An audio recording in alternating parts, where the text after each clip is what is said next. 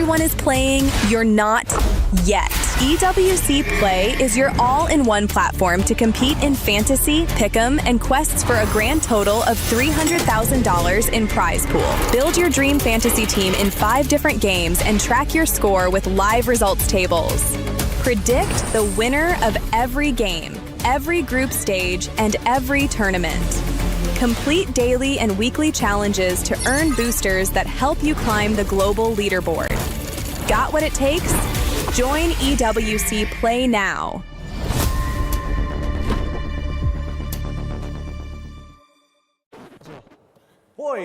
Boys, relax. Let me do the introduction first. I didn't know, sorry. No worries, of course. Welcome, everybody. We are playing Don't Press the Bell, a simple game that we've already played so far. Today, we have Entity 7's very own Akashi facing off against the one, the only Lutpi coming in from Onyx. Boys, I will give the countdown. You've already decided who starts. Are you ready? 3, 2, 1, go! Oh. Don't forget the tap. Yeah, they're getting it. I think this is like the calmest boys we've had so far. Everybody else went crazy. But it's so clean. Such minimal movement. Come on. Somebody, oh! Almost. That was almost. Okay, you guys gotta go even faster. Nice, good place. Ooh, you gotta be careful, don't go from the bottom.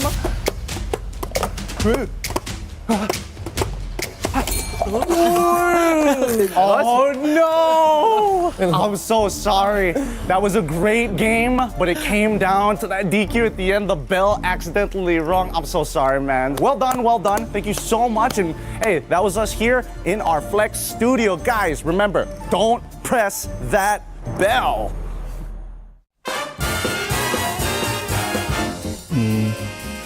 Oh, is it for Falcons, right? There's no way I'm guessing that. What do you mean I have to know? There's no dad with glasses, there's no beach. Oh, this one. Ogwin. No. It's not Ogwin.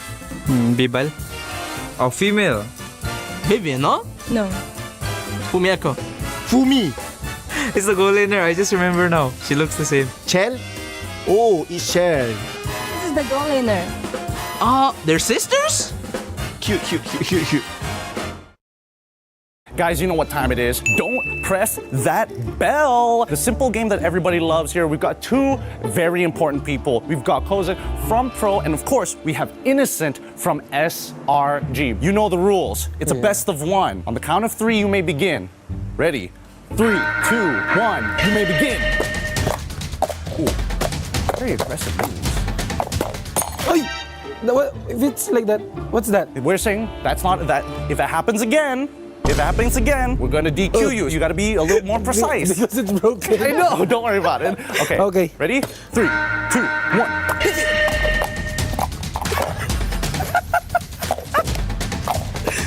You're so scared. Why are you so scared of it? The hesitation. Don't hesitate. You can tap it. These guys are really no, that was the cleanest. Take. Well done. That was an awesome game. Remember, boys and girls out there, don't press that bell. We'll see you on the next episode. The Mid-Season Cup at EWC makes its 3rd appearance, and for the first time in MLBB history, the prestigious stage arrives in Paris on European soil. Awaiting the 25 teams from 15 regional qualifiers is a monumental $3 million prize pool and crucial club championship points.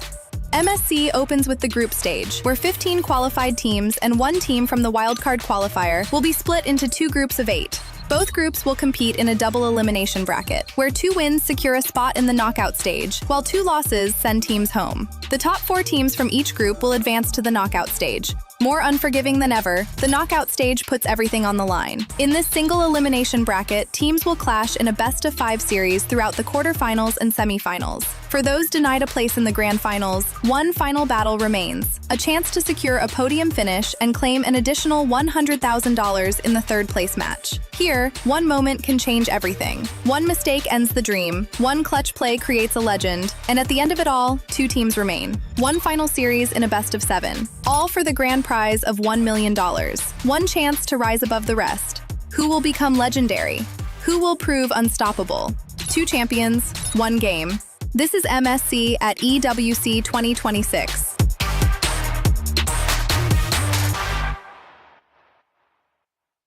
Hello, I'm Stanji from Team Falcomena, and I love anime. I started to watch anime when I was a kid, like around 14, 13. I kept watching anime because like the new animes have better story, better animation. It's just more fun. The one thing I can get from anime is you always never stop, because in the end you can do it. The biggest lesson I learned from anime is like you're not very strong and early because there's always someone stronger than you. That's why you need to practice every day. Whoever say anime is for kids, most likely they haven't watched an anime in their life. Some animes are for kids for sure, but for others are for adults. Some anime for adult because of the animation, like more to the blood style, more bloody, not the high school anime for the kids.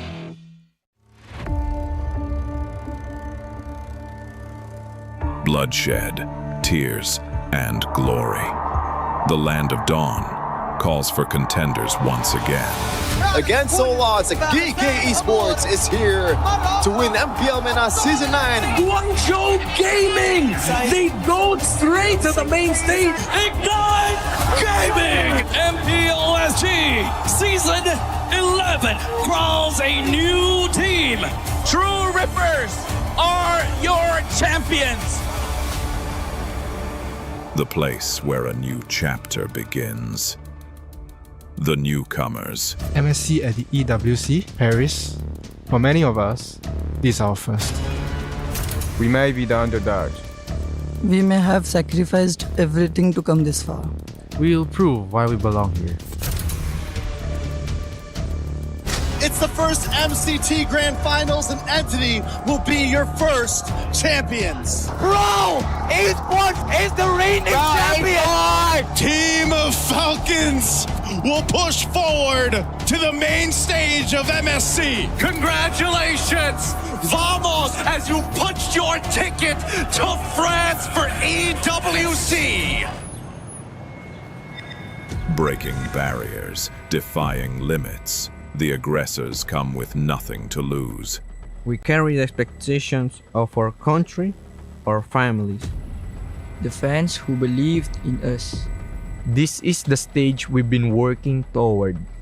Maybe this is where a new Dutch house is born. Aurora Gaming have wiped the Young Gun Galacticos out.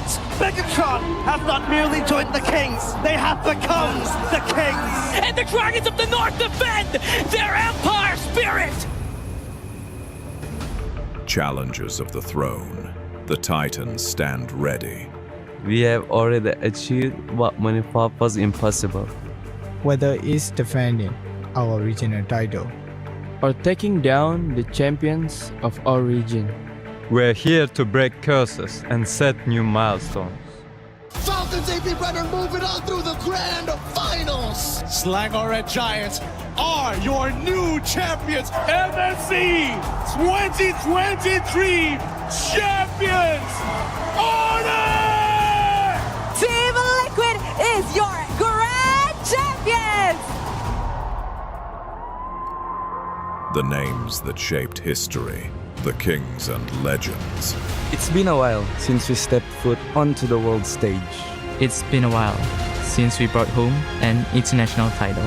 Our fight continues because our story isn't finished. Our legacy awaits. The journey to rise above begins. Play is in our DNA. Whenever we let it out, it becomes our superpower.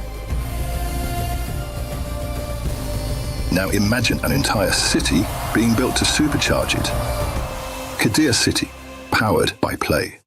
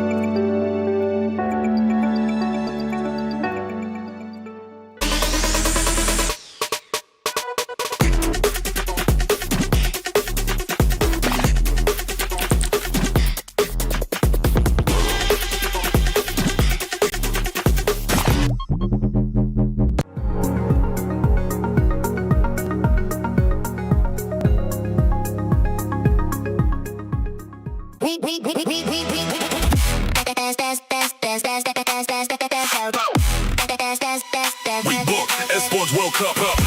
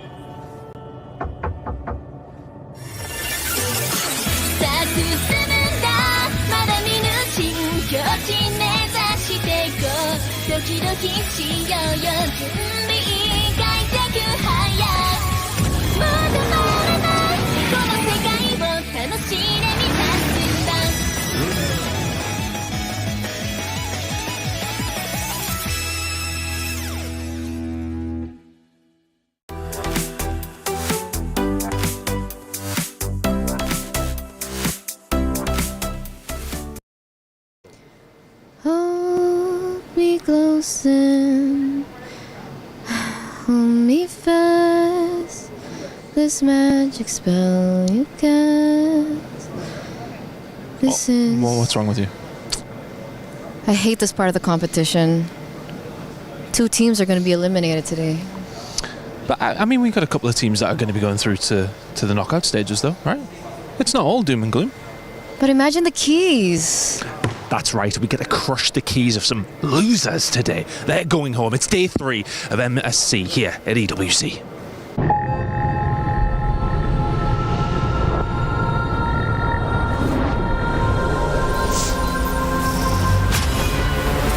In the past, we were always in Asia. This year, we came to Paris. What stories are still left untold? Kami sudah membuktikannya, tapi ini baru permulaan. Tiada siapa akan ingat siapa nombor 2. We need the win. Bukan sekadar keinginan, tapi tekad. Hindi ang pag-abot sa tuktok ang pinakamahirap. Ang corona ang mahirap ipagtanggol. What happened last year became fuel for us this year. This time, we bring it to Paris and finish it. A new lineup, new chemistry, new fire.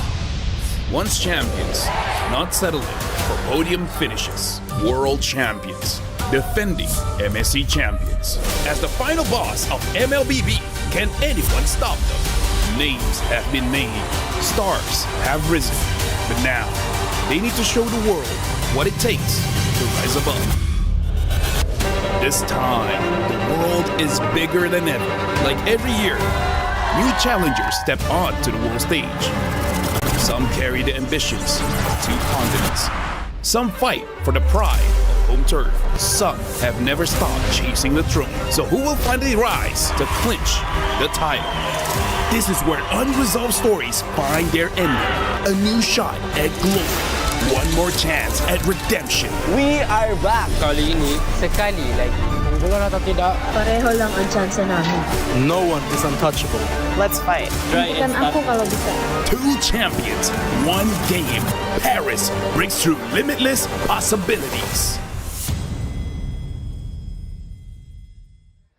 For an entire summer, the esports world is lit afire as we join ourselves in this competition of MSC in Paris, France. A new location with new challenges, new competitors, maybe some new stories, as yesterday's upsets are only the beginning of what MLBB may have to showcase in this 9-day event. What an exciting time to be here, and welcome back yet again for day 3. Yes, there are knockouts going to be happening here, but on the other side of that doom is a little bit of glory that you might be able to seize by advancing to those stages and having a chance to play for that trophy. Sitting up on top of the Lenovo Legion Gauntlet stage. Welcome back, everybody. My name is Rain Day. I'm joined by 2 amazing casters, analysts, I mean, do it all, man. Naisu, who's been, casting this entire time. Welcome on the stage, my friend. Thank and you. of course, LaFell, who we've seen next to me alongside. Naisu, you were having a different perspective than us on the desk. You were casting those games. What was your takeaway, man, just after these 2 days of amazing action?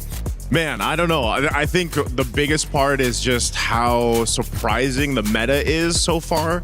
That's probably the biggest thing. And let's talk about, too, I know we'll dive into this more, the upsets. The upsets on upsets that were yesterday. Yeah, LaFell. I mean, it was a crazy day. I mean, like, again, for an analyst to see something new is always refreshing, because my biggest worry, and I feel like I've told this nicely time and time again, I'm worried when we get to the MSC, it's just going to be copy-pasting. It's like, what is the number one strat? And we all are going to do the same thing. But clearly, that's not the case. We've seen teams excel better in the early game. Some teams, they want to scale up into the late game. And because of that, the meta changes, and I love that. It makes it so that my job is relevant. Because I gotta see if everything's I love, because I get to see more of you all the time. Yeah. And you know, one of the great things is we get to look back at what were those upsets yesterday. So our STC Rewind has us covered for all of that action. If you missed it, big names fell. Aurora with the 2-0 upset over Team Liquid PH.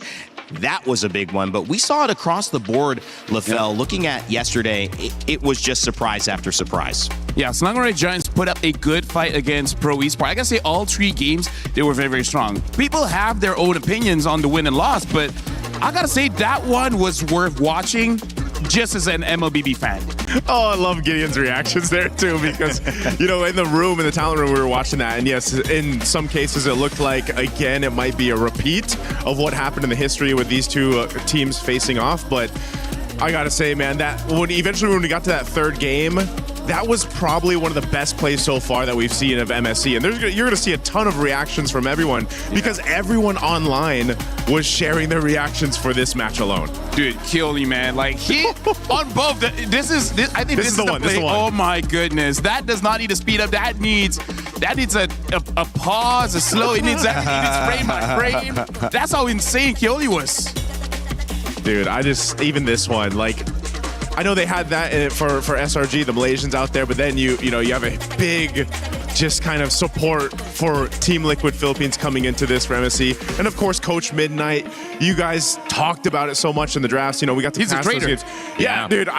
He's a traitor of the Philippines. He's a mastermind is what he is. I mean, who would have thought Rafael in the mid lane?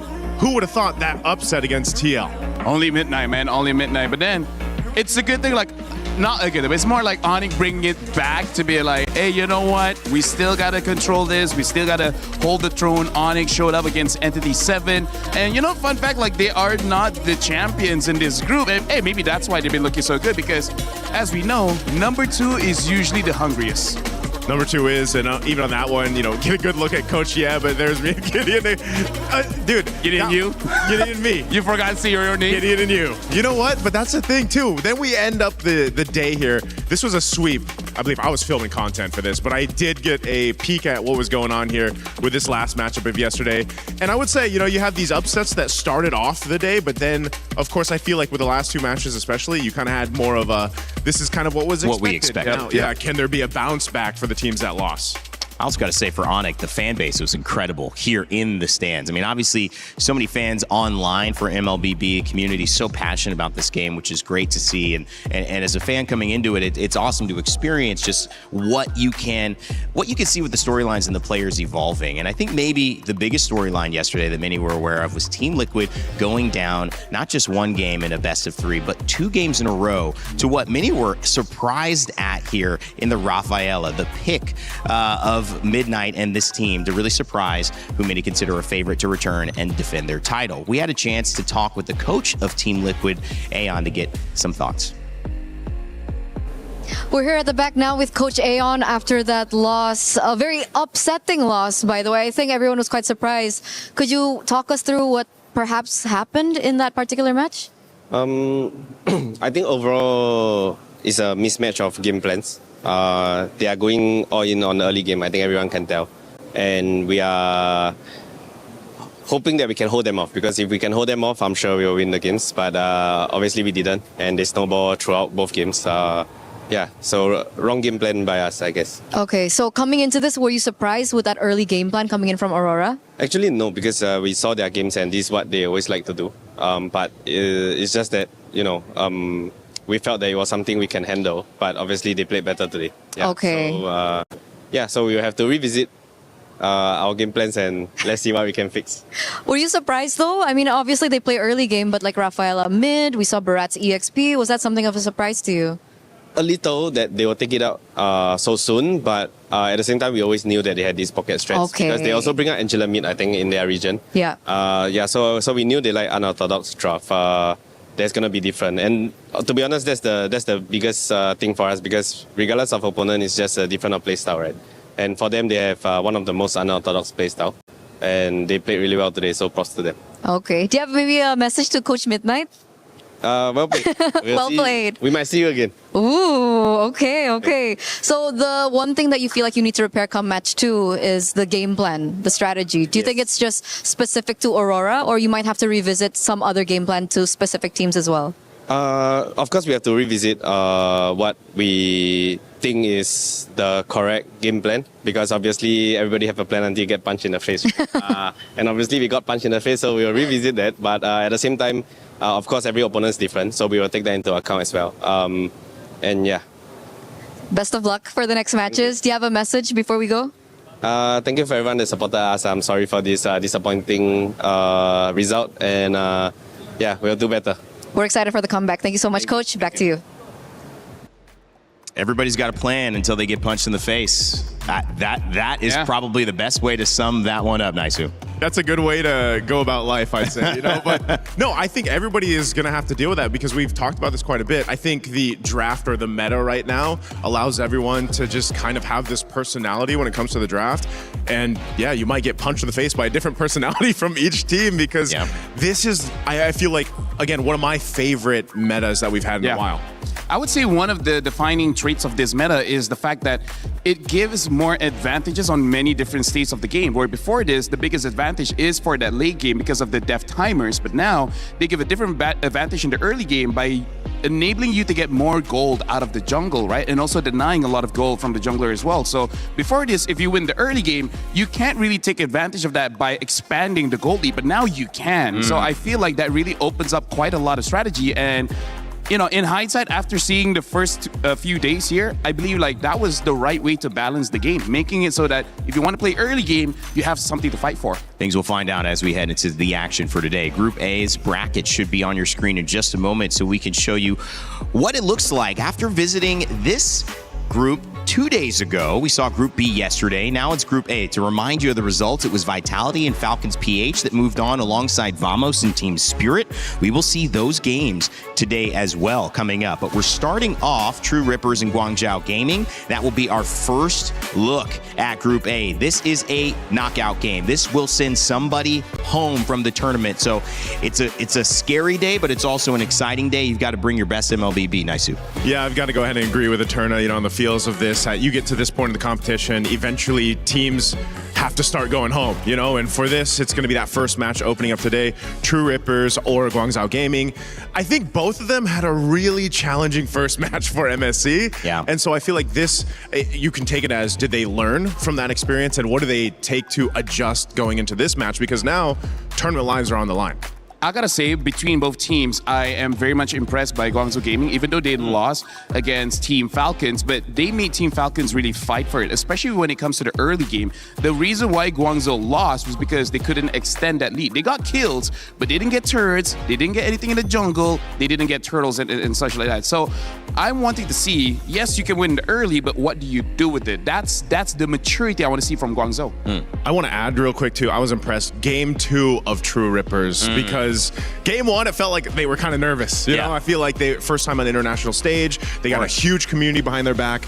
And then game 2 was rather impressive. They held a lead against the team like Team Vitality, and then they lost it. It slipped through their hands. Garcia had an amazing game on the Mozkov, so maybe they can take what they did best in game 2 and then bring it into this matchup against Guangzhou. Well, let us know what you're leaning towards. Both signs of life for both teams who had tough matchups, but now one is going to prevail, one won't. So make sure to get your pick'ems in. You have a few minutes before it closes, so let us know. You think True Rippers are taking it? Is it GZG that's going to stay alive in this tournament? You let us know with the pick'ems. We'll tell you the results in just a few moments before the match, but get those in right now.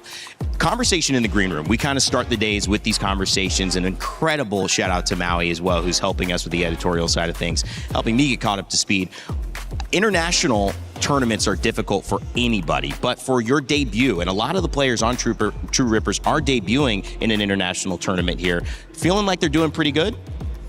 Oh, it's tough to say after one match. It's not enough time to see. It's not enough evidence. You know what I mean? I feel like any team, any players that first make their way into the international stage, and it's the first time for a lot of people really to see them, it's just one game's not enough. And a game against a team like Team Vitality, like you want more from them. And hopefully, again, we get to see what that case is going to be here. It's just unfortunate that it's so brutal, this stage, where it's like, if you get 2 losses, you're pretty much done for MSC. Yeah. So hopefully they can make it come together here, but I think that's one of the things. There isn't enough evidence yet to really put them in a perfect place.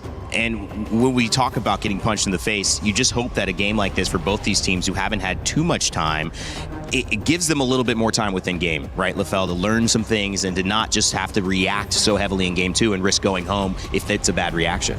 Yeah, I gotta say, since we're looking at Guangzhou Gaming just now, I want to talk a little bit about Recall, especially game 1 when he was using the Nolan, where Nolan is one of the top junglers now, but the only reason we haven't seen him just because Ling is open and Hirara is still open. So we'll see whether they will go to that again, because I gotta say, their draft was unorthodox, but based on what Aurora already did, I feel like for now, the draft is in a state of limbo where there's no tier list, but it's really about interacting with what the other teams want to do. And it's not even a hero-hero interaction. Sometimes it is just a hero-team reaction, right? You want to go late? All of our heroes are early. We'll win the game before you get a chance to fight back. This is a great talking point. I'm sure we're going to hear it a lot today, especially as True Rippers get ready to take the stage. This is a team that is, like I mentioned earlier, got not so much international experience, but is performing, at many would say, very well. Can they continue and get a win? Can they actually win this set? That's the question I think True Rippers are going to be asking themselves. Their road to get to EWC also hadn't been easy, but it's one that we should pay attention to before they maybe play their last match.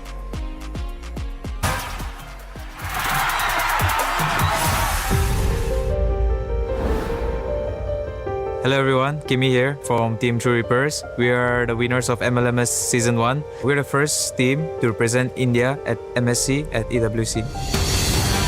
History has been written, ladies and gentlemen. India's international journey has finally begun tonight.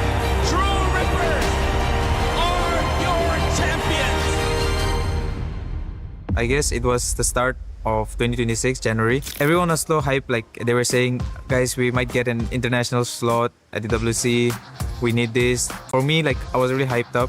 I was about to continue my studies, but after I got to hear that news, I thought of making a team. So then I texted some of my friends, some of my well-known guys, and then I asked him if there any other orgs or organization that need a team or something. Then I started looking for players.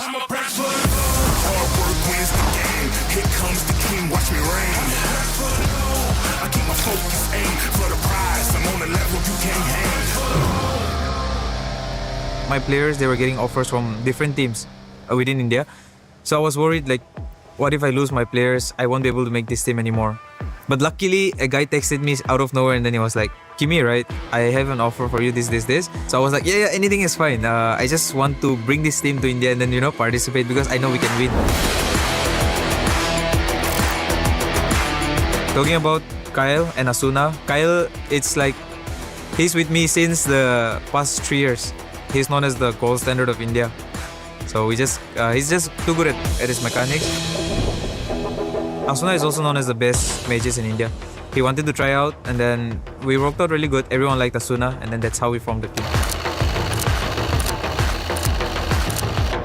We Indian players, we never stop playing this game because it's the love and affection for the game. True Rippers at EWC means a lot to the community because after it's almost like 9 years now since India got a slot in MLBB. I just hope everything goes good and we get to do something here so that the craze for this game continues. Today we are here, but in the coming future, many Indian teams will be here too.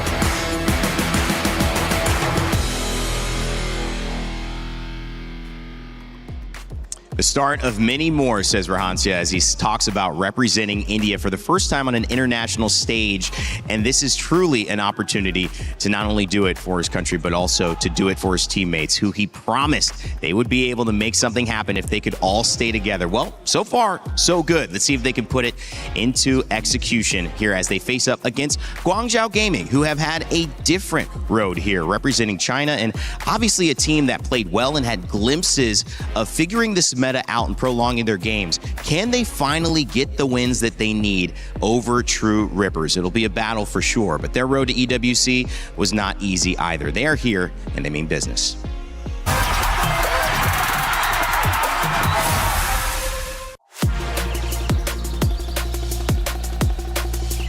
刚到 GZG 这个战队，我被他从中国的另一个战队买进来，然后刚来到 GZG 就打进了 M7 的外卡。但我想，其实 M7 我们可以走得更远的，但是我们倒在了外卡的决赛，输给了我们的对手蒙古。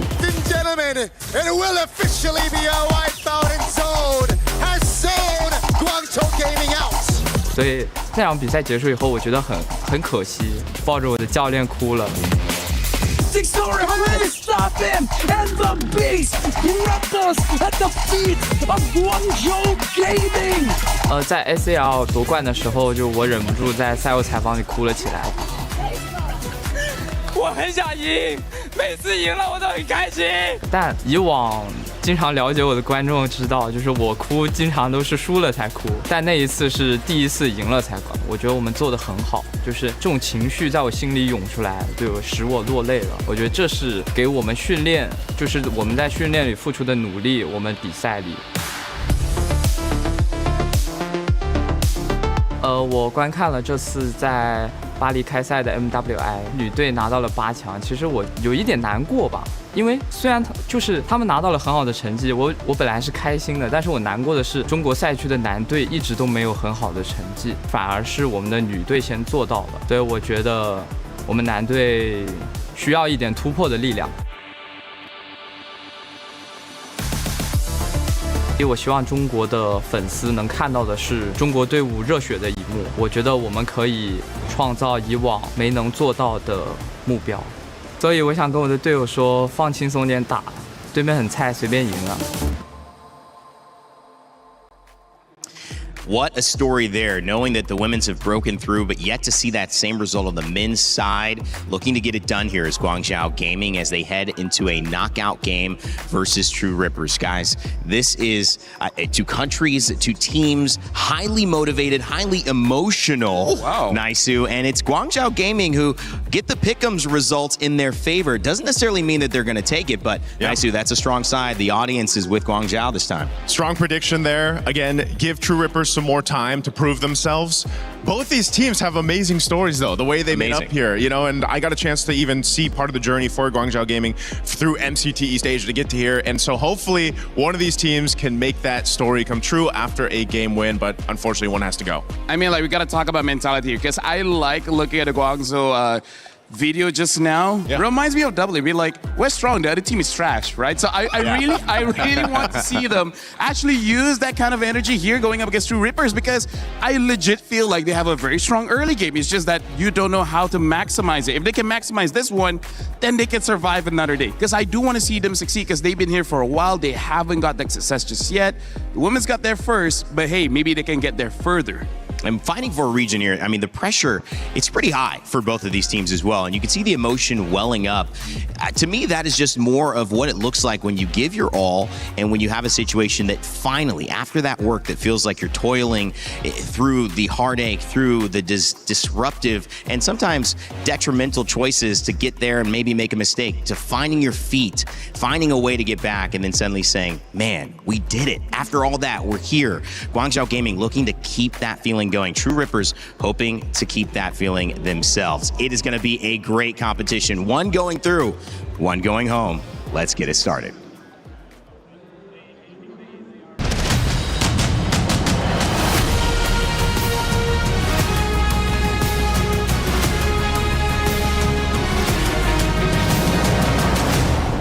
It's crazy how fast time flies, and today things heat up here, the Elimination Day. of MSC. Yes, you are right, Milosh.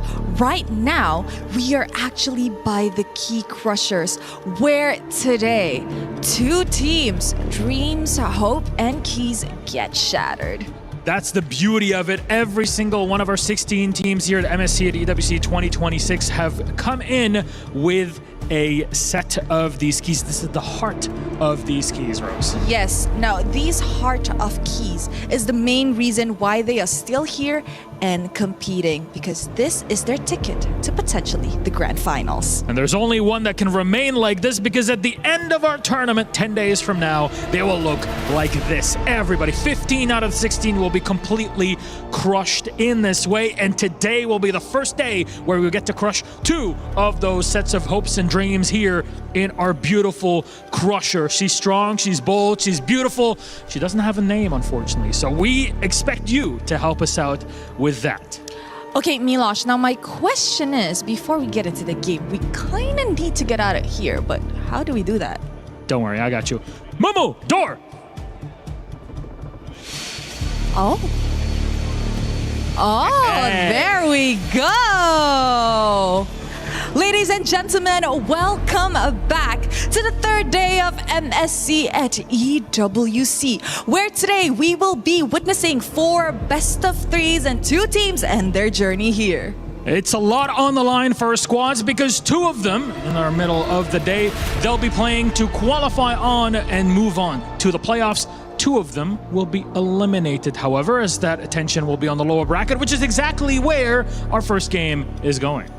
You are right, and to kick off the first elimination of MSC 2026, ladies and gentlemen, join me in welcoming True Rippers! In their first international debut, True Rippers has to do whatever it takes to come out on top. Previously, they went up against Team Vitality, and oh boy, was game too close. But the question is being close enough to stay in the game? When there's a lot of pressure on the line, it can really get to you. Let's welcome their opponents, Guangzhou Gaming! Although they faced one of the toughest opponents here at MSC 26, they still showed massive resilience during their clash. They left even Super Marco shaken.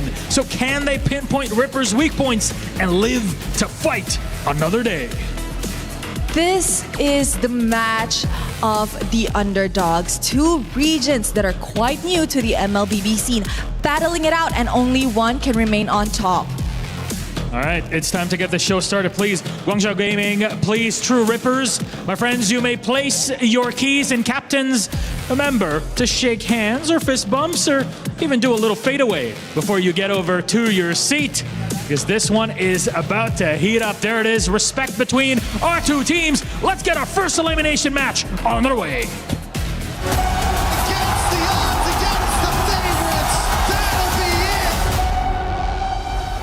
Day 2, the group of death. We've witnessed the unexpected fall of 2 champions, Team Liquid Philippines and SRG, and the unexpected rise of 2 contenders now between Aurora Gaming Turkey and, of course, Pro Esports. Nobody can get away with the re-engage. They will take game number 3. I feel very happy at that moment because it's my first time in the international, and SRG is former champion and we didn't expect to win them. So when we won, I got really emotional. JP falls as well. Aurora is relentless on this mid lane. What a statement this is. It was a big match for us, and it's quite good because they're the last MSC world champion. We expected to win because we can beat any team in this tournament. We're not afraid of anybody. Actually, they need to be afraid of us. And the stampede has been stopped. So the loss is unexpected for us, for sure. We know that coming into today we are the favorites, and we know that we are the better team. My thoughts on us and SRG both losing the first game of our bracket. Of course, it's a surprise to most, but at the same time, this bracket is so stacked, right? Anyone can beat anyone in the current level of competitiveness. Going into day 3, we have 2 teams securing top 8 spots. Will it be between Team Spirit and Vamos or Vitality and Falcons PH? and then we'll also be sending 2 teams home. Will it be between True Rippers and Guangzhou Gaming, or will it be Falcons Mena and Ignite Gaming to be sent home? Well, it is a battle, to say the least. Representatives of India and China going head-to-head. True Rippers versus Guangzhou Gaming, guys. This draft is going to be interesting, and the question I want to raise to you is, if you learn, are these losses okay? If you can take something from these losses, is it okay to be here to bounce back, or are you looking at today with a different sense? Is there cynicism? Is there optimism? What's the approach to this draft, and how are you looking at these 2 teams? Nice. You know, that's always something that we think about. Like, what do the coaches say to the players here? Let's say they had a devastating loss, and whether it was the game or the series, how do you approach that? You know, how do you get your players to reset? And the champions, the multiple champions that have either won MSC or the World Championship, all have to go through that, right? You face losses. I mean, even last year's champions here at EWC faced a loss, a devastating loss. So the reset has to happen, and I think the best of the best reset quickly before they jump into the next game, and they just go in with a new mindset. Well, 2 champions, 1 game. Make sure to grab your My Champions pick and pick your dual champions and win 50,000 diamonds. Grab the QR code with your phone, tablet, whatever it is, right now on the screen, and 5 winners win 10,000 diamonds each. Remember, this is live until July 27th, so make sure to act fast. LaFell? Randy, I got to say, when it comes to elimination matches, it's a good test for the coach as well as the players on how they know each other as well as themselves, because some people perform well under pressure and some people don't.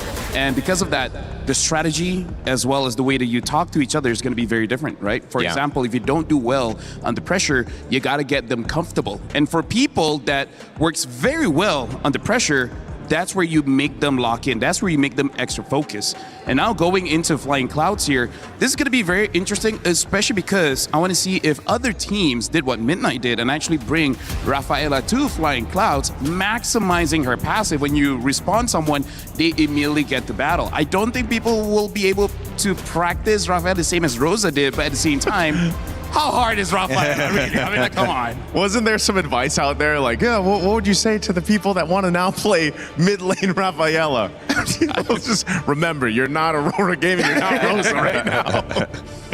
Well, the draft begins here, and it is going to be a big one. We're trying to see if we can start expecting certain things, but expect the unexpected has kind of been the nomenclature for these last days at MLBB's MSC here in EWC 2026. We'll see if that continues today, guys.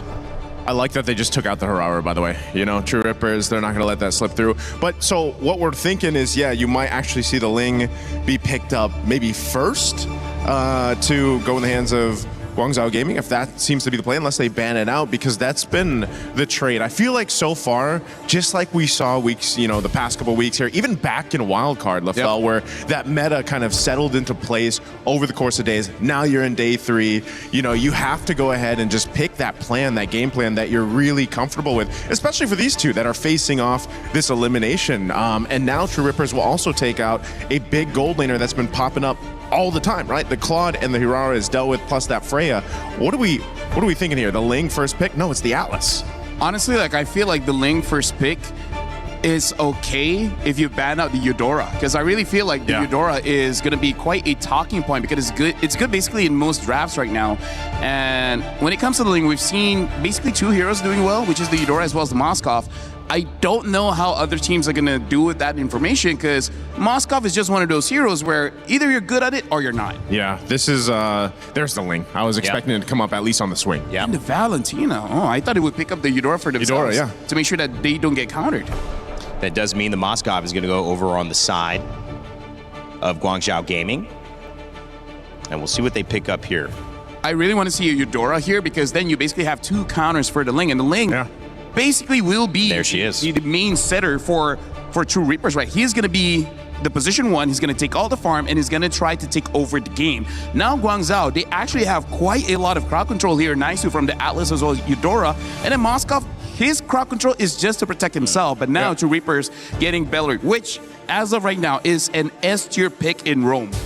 I almost thought that True Rippers would want to secure themselves to Moskov, man. I mean, that was the best performance we got to see from Garcia. You know, again, if I remember right, he was like 6-0-10. He didn't die in that game too, and that was crucial for them. But, you know, now, because you banned out that Claude, the Moskov gets taken. What are they planning to put in that gold lane? We've seen some weird picks being placed into the gold lane the past couple days. Yeah, I mean, double fighters has showed up randomly, right? And we've seen that, even Paquito in the gold lane, trying to see if there's something sneaky.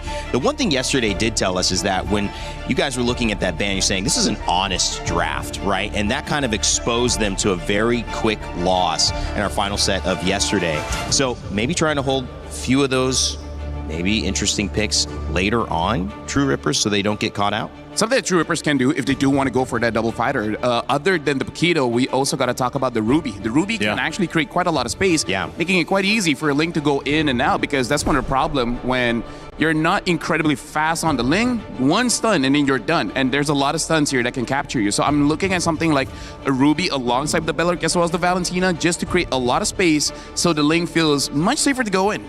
Yeah, that's the problem with the Ling right now is, you know, anyone that's going to pick him up, draft the Ling into their composition.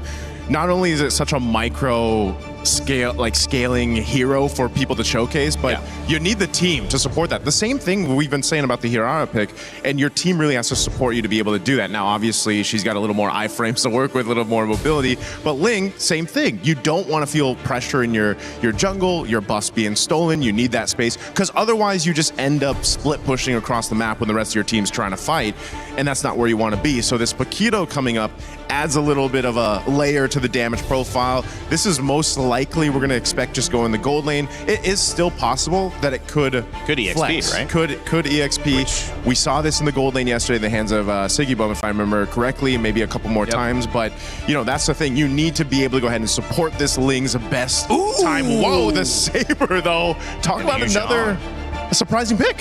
Hey, but it has been in my head, but I don't think anyone would be crazy enough to do it. But honestly, this is the kind of lineup that I think you would be crazy enough to do it, because going up against the Ling, Saber might not have enough damage early, but when you have a Eudora alongside you, you're going to have enough damage, because Saber has changed a bit. He's not full burst. He's about going in and out, in and out, in and out. And now, True Rippers finishing up with the Badang here, so quite interesting. Badang EXP or Belleric EXP, so not sure, Okay, not sure what's going to happen here, but I got to say, I'm liking what I'm seeing from Guangzhou Gaming.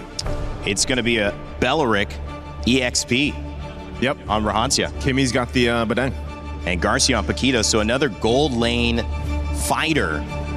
Marksman coming in thinking you kind of have to have that, but we're seeing this meta evolve to where, well, maybe not. Can we keep tempo? Can we keep pressure? Both of these teams suffered quick defeats in most of their games. Trying to set the pace this time around as we have our first series of the day kicking off. It's True Rippers versus Guangzhou Gaming. Let's get it going and send it over to your casters. Smash them. We are officially kicking off the third day with an elimination match between True Rippers and Guangzhou Gaming. But the surprises just keep coming, Mirko. And as our panelists have said, Lefel personally does like Guangzhou's lineup, but how are you feeling about this, especially the Saber? Dude, it's crazy. Again, I mean, we saw day number 1, day number 2, constant surprises back and forth. And I thought we already saw everything. You know, I thought we already saw everything the meta has in store for us, but obviously that's not true. The Saber comes in, X-Ying, almost taking Asuna down in the mid lane. It's all about aggression. Okay. So that's what we know right now for Guangzhou Gaming. I feel like they're trying to double down on already a very good early game. We saw one of the glimpses, well, hold on, May. Again, speaking of that aggression early on, a steal from X-Ying, but again, for Guangzhou Gaming, they did well against Falcons in the early stages, so if they can actually do better by punishing and capitalizing even more in the early game, I think they should be able to close things out. Yeah, I guess early game really is the name of the game right now, especially in the current meta, the way things have been for the previous games that we've observed, and it's looking really aggressive. If there's anything we could use to describe Recall, because he picked up a Saber, and now he even went for Master or Weapon Master. Yeah, not even the Seasoned Hunter to help him clear.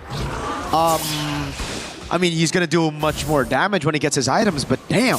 Pull yourself together on both double or duo mid here, X-Ying and May.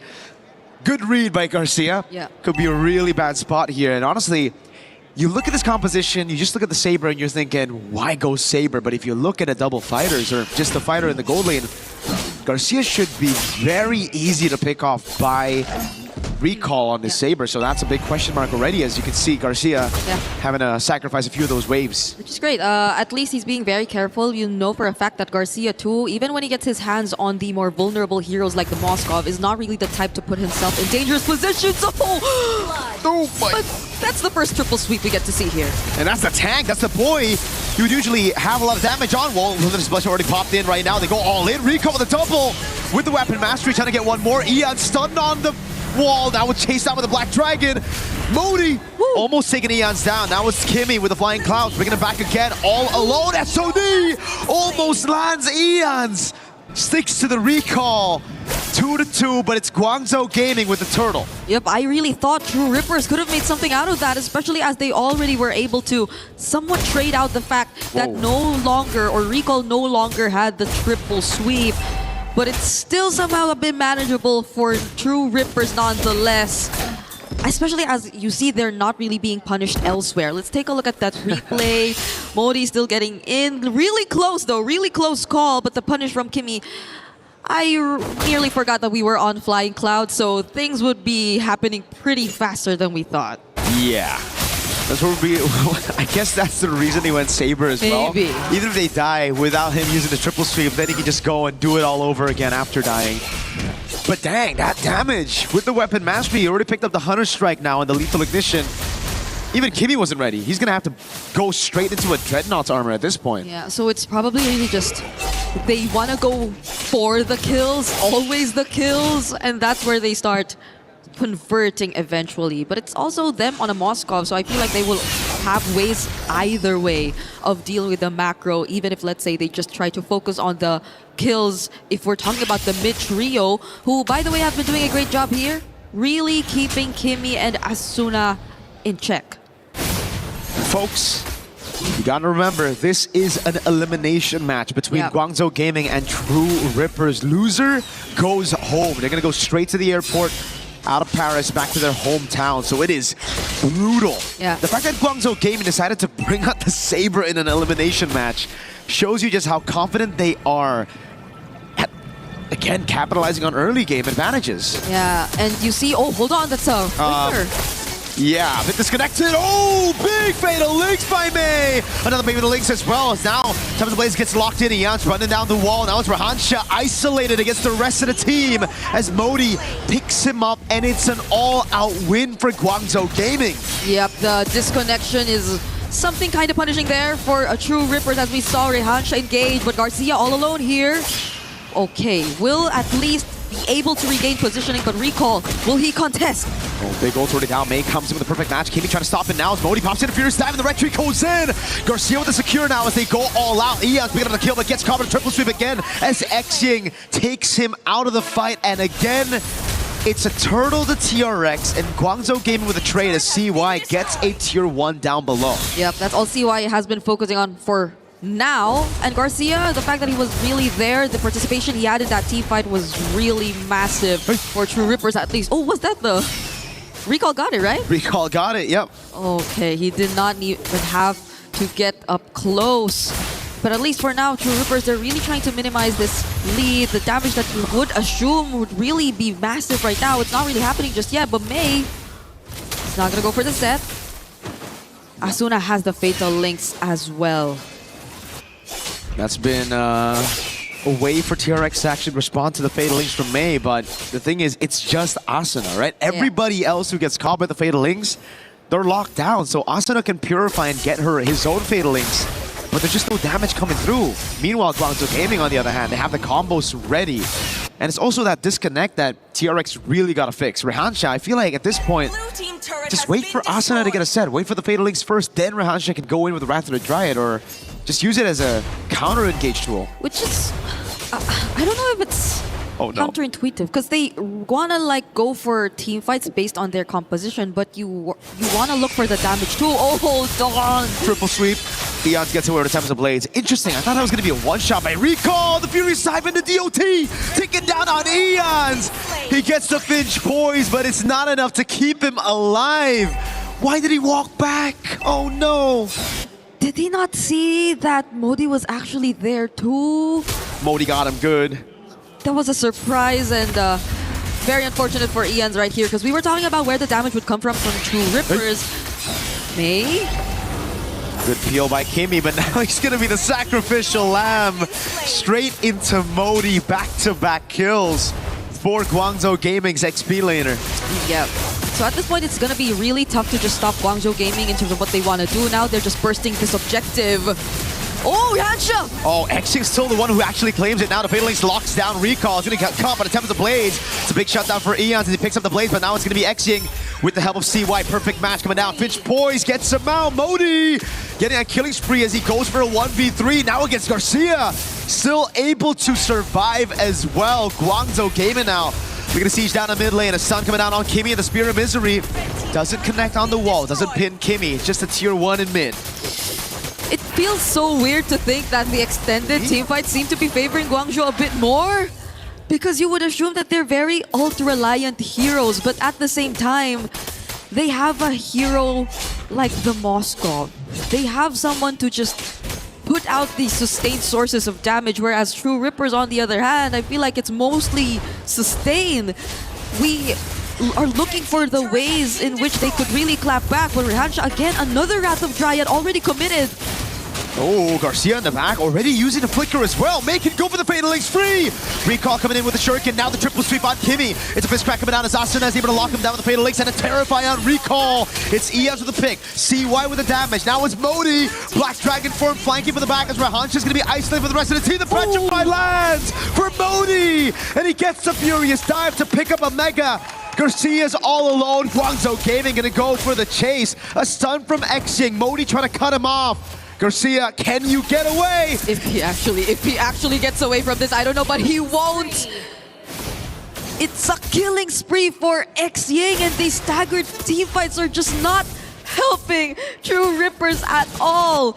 You don't really get to see them maximize the potential of their lineup. Even this moment you're seeing right now, it was the Fatal Links that Asuna got, which could have been the turning point. But the fact that they also had to take into consideration that GCG were just so good at kiting and that there was also a follow-up Black Dragon form punishing Eons. It was just not looking good for True Rippers. They really have to solidify their coordination in this game. I think in this game, it's looking just very tough already. They don't have a marksman, they don't have scaling aside from the Ling.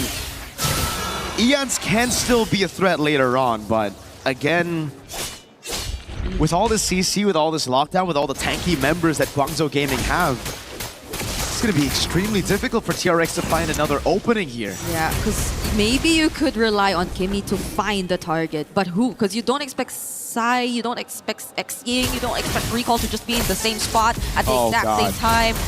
Oh, but they don't know Kimmy's here though. Oh, now he gets spotted. Now they know. My goodness, True Rippers, how are they going to play around this? Kimmy's trying to look for positioning again. But GCG. Oh, that poke. Yep. They can't. They can't. Look at the far lane up top as well. If Eon shows himself this is a bad time, Guangzhou Gaming know that it's been a bit too quiet for Eons. He hasn't shown himself on the map.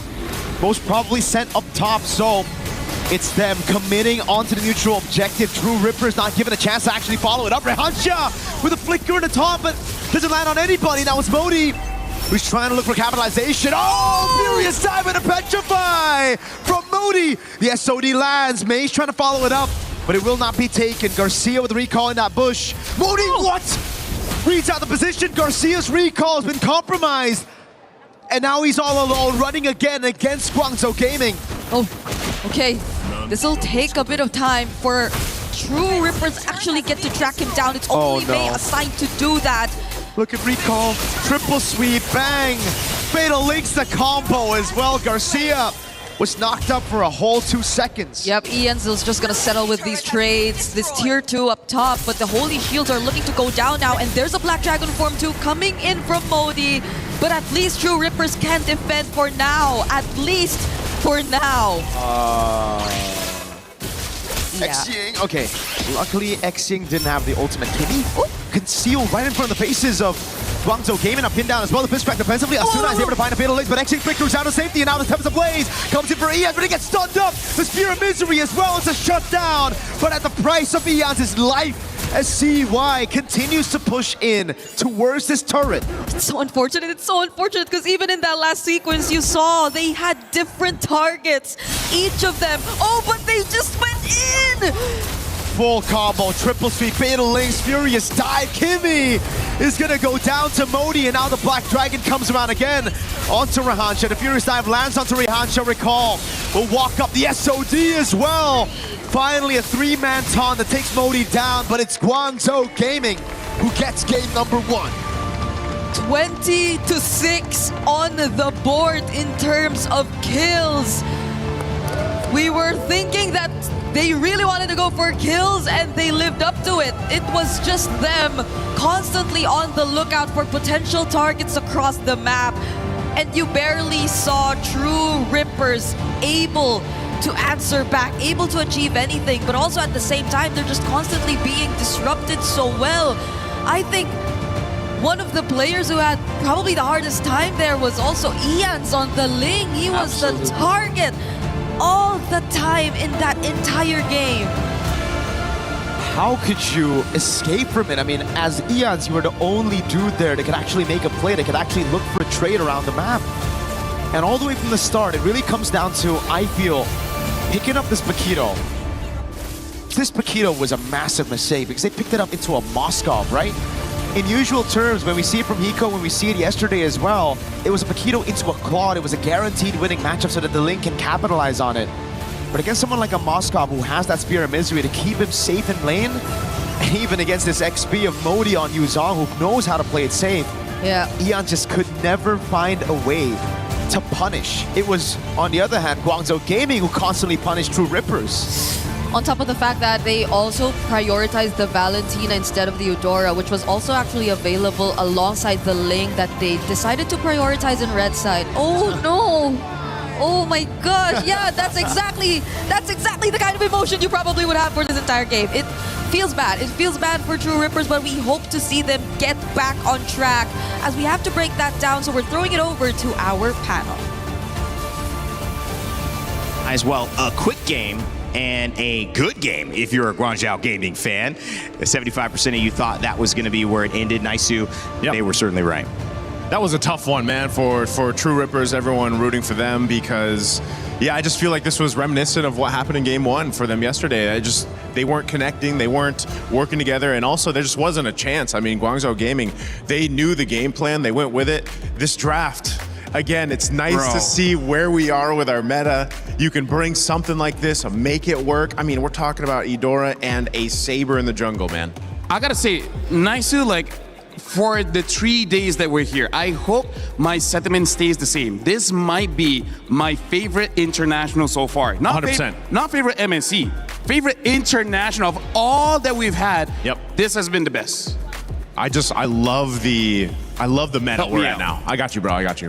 So we're gonna go for this really we're gonna go for this very quickly, right? Because we gotta talk about the idea coming into the draft here, because the idea for True Rippers is they want to counter engage, right? They want to counter engage and they want to be able to, I don't have space, but basically what they're trying to do is that for the Paquito, the Badang, as well as the Beleric, and even the Valentina, whenever someone wants to go in, they're able to punish. It's gonna be Ling, the sole position one, to actually go and get the kills while everyone else is distracted by the other 4 picks. But look at Guangzhou Gaming. This is about engage. It's about starting fights as well as a lot of crowd control.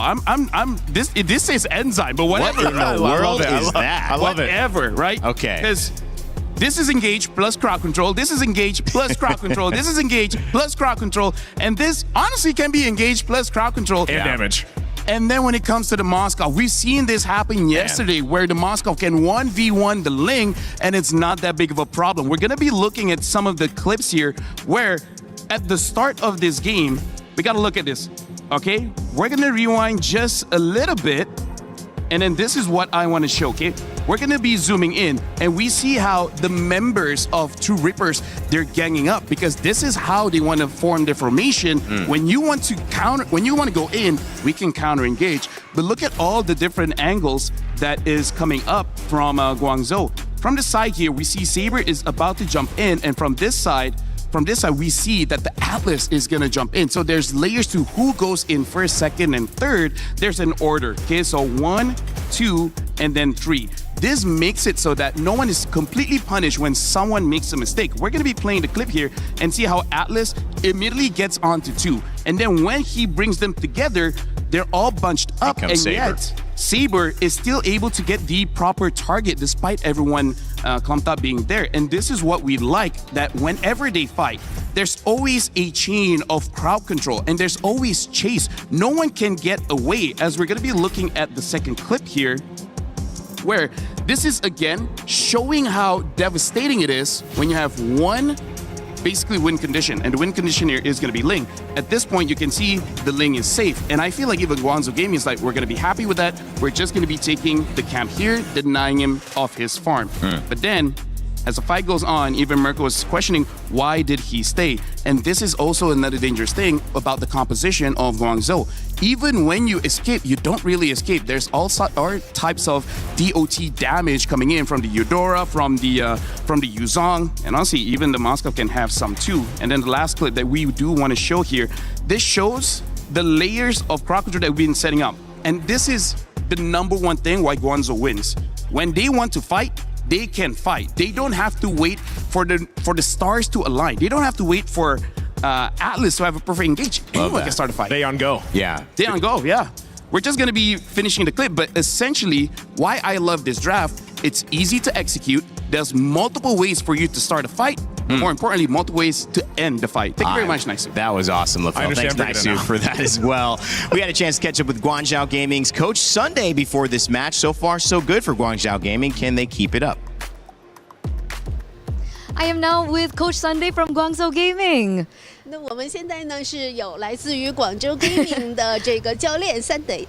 How are you feeling coming into this elimination match? 那么今天呢，在这次淘汰赛当中的这个比赛感觉如何？是指比赛里的表现吗？比赛。Do you mean how I feel during the match? Going into it, going into the match. 你进入到我们这个比赛，进入到这一个场次，感觉如何？感觉还是就感觉还好吧，因为我今天比赛我还是很想赢下来的。Well, it's okay. Actually, I really hope our team could win this match. For sure, for sure. Because I've been hearing that you have a lot of experience in MOBA. And, you know, with that sort of experience and that sort of knowledge, what is the strategy coming to this next match? 是的，那我们可以理解。然后我听说你在 MOBA 这个 game 当中呢有非常多的经验。那么进入到这样的一个场次之后，你觉得还有什么哪些您的经验、您的这些战略策略，可以带到下一轮的比赛当中来？我觉得 MOBA 游戏的，整体的风格都是差不多的，但是有一些细微的东西是很关键的，特别是在这种高强度的比赛里面，越是那种细枝末微的东西，然后越能决定比赛的胜负。Well, I think lots of mobile games are quite similar. However, I really needed to pay attention to details, and those small details sometimes are crucial. That determines who wins the game. Okay, so was that one of the reasons why, unfortunately, you had to lose your first match up against Falcons PH? 那么这个是不是有一个你就是在第一场比赛当中输给 Falcons 这样的一个原因呢？我觉得是的。你们看，我们比赛第一局前期拿到了很大的优势，但是因为中间的一些小失误，导致我们输了比赛。Yes, that's right. That's what I think. Because at the beginning of that match, we were in a more advanced position. We were in a better position, but unfortunately, because of some small mistakes, we lost the match at the end. Okay, were there any other challenges in that match? 那么在当时的那个比赛当中，还有没有一些其他的挑战呢？主要来到这边之后，我们的训练时间也比较短吧，然后训练赛打的可能比较少，然后可能选手当时没有进入状态。但是我们前天输完比赛之后，昨天又打了一整天的训练赛，然后现在大家的状态应该还挺好的。Well, I think we got here and we didn't do enough preparation. The time was limited. So after we lost that match, we practiced a lot yesterday. Now I think all the team members have got this confidence. They are kind of getting into the competing mode now. So hopefully we can do better. All the best, all the best. But what do you think about the meta right now? Do you think it's like a little bit difficult? Do you think it's flexible? Do you think it's more rigid? 哎，那你觉得目前的这样的整个的游戏的状态，它这个方式是怎样的呢？你觉得是可以的吗？是很容易适应的吗？还是说整个的比赛这种形式就是让你有点无法适应，会觉得很激进呢？不会，我觉得我们可以适应这种问题，无论是我还是我们队伍。Yeah, I think it's fine and it's flexible and we just need to adapt to these methods. Okay, they just need to adapt to the meta. That's amazing things to know. And before I let you go into your next match, I do want to know, what do you say to the players before you get into this elimination match to motivate them? 那么呢，我们非常期待。那在我们正式进入下一场这个淘汰赛之前呢，你对你的团队有什么想说的吗？让给他们更多的这样的这个精神激励，让他们能够更好打好比赛。今天的比赛我们一定会赢啊！不光是今天，后天的比赛我们也一定会赢。Well, today's match we definitely will win. Not only today, for the match in the future, we will win too. Amen, amen, and very much good luck. Coach Sunday, thank you so much for this interview. Thank you for the translation, by the way, because we're going to throw it over back to them. All right, so Sunday talked a little bit about practice yesterday, and we said you don't lose, you learn, hopefully, and this is certainly translated what I would see Naisu in a very fast win, and also hopefully some learning. Have you noticed that Guangzhou Gaming's approach is something that they can take through the rest of this tournament? You know, I think they can take the approach from Coach Sunday. You know, basically, we're going to win this match, we're going to win all the other matches, and we're going to go from there. I think that's a great way to look at it, especially when you need to go ahead and bounce back and your back's against the wall right now currently with your life on the line for this tournament. So, yeah, you go with that mindset, and maybe they replicate it and they get a sweep here against True Rippers. Sometimes when you stumble, too, you pay attention to walking. Walking, normally, you don't have to think about it. You just move your body. When you do stumble and you then correct yourself, you're much more concerned, LaFell, of the little things. Maybe that's going to help GZG. Oh, yeah, for sure. Looking at the little things makes you appreciate as well the timings when we're talking about in-game here, which, by the way, just to add on to that interview, I really feel like if anyone is interested to play Mobile Legends, this is probably the best time to play because this is such an open meta where if you're from other mobile games, whatever logic you have there, you can actually transfer it here because in just the 3 days, we've seen healers work, we've seen counter engage work, we've seen split push work, we've seen strong engage, strong dive work, we've seen siege work, basically all the draft philosophies, everything has been working so far. Only the scaling late game one hasn't done well, but I think that's more on Aurora showing how strong early game is. And maybe that's the biggest thing to look at if that continues, because teams trying to buy time, well, it's like that card is declined. Time is expensive, man. There's no time to buy, you know? And so at this point, we'll see if True Rippers changes things up. Certainly the first two bans are similar to the other bans they had, taking away the Freya and the Harara. I like this too. Ling's not going to come into contention, at least for this one. Banned out here. And also, again, if the priority is just going to be the Atlas, again, this is at least one way up to fix it. Take out the Eudora. Maybe this is the Atlas still for GCG, and then True Rippers, if they want to. Again, they can get two great picks to bounce back. I mean, if you look at what they had last time, there's the Atlas. They lacked a lot. The concept of that draft lacked a lot. And I think, so he starts here with these first two picks. Maybe, again, you pick up the Moskov early. I'm not sure if they want to go ahead and take that or not, but it's going to be a Valentina right now. And Valentina's been in an interesting position. You usually kind of have to do that when you see an Atlas across from you, simply for the Fatal Links. And as I expected, this time, they'll take that Moskov. Yeah, but here's the thing. I like the Valentina better now than before, because before they had an opportunity to pick up the Eudora.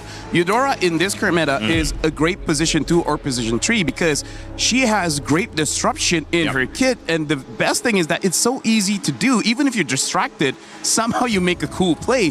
Now opening up though, with that Moskov, I do want to see whether Guangzhou, they will change it up. I feel like they need to pick up the Nolan now, because if not, the Nolan will be banned out. Unless, again, they want to go for something like a Saber. But the thing is, going up against a Moskov is more comfortable dealing with that Saber as compared to something like a Nolan. Even though he gets pushed back, he can just jump back in. But now Guangzhou picking up that Zhu Xin, and it looks like they have this philosophy, we want a lot of crowd control. It's the same thing from last game, man. You know, I think they said the same thing last game. We want some crowd control, and now that's the same case here with these first 2 picks. Plus, they got themselves the Claude, which again was banned out in the previous game. So this is already, it looks good on both sides. Harley comes through though for True Rippers. Okay. This is one of those cases where, again, similar to the Ling and the Harara, you need to make sure that your Harley is able to go ahead and scale up. We've seen it before already in MSC, where if you get delayed hard enough, you can't really do too much. Zhu Xin banned most of the time. Finally let through here as well. I mean, wow, Saber banned. Although respect though. Yeah. Because the Harley's gonna have a hard time. He jumps in and then suddenly, oh no, Saber. Belleric too. What do you think about? I feel like True Rippers, right? What can they do? I mean, that was a better game. It wasn't a sub 10. It was around 13. What can they do here to change things up and tie this? Honestly, looking at their lineup right now, it looks more spread here because they have, I would say, still the position 1 being Moskov. Moskov is going to take most of the farm, but then they have Harley as an assassin. And also, I do have to say here, Rayman, all 3 heroes that True Rippers has, they work well individually, independently. So it almost looks like they're trying to make this team fight messy, and I think the idea is to avoid the Atlas, to avoid the Zhu Xin. Like so they try did last to game. minimize the effect that they have with their AoE crowd control. This is interesting too, man. The Uranus comes up. Remember what Lutpi was able to do yesterday? Just basically, when you have that kind of lead, sit into the base. This is, again, if you're looking at the screen and maybe you haven't tuned in to some international MLBB in a while, you're probably looking at this being like, whoa, what is this meta? Look at these bans. When did we think we'd see these kind of bans, right? The Eudora, the Saber being banned out, a Ling on the other side. Like, there's just so much open right now for this draft. The Nolan does come through. There's the Yu Zhong. Might as well pick it up again, make use of that, just like we saw on the previous one. And a Guinevere is that last choice here for True Rippers. Wait, so the Guinevere is going to go roam. That's going to be very interesting here. I got to say, Rainman, Guangzhou, they have an easier to execute draft when it comes to True Rippers. Like I said, a lot of individual skills is there, but if they miss their abilities, that's GG. They will either look amazing, or like Guangzhou says, they'll look like trash. Well, it could be a fast game. It could be a good game.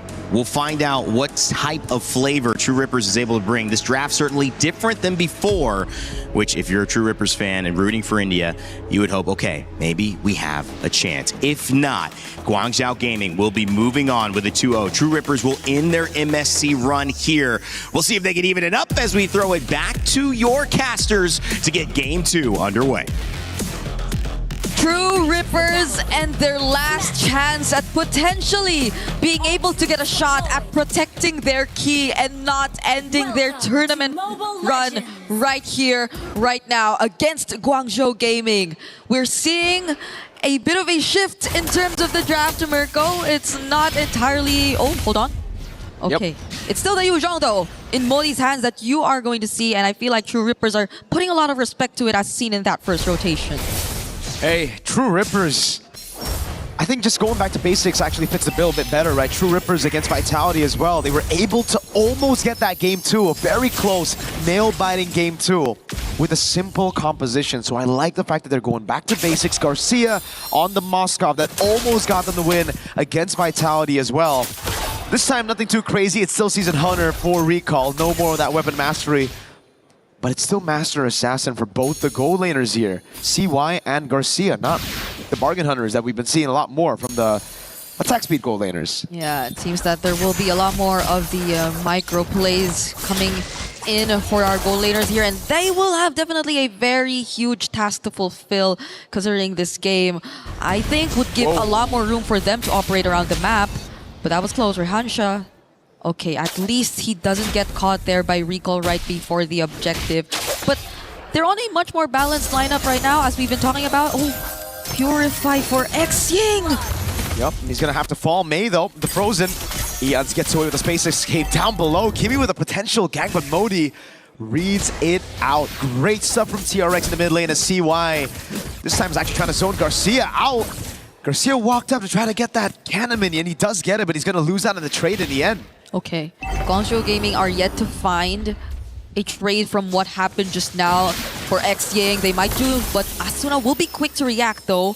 And it feels like True Rippers have really taken control over this, but see what? Capitalization for Eons across these winning lanes.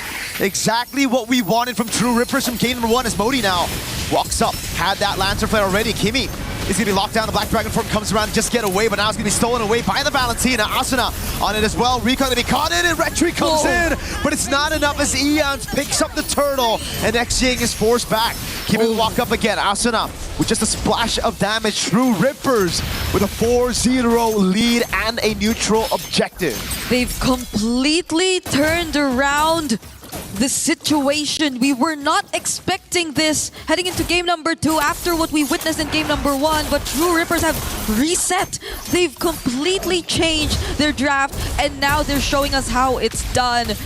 Even that Black Dragon form stolen by Asuna was such a huge thing to consider in that previous team fight. Eons with another rotation down bot.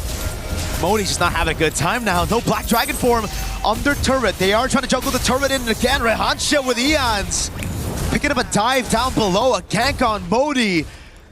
0, 2, and 0. Yeah. Hey. Eons wasn't able to do this in game number 1. You know that for a fact. On the Ling, he was just limited, but now there's no one stopping him. Recall gets away. That's a Purify out for Rehansha as Kimi gets away in time, but Rehansha now is going to be caught by Lance Runner again. Recall the walk up, but not enough damage by Recall to take Rehansha down. This is starting to become a problem for Guangzhou Gaming. Yep, it seems like the slower games recently that we've been seeing so far, you do have to expect a bit more time for the club, but the fact that even the Yu Zhong's pretty much shut down in his lane is really not helping Guangzhou in this particular scenario. You would really expect them to have the slight upper hand, especially in that first turtle objective, but that was not the case at all. True Rippers, just because of what Eons has been able to accomplish on this Harley, has really set the pace for True Rippers in this early game. Now it feels like you could just expect a lot more annoying rotations with Rehansha too being a bit more free across the map. So Guangzhou, we really have to see them find that one play that could really set things or turn things around, because as we know, it's still a Nolan. You also still have multiple ways to set up with a Jusin Atlas, but at the same time, do you get ahead of Kimi? Because Kimi has been very proactive on the good if you're just the same, and you could just not position yourself well enough. Oh, doesn't land though. No, it doesn't. It's a clone out as well. Now the neutral objective, Black Dragon form already used up right now to go all in. Rehansha's there, but Recall finds a bit of legs! Locking all of them down by Mei! Guangzhou Gaming on the back foot the entire game, and they find one opening, and it turns everything around. Garcia is trying to find some compensation in the mid lane, but it's going to be shooed away by X-Ying and Mei. What a set by Mei. Don't tell me that's all they need to do, and now you feel like it's Guangzhou taking control, because if you take a look at the replay, it was just a single Black Dragon form, the Petrify into the Fatal Links as well. It was just a perfectly layered setup shown to us by Guangzhou Gaming, catching almost every single member who didn't have the Purify either, so there was no way for them to get out of that. They were all crucial members, and you can see them celebrating, but that's a spatial migration. Wait, spatial migration on Mei? Modi gets away right now. Oh god, Rehansha walks up and the SOD lands on Modi, but it's under the tier 1. Rehansha will be caught by the Lantern Flare. That's about it. True Rippers back in form somehow against Mei. They were able to make it work now. The clear from Guangzhou Gaming onto those turrets, or onto those minions to stop the turret from being taken away. But Garcia stays true in the bottom lane again on this Moskov. Okay, be careful. You gotta be careful, especially if you're CY.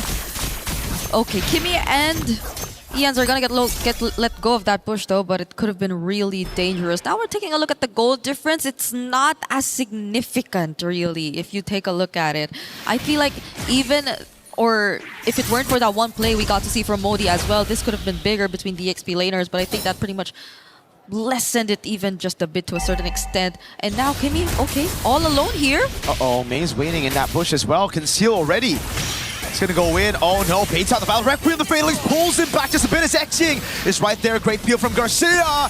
It's a Purify in, and Lantern from the Crimson Beacon, but it's only onto the Roamer. Now the Dragon comes around. Asuna was able to find that trade.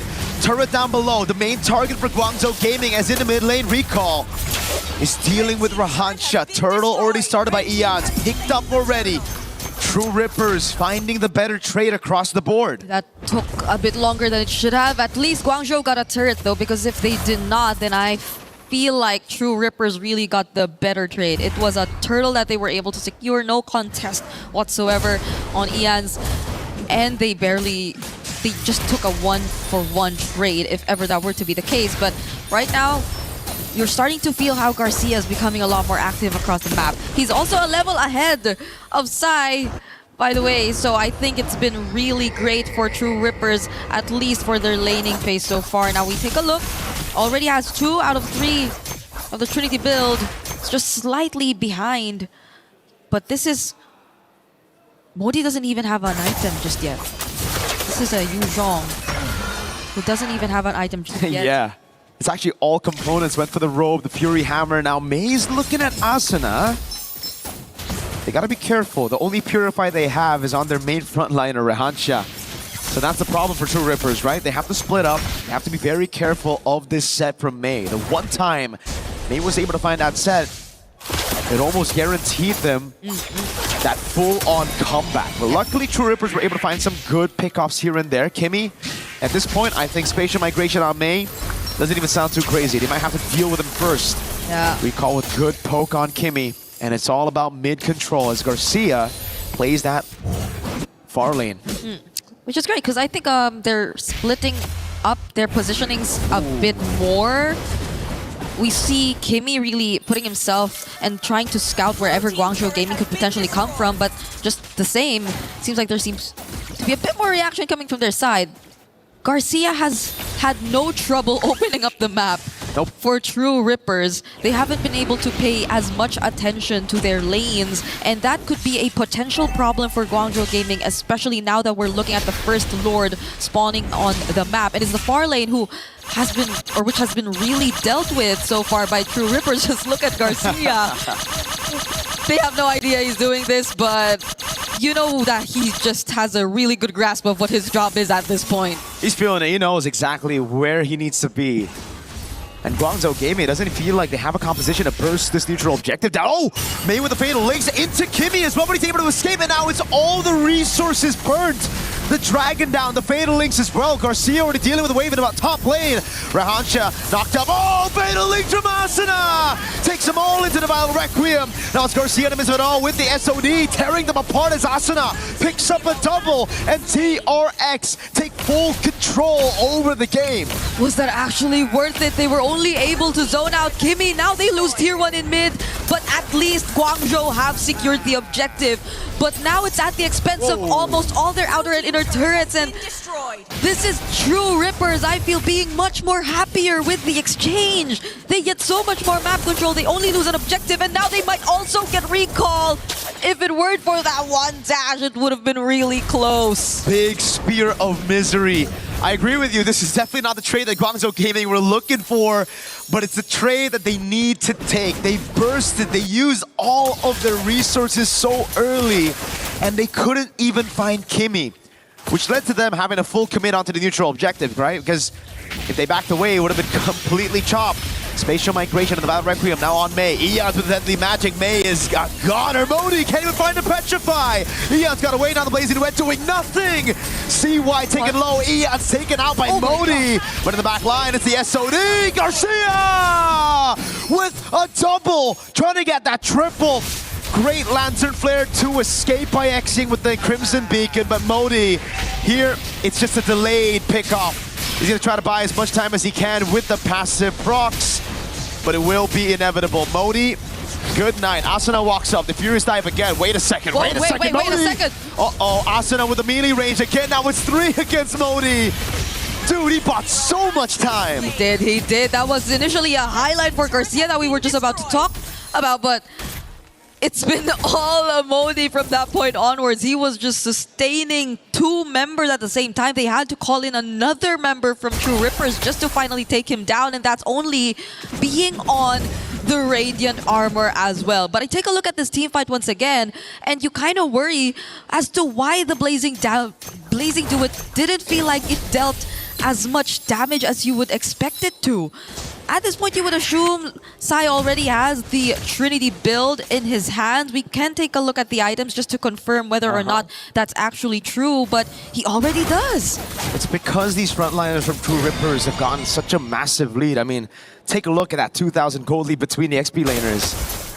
That Sai is gonna need the Malefic gun before he can actually deal damage or before you can actually see it. Yeah. Like, look at this. He walks up. He's doing some damage, actually, but Hansha doesn't have the consecration. That's the main reason for it. Already having to purify out, which means, again, now it's all up to Mei, who has the Fatal Links. True Ripper still got to be very careful. One set can literally set them back. Yeah.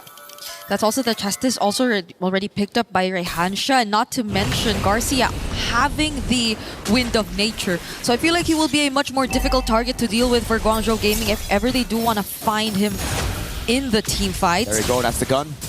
Okay, finally does or should have a bit more damage. Let's see how Guangzhou eventually deal with this, because Garcia is on the opposite side of the map again. But as mentioned, has the Wind of Nature, so if he does show up in a more dangerous spot, then at least he has a way to survive a bit longer. But it's just Rehansha holding this down. Now there goes the Black Dragon form. Zoning in the back. Kimi looking for an opening again with the face right. Great shit, he finds it, but Recall's able to go for it. A retreat straight up onto the neutral objective. Nothing Eons could do to walk up. And Guangzhou Gaming stay afloat in this elimination match while being a game up in the match. Okay, that was a more step-by-step approach that they took, which is great for them, benefits them a lot, because they had a lineup who could really just be just as strategic when it comes to the objective takes. So you saw how they just slowly took control of the Lord Pit. There was a Black Dragon form to start things off that was not used as early, by the way.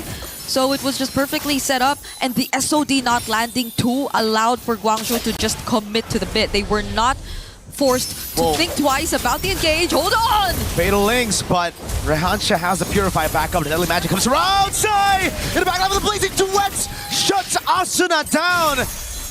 Mid lane out of the skirmish already. Lord still up and very healthy. Guangzhou Gaming are looking to completely wipe this gold lead from the map. And that's the Blazing Duet, which dealt a lot more damage than we thought. Spatial Migration, but Kimi gets bursted! X-Ing in the back now with the Crimson Beacon and the Lantern Flare. Garcia with the Wind of Nature, the Purify out, but X-Ing will still fall to the Deadly Magic. Just a matter of time. Modi almost trying to get that Furious Dive and the Petrify, but Eons spaces out perfect, and now it's Rehansha who is holding the Lord, able to defend for now. The mid lane coming out as well. Modi gets taken out by the Carge of Eons. They should have went back a bit more earlier, but no! With a shutdown, the Spear of Misery Sai shuts Garcia down with the BMI and the Blazing Duet straight to the face. So was that bait all along? Were they just setting up for that play? Because as of the moment, it seems like Guangzhou Gaming have gotten back in this siege. They will at least take down one or more turrets down bot. When in fact, you would think that True Rippers already could have just successfully defended it from that point onwards, but that was the play. This was Recall and Sai working together to make it look like it was still Guangzhou getting the better trade. And True Ripper's worst nightmare is the reality right now. The gold lead is completely gone. Everything they've built from the start of this game to that 14th minute, they gotta try to rebuild it again. But the thing is, Guangzhou Gaming, they have the momentum, they have that far lane control now. They've already taken out some of those win conditions from True Rippers. And they're up a game in this elimination match. Yep, and the only immortality that True Rippers had too, I think, will be down for a bit longer, because that was on Kimi, and you saw him just get bursted down earlier in that fight. So Guangzhou Gaming, I think there's less to think and worry about apart from maybe just the winter crown for Ians and the wind of nature from Garcia if they're just really gonna focus down on these specific targets when it comes to the fight. But I think they're expecting for True Rippers to replicate the same. Look at Modi. That's a crazy position to hold right there, Ians. Oh, Kimi in the back, finds space migration, but it's only onto Sai with the Purify. Burst out with a Petrify from Modi! It's even locked Ians down! Lord's recall secured, and now it's Rahancha in the midst of it all. Taken down, bursted out, everybody from True Rippers taken out of the map. It's a massive wipeout for Guangzhou Gaming.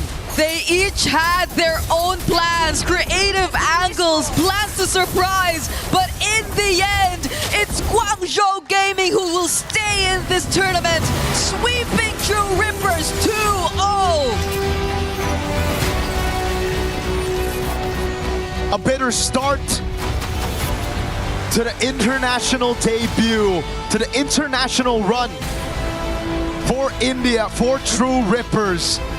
But it's the experience that they will bring back home to try to learn from this beating at MSC. Back-to-back losses, up and down below. Guangzhou Gaming, though, from barely missing out to that M7 main stage slot, losing in that grand finals of the wildcard, to here beating True Rippers and making it to the next step, one match away from qualifying to the knockout stage. And the region as a whole, I feel, is a lot more proud of what they're achieving right now too, because even if you take a look at their women's division, they've also been starting to show us so much more in terms of their competitive MLBB gameplay. And right now here too, despite them being in the lower bracket, you see signs of life. You see how quick they are to actually find a way around the situation that they're currently facing. And as unfortunate as it may seem for True Rippers this time, we're really hoping that they take away a lot from this experience. You see the potential. You see how they always almost had a grasp of what had to be done, and they took control of a huge majority of this game, honestly. If you were to take a look back at the beginning to the mid portions of the game, but it just so happens Guangzhou Gaming, the scaling, and the micro decisions also really paid off. Eventually, they're the ones who now are moving on to the next stage here in the lower bracket. And we will get to talk to them for just a bit as we throw it over to the stage alongside Milosh. Thank you very much, my friends. I'm here with our victors, Guangzhou Gaming. May is joining us here for a little chat. First, I have to ask you about the Saber pick, because that has not been in competitive play for like years at this point. What was the decision behind it? 那么女士们、先生们，欢迎来到看我们采访的我们广州的电竞团队。那今天我们首先采访的呢选手，首先想问你，为什么在这个比赛当中选择的是赛博剑圣这样的一个角色？因为我们觉得剑锋是 counter 目前版本的双边体系的，然后为了选这个英雄，我们教练也做了很多准备。Well, I think this is a really strong hero. In fact, our coach have trained us a lot in practicing with this hero. That's very cool. Unheard of. We're hearing new metagame being built as we speak. Speaking of which, you're one of the more experienced players in the Chinese MLBB scene. I want to ask you about how do you feel the region is developing at the moment and your experience in it so far? 是的，非常棒的。那么我们呢，整个的这一个游戏项目在中国地区也是发展的非常蓬勃的。我们想要看一下您的意见，您觉得这个游戏在中国地区的发展如何呢？其实中国玩 MLBB 的人还是比较少的，但是对于中国电竞，我一直觉得中国电竞会很厉害，所以我们 MLBB 项目的中国选手也在不断变强。Well, at the moment, there are not a lot of people playing MLBB in the Chinese region. However, we think there will be more and more people playing, and that's why we are getting stronger. And all of our players are practicing hard to make us to be a really strong team. I mean, thanks to your representation here today, we're seeing more and more of that in the future. Now, let's look at that future. You'll be playing against the loser of Team Spirit and Team Vamos. Who do you think you'll be facing off in the lower bracket? 是的，我们相信也会如此。那我们看一下，在未来的话呢，您将会面对的是 Team Spirit 和 Team Vamos 这两个团队当中的，他们是这个属于失败者。那么你觉得你将会面对的是哪个选手呢？哪个选队？我觉得 Team Spirit 和 Team Vamos 这两支队伍都是很强的，他们一个来自俄罗斯赛区，一个来自马来西亚赛区，都是其中的1、2号种子。然后我觉得我们会对阵到 Vamos 战队。Well, I think they both really strong teams, and one of them is from Russia and the other is from Malaysia. So I think they really both strong. However, probably I guess we will face Team Vamos.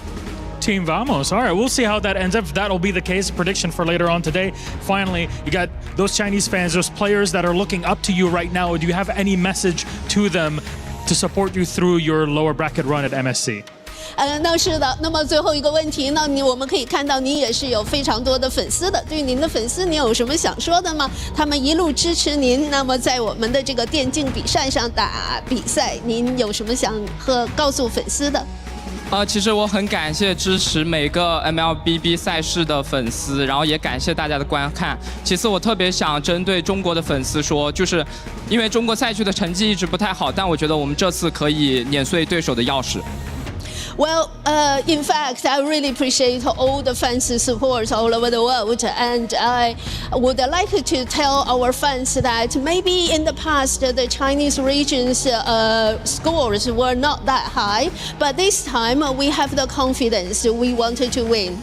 I mean, it's showing very well. One more time, our victors, Guangzhou Gaming and May. Thank you for joining us, but it's time for you to do the honors. Our first key crushing here at MSC is going to be in your hands. I'm going to invite the rest of your team to join me in here. Now I want us all to go back together. Thank you very much again to our translator, June. Come on over with me, my friends. 谢谢，谢谢。 We're going to open up our door. It's time for you to do the big piece, my friends. Walk on in and crush the first key of MSC at EWC 2026. Go on in, all of you. 大家进来。 You can choose whoever wants to crush the key 我 together. 们现在呢，可以来看一下我们要做这样的一个仪式啊，您可以选择一起的来做这样的一个奖牌，还是说以某一个人来打印这个奖牌？ CY will be the one to do it here. That is the True Rippers key as they've been eliminated from MSC. 这是我们 MSC 方面的第一个这样的奖牌。 Pushing deeper, and there's the key, and it snaps in half. Our first key crush at MSC at EWC 2026. We talked about it earlier this morning. Everybody comes in with their own key, their own heart. And at the end of their run, should it end early like here in the group stage, their key, my friends, will look exactly like this. Feast your eyes upon it. Destruction has come, but that's only the beginning here for Guangzhou Gaming. Back to our panel. Yes, it is only the beginning for China here at MSC, and with $65,000 guaranteed at this point, even if they lose against their upcoming matchup, they've got to be happy with what they've done so far. Welcome back to the panel. I'm Rain Day, joined by my boys Naisu and LaFell. Guys, that was a great showing. I think if you're GZG, you had a loss, you come back, you win 2-0. What else can you ask for? Yeah, that was, they had to come back in that game. It's tough to see, man, again, for True Rippers. You know, this has happened a couple times now for them, but I guess you chalk it up as a learning experience. It's their first time on the international stage. We even saw this before, you know, with our new teams coming into internationals, and it seems to be just part of the process, I feel like, you know, and hopefully they come back stronger in the future. Yeah, there's nothing to take. I mean, to me, when I look at a team that comes here, their first time representing India at an international stage, you have to be proud. You know, you're representing so many people, you're representing so much accumulative effort, and to be able to be here, yes, you didn't win, but hopefully you're taking something back that improves the region, and next time when you show up, you have that to lean on. I mean, here's the thing. I think they can do it because we've seen solid micro coming in from the team. When it comes to the draft, it's pretty solid as well. The only reason why they weren't able to get the win there is just because Guangzhou Gaming saw a a-hole. They saw the mistake where True Rippers were trying to set up the map for the upcoming Lord. They were taking it slow, but there was no one surveilling the area, and because of that, Guangzhou was able to take the Lord right under their noses and then re-establish the map for themselves. And at that point, True Rippers weren't really sure how to adapt to that. So it really is just becoming a thing where coming into the internationals, quite a lot of culture shock will happen here just because the way people play are very different. Regions clash, but that's the beauty of an MSC. And a moment like this, you get to see the best of the best going toe to toe. GZG, TRX, it was a close game, and True Rippers actually led in terms of kills, Naisu. Yeah, they had a lead for a better part of the early game and into the mid game, but I think that was the pivotal part, the moment in the game where, you know, Lord was started up by Guangzhou Gaming, and I thought with the lead that they had, that True Rippers would be like, hey, okay, we're not just going to give this away. And I think they expected a Lord dance, like we like to call it, but GZG was like, no, we're just going to take this from you. And that was a big swing in favor of what started to turn the tide in that game too. And if I may, this is kind of a Rome diff, but not because of the players, but because of the hero. Because Atlas basically does what Guinevere does, but much better. Part of it is because the cooldown on the spatial migration from the Gwyn starts off at 14 seconds. That's such a long time to wait for a set. That's kind of why we see Gwyn more popular in the jungle or the EXP, just because you get your levels faster, so your cooldowns actually get to a point where it's serviceable. And then we saw once Kimi jumps onto someone, if they have the Purify, it really doesn't matter compared to the Atlas coming in from Guangzhou Gaming. Even if they Purify, it really doesn't matter. There's multiple ways for them to go on the fight. So compared to both of them, True Rippers didn't have, I would say, a reliable way to start the fight compared to Guangzhou. I mean, Atlas was picked twice. They led it through twice. And the issue was the Valentina came up as a response to that. But when you look at Valentina responding to Atlas every time, you're also saying, then we're not going to take Eudora. Yeah, no Eudora. Part of the play there through the draft, but I think also another part of that play that really worked out well, and we kind of wanted to see this because before that game, I think it was picked up once, was the Nolan. You know, the Nolan, the burst damage packed into that hero is insane. You already saw it, how well that Recall waited for his moments. I mean, that's the big part of Nolan in general, but also a lot of Assassin picks right now. Like, you really have to wait for your moment, and Recall did that for the most part of that, towards that mid to late game, where then he was just bursting people down with that Nolan combo we've seen so much of. Well, it's a great showcase from GZG, and today's schedule should continue to give us some great games at MSC. We've got True Rippers going down, our first team to exit this tournament, to Guangzhou Gaming. Like I said, they've upped their prize pool to $65,000 as a result of that, and another $65,000 on the line for our upper bracket in Group A. Our first match, Team Vamos versus Team Spirit, coming up next. These two teams, juggernauts in their own right, representing EECA and obviously, I believe, Malaysia. And that is a great showcase of two teams who have been playing well, who have nothing really to fear as well, LaFell, because even if they lose, they still have another chance. And here's the thing, I feel like for all of us here, this is the match that's very difficult to call because Team Spirit, we expected them to be strong, and they are. For Vamos, we weren't expecting this kind of play, and then suddenly they just showed up. So the factor here that's making it difficult for us to call is how strong Vamos really is, because I feel like even going up against Team Falcons Mena, they didn't really show everything just yet. They showed they were strong, but they weren't pushed to their limit. So it really is going to be quite difficult to call between Spirit and Vamos. I like that even it was hard to call when they Milosh was asking, you know, exactly who would you want to face up? Yeah, face up against. It's really difficult to call that because depending on who wins this and of course who loses and goes down to the lower bracket, that's a hard game to call because you also now in this one with Vamos and Team Spirit, you've got two promising young talents, young junglers looking to battle it out. And this is, people have been asking for, you know, obviously the meta has shifted now where assassins seem to be more of the move for a lot of teams. And these two junglers that we're going to see here in the next matchup are some of the best on these assassin type junglers. Yep, he's talking about Error 404 and Zauer Egoist, not just the young junglers, the third youngest and the youngest here in this tournament at MSC. An exciting matchup underway. And if you think you know who's going to win, make sure to get your pick'ems in. That's right, scan the QR code, take part. You will be a part of this broadcast. See if you can get your vote in right. For those who went 75% Guangzhou Gaming, you're already off to to a great start today. So keep it up and make sure to get your pick'ems in. We'll show them once we get closer to the start of the match. We'll be right back in just a moment, but we want to remind you that Acecraft is a game, if you haven't played, there is a new way to play in We Fly Together. Some new co-op for those who want to get involved. Check it out.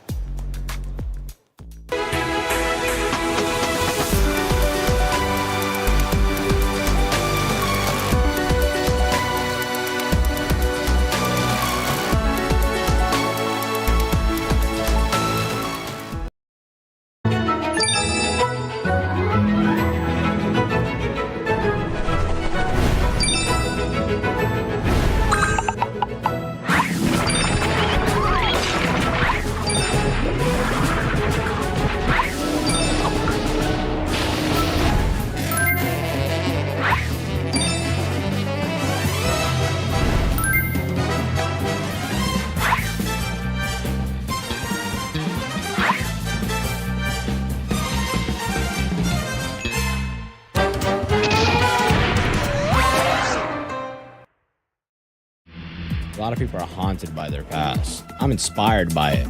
They're not just playing for themselves, they're really playing for their entire family. They have defeated their demons. They have crushed the curse. He thinks he can come in here and play my game. Let's go. He knows nothing. Let's go! Tyler Wine, you're done. Raw energy. Half for half and blow the house down.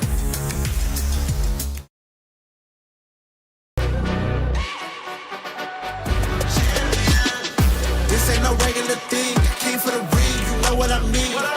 You see my name in the lights. Better get right, champion.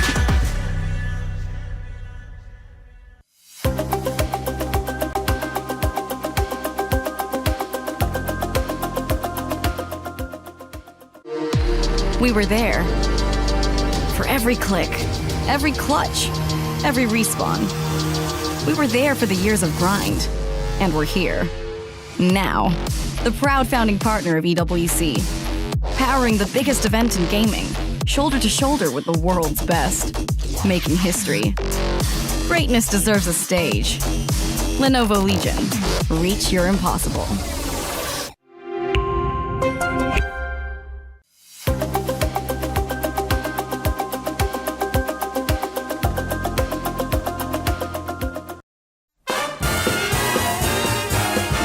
Okay, man, right?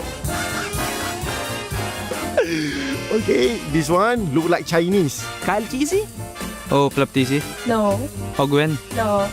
Carl TZ? No. Asaji? Sanford? No. My team? Sansalap? I think Hiko. Ah, that's crazy. But Hiko looks so different. Very cute. Who's that baby? Well, Hiko was actually the answer. Kid Bum was like, what? No way. I love the surprise there. I love that segment too. We got to see more kid picks there on the broadcast. I love seeing it. Oh, rewind in time. I think a lot of those babies, when their parents were looking at them all cuddly, all cute. I have a 17-month-old daughter myself. They probably didn't imagine them at MSC a few years later, which is pretty exciting. I'm scared of babies. Are you? You're scared of babies? I don't trust them. Something about them. Yeah.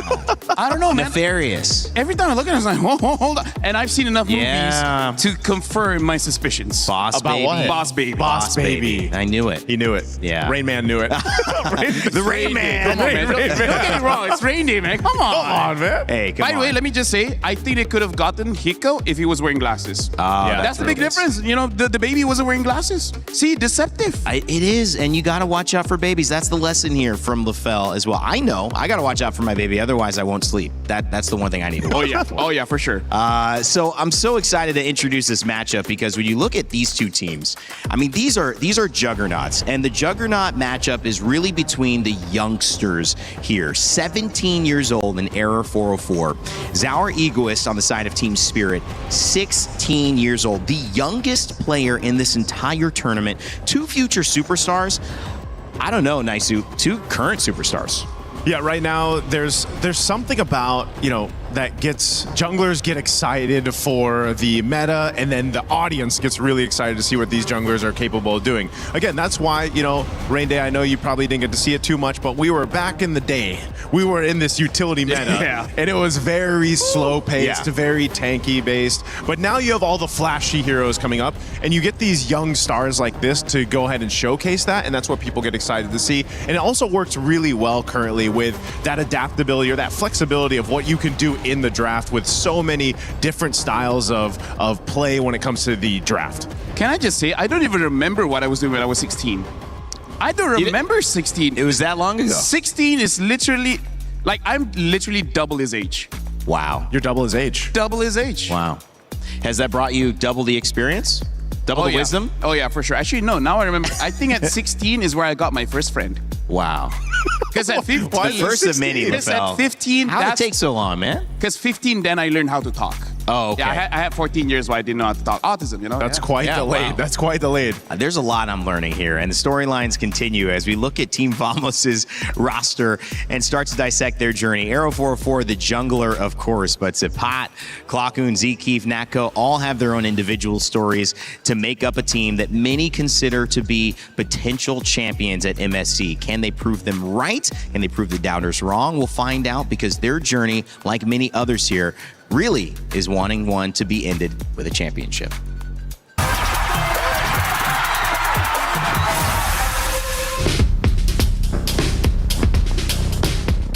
So firstly, Team Vamos started at season 14 MPL MY, and then we qualified to M6. When I left, they never qualified to international tournament anymore. I'm joined back to Team Vamos middle of season 17, and we made it. We go to MSC right now.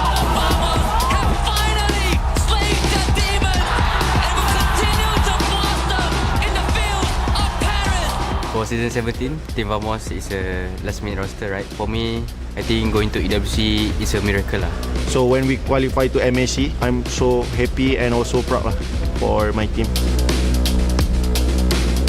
We expect that Team Falcon Mana will be a strong team also, because they make it to the main stage and we just focus on our strength. We will not underestimate them. We treat them like all other teams, and we will give our best. Just keep improving in our practice. Yeah, bring a new meta. SRG always get the podium, right? In top 3 in every tournament. Number 2 of Malaysian team need to step up to become like them. If we doesn't have SRG, then Malaysia is like nothing, right? Keep improving and keep climbing slowly. Just prove them that we can be a strong contender in this tournament. In the grand final of MPLM Boys Season 17, we are losing to SRG 4-0, and that time Arrow 404 was crying. I feel disappointed with myself because I think I can do much more better. I always had a dream to help my mom, especially about money, right? So being able to be here at EWC is like dreams come true. The prize pool is so big. I think that is big enough to help my mom. So just keep believing us and pray for us also. Love you.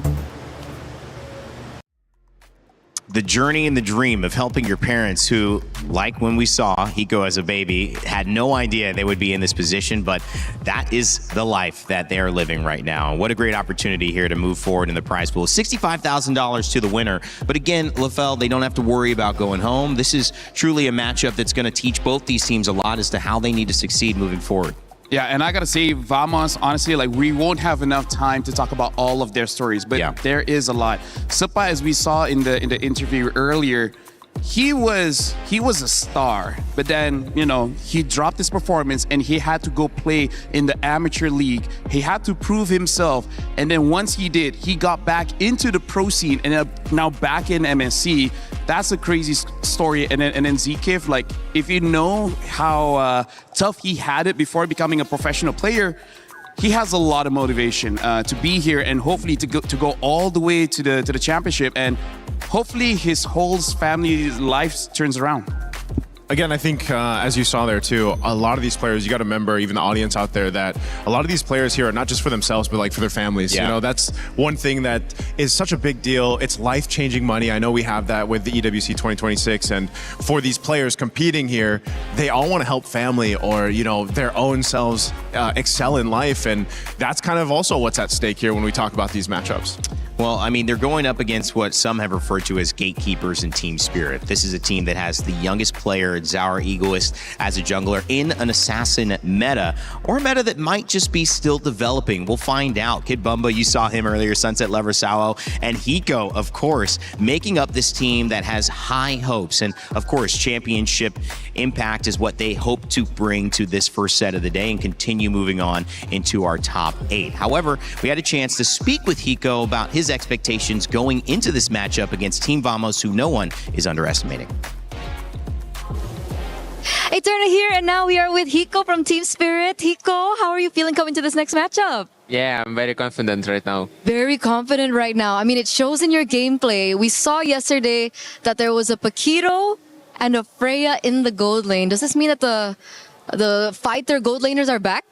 I think yes, because like yesterday, TLPH was beaten by Aurora, and Sigibum also was playing Paquito Freya, so that's it. Ah, okay, wait, but like, is that the reason? Like, why are fighters so strong in the gold lane now? Because marksman cannot do anything versus like assassins like Link, Fanny, something like that, and Paquito and Freya can do something versus them, and you cannot kill easily these fighters in gold lane. Okay, so they're a lot less vulnerable to the assassins in the meta right now. Yeah. But you personally, do you like playing the marksman or the fighters? Because I mean, last time around we saw you at MSC, you were so good on the marksman. I'm just adapting, like, I don't care anymore about playing fighters or marksmen, so I'm just adapting, I'm playing for team, and, you know, I'm just doing my work here. So can we expect you to go fighter again in this next matchup? Maybe, but maybe we will see some marksmen, I don't know, so we will see in match. See in the match, because you're head-to-head against Natko, Yeah. and I think Natko is also pretty good on the fighters in the gold lane. Yeah. What do you think about Natko? I think he good marksman, good fighter gold lane player, so we'll see who is better right now. Okay, so we'll see in the game later. So you can't tell me now who's better. We'll see. we'll see. But I heard that you've met Natko in scrims. I heard that you are scrim partners with Vamos. Is that true? We screamed like 2 times maybe. Okay, 1 or 2 times. Does that mean you have more information on Vamos? Does that give you an advantage maybe in this matchup? We'll see. I don't know. Okay, he doesn't know. But you did boot camp in Malaysia. Yeah. How was that for you? What did you learn from there? We learn a lot. We adapt to Asian meta, like Asian playstyle, and we have some good information, and we have great preparation for this EWC, so we're very confident in this tournament. What do you think will be your main challenge against Vamos? To play discipline. To play discipline? Yeah. Okay, so you think that that's a problem for your team? No, but you know, team like Vamos, they like to fight, and in these fights you need to like stay calm and like maybe dodge some fights and just play your playstyle, not like enemy playstyle. Yeah. This will be a very interesting match. And coming into it, do you have a message to Vamos? Good luck and have fun and enjoy the game. Okay, thank you so much, Hiko. We'll see you later. And of course, back to you guys.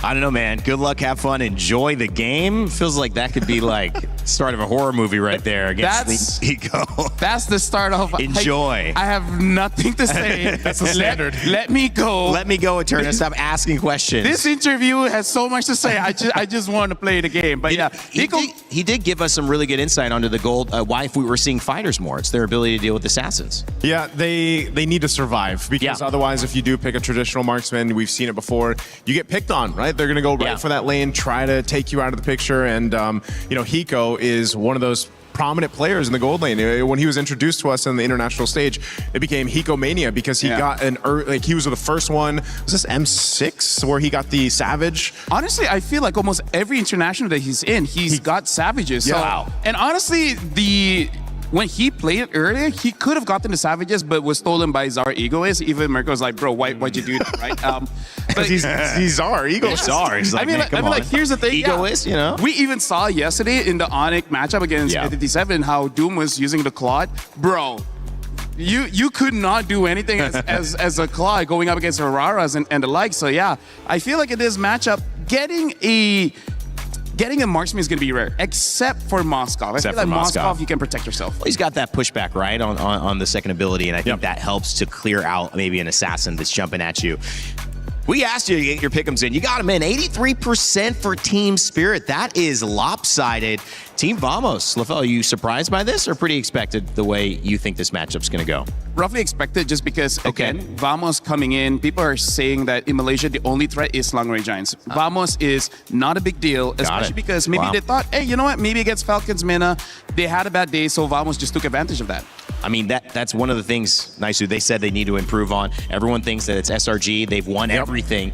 Can they make that moment now? I think they have to. A lot of people just put SRG, like LaFell mentioned, as that big threat. Well, this is a chance, an opportunity for Team Vamos to take down who a lot of people put in the top 5, power rankings of Team Spirit there. Yeah. They've been amazing.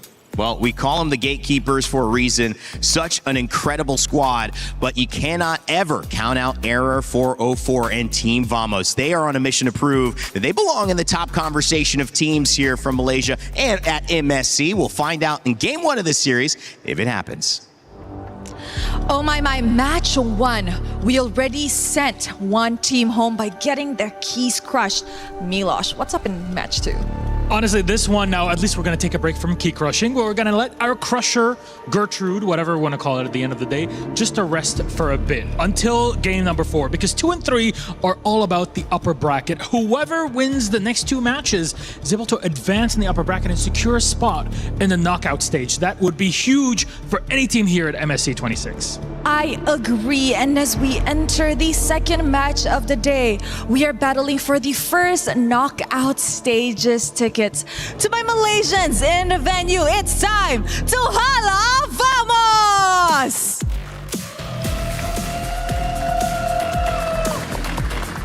Back in M6, their journey got cut short by Team Spirit.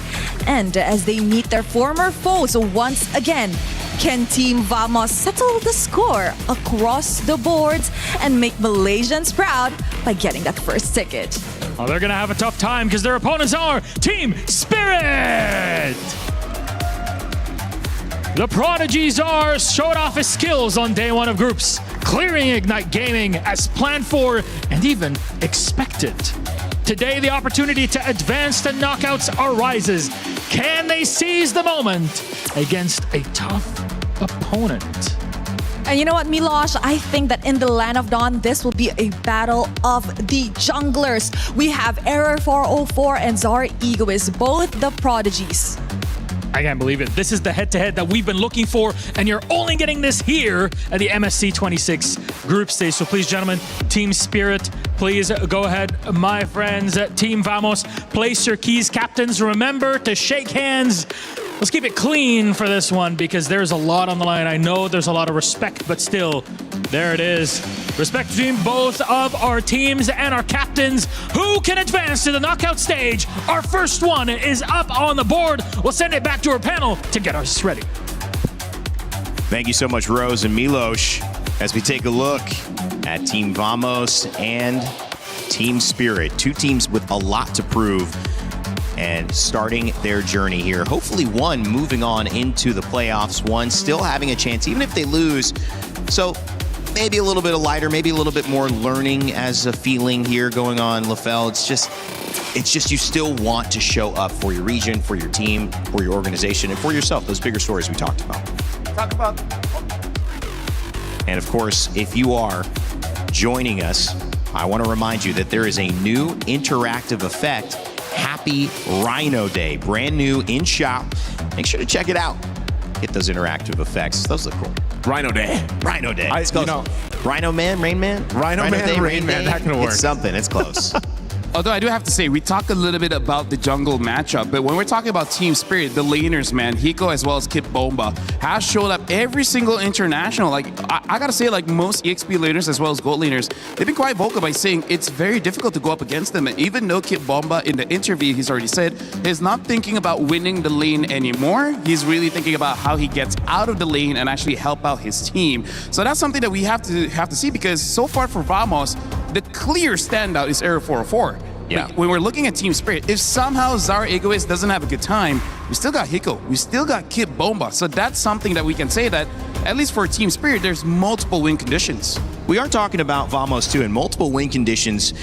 Would you consider Natco a win condition as well, especially in a meta where he's got some EXP, right? He's been an EXP laner before, now in the gold lane, but having a chance to play a fighter in a gold lane means these are pretty familiar heroes for his pool. Honestly, I hope so. I hope so, because they won the opener match. They went up against Falcon's Mena, and his Claude was okay in the gold lane, in the lane itself, but once you get into the team fights, he gets kicked by the Cho. He gets bursted by the jungler, right? So we saw that Natco didn't have that much of an impact, but like Hiko said, it's so hard to survive as a marksman. So I hope they do adjust. I want to see what kind of fighters that he can bring out here.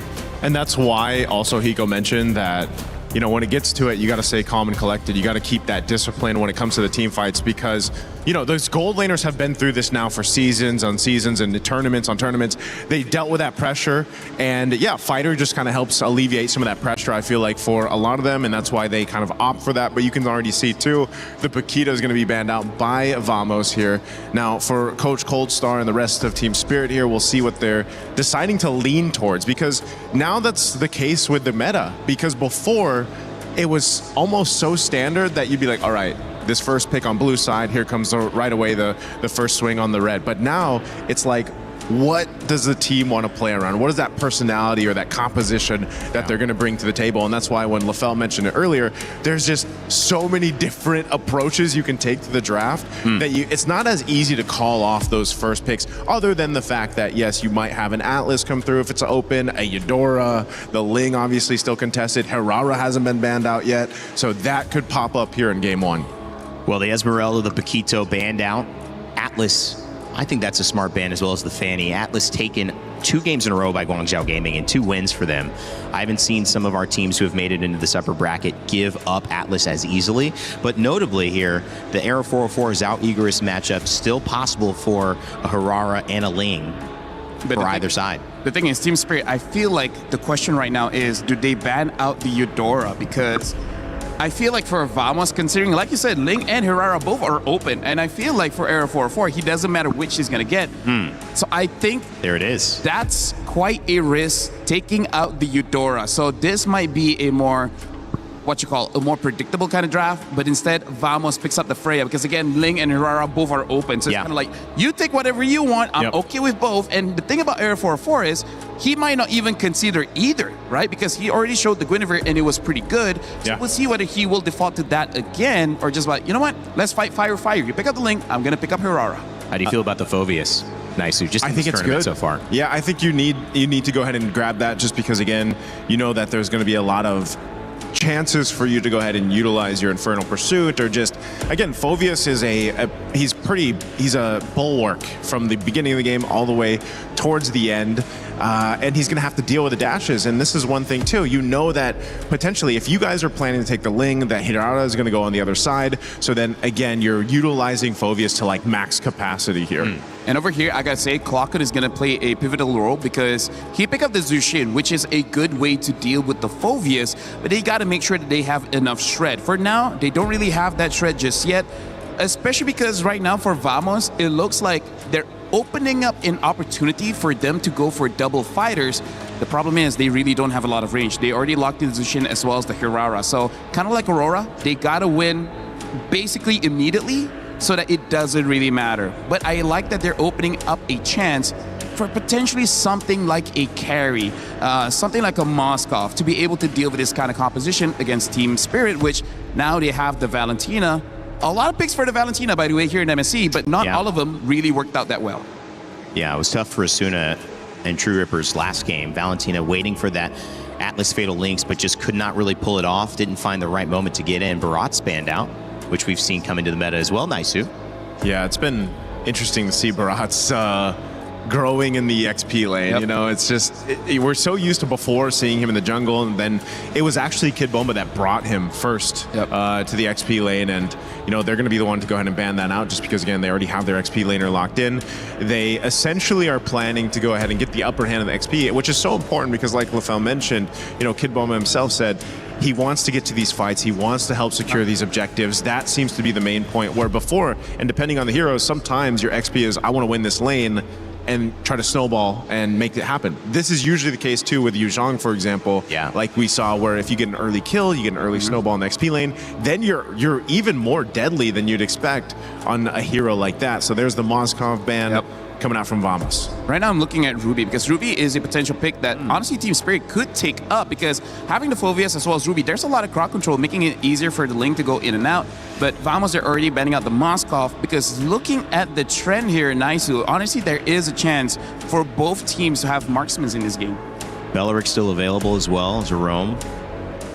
Been picked up and highly prioritized. The answer to the Ling or to the Herrera, it feels like if either one of those get off, who do you think feels right now has a better answer? What do they need to do, I guess, if you're looking at Vamos, to have an answer for what this Ling is going to bring on the side of Zhao Egoist? For Vamos, I feel like they got to pick up an Alice. If they want to play double fighters, pick up an Alice to deal with the Phoveus and basically everyone from Team Spirit. Because right now, they do have the Valentina. It's a mid-range mage. He should have a lot of impact there.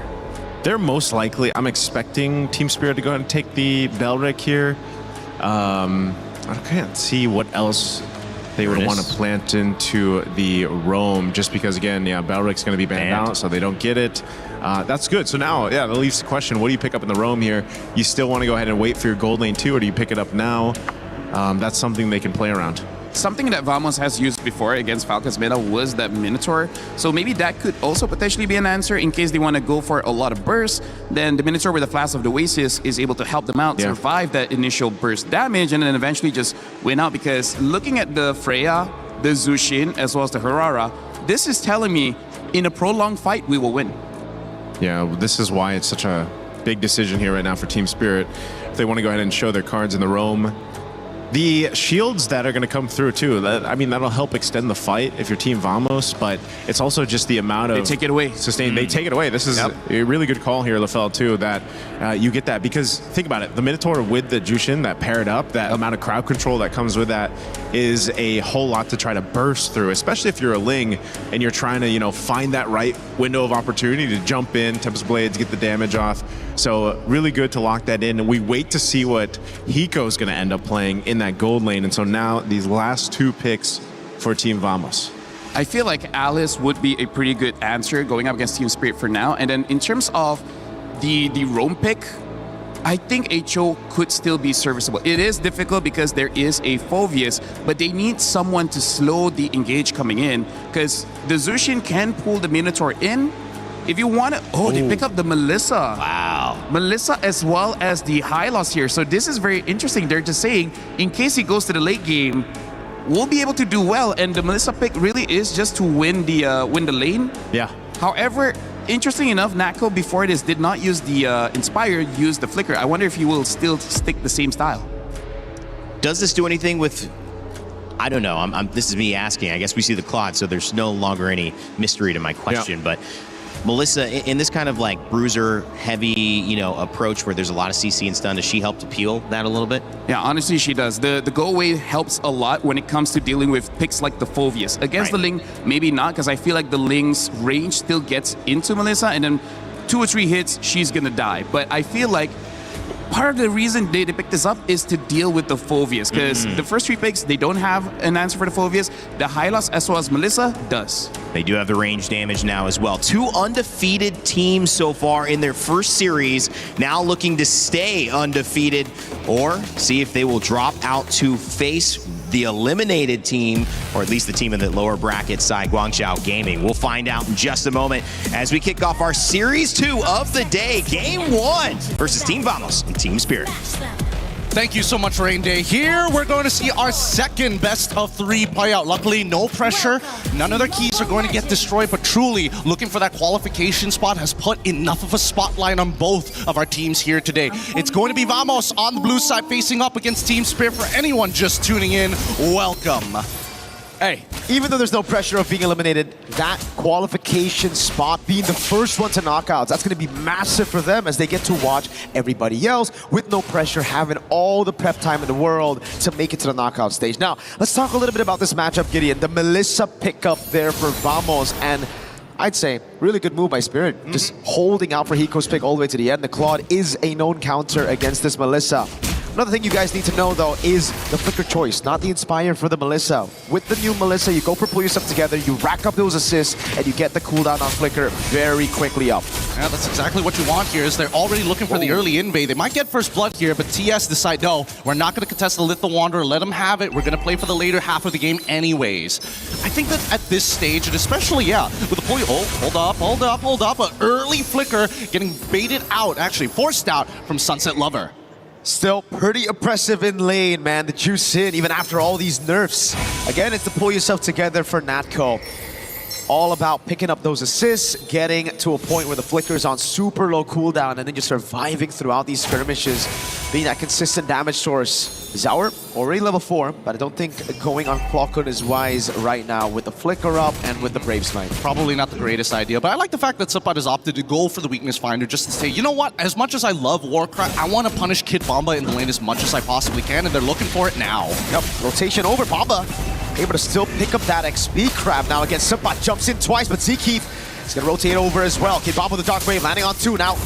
Flicker down to safety, and for the pursuit is already there. The Tempest of Blaze comes in with Sour Egoist, and Subpot's gonna get baited under. First blood away. Sour with the Divine Blaze getting away, but now to the Lantern Flare to throw him back into Zkeef. And it's a double pickup as Sawo with no Flicker is fed right onto the Hirara. Can they get anything more for this? And it looks like no, nothing else. The Glorious Pathway being stolen away as topside Natco doing a pretty good job in this lane, staying very, very healthy. But with everything that has happened, at least for Kid Bomba's side, hey, we delayed this, now we have to refight for it. Dark Wave again, now the Glorious Pathway stolen by Sunset Lover. Retry coming out for Error. Zaur was still on the purple buff, and it's just a good escape as Zkeef lays down the carpet to get them all out. Yeah, but this means it's an instant invade on the side of Team Spirit, right? They're not going to give this up. They know for a fact, hey, Zkeef has to recall. He already used the Glorious Pathway. He's not going to be here for a couple of seconds, so let's take what we can get and quickly rotate back over to the mid lane, maybe give some pressure over to Hiko, because so far, it looks like he's getting punished. Zkeef's been playing an amazing game, man. Getting these Law and Orders at the right time, also just slowing Bomba. It's a zoning that we didn't get to see for some of the games we witnessed yesterday, and now they're already putting the pressure onto Zaur. Ego is giving Error 404 all the space to take lethal, to take control of enemy map, and just to get that advantage that they have technically already built up with that first turtle.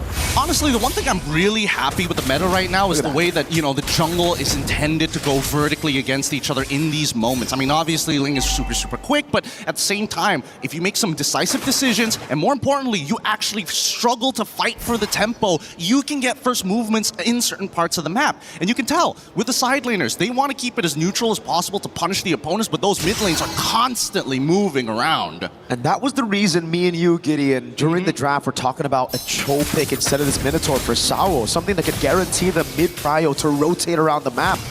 That right now, Vamos have complete control of. Look at this. Error, double immobilization now with a stun of the Law and Order, and the pickup straight into Error again.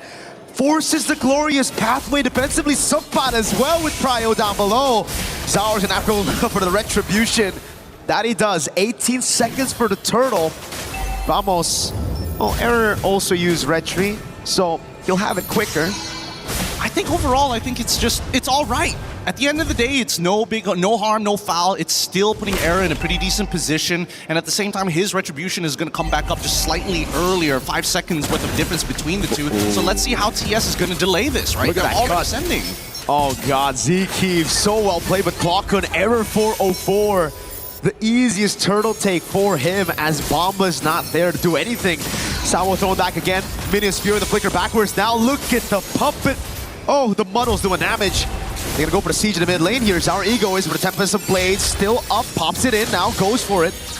It's just to clear with the retreat onto the mini waves in the mid lane. That's good, that's good. You need to make sure that mid-tier 1 stays open. Nako, he shouldn't be punished here unless Kid Bomba is willing to flicker for it, but even so, without no get away from me, it's going to be a lot harder for Nako to keep himself alive. That battle spell, so valuable on all fronts. And yeah, as you mentioned, we were talking about initially getting the Cho just to kind of maybe force out Purifies and also have a quicker rotation overall. Every side needs a concussive blast user. Sawo's got no flicker. They want to abuse that fact.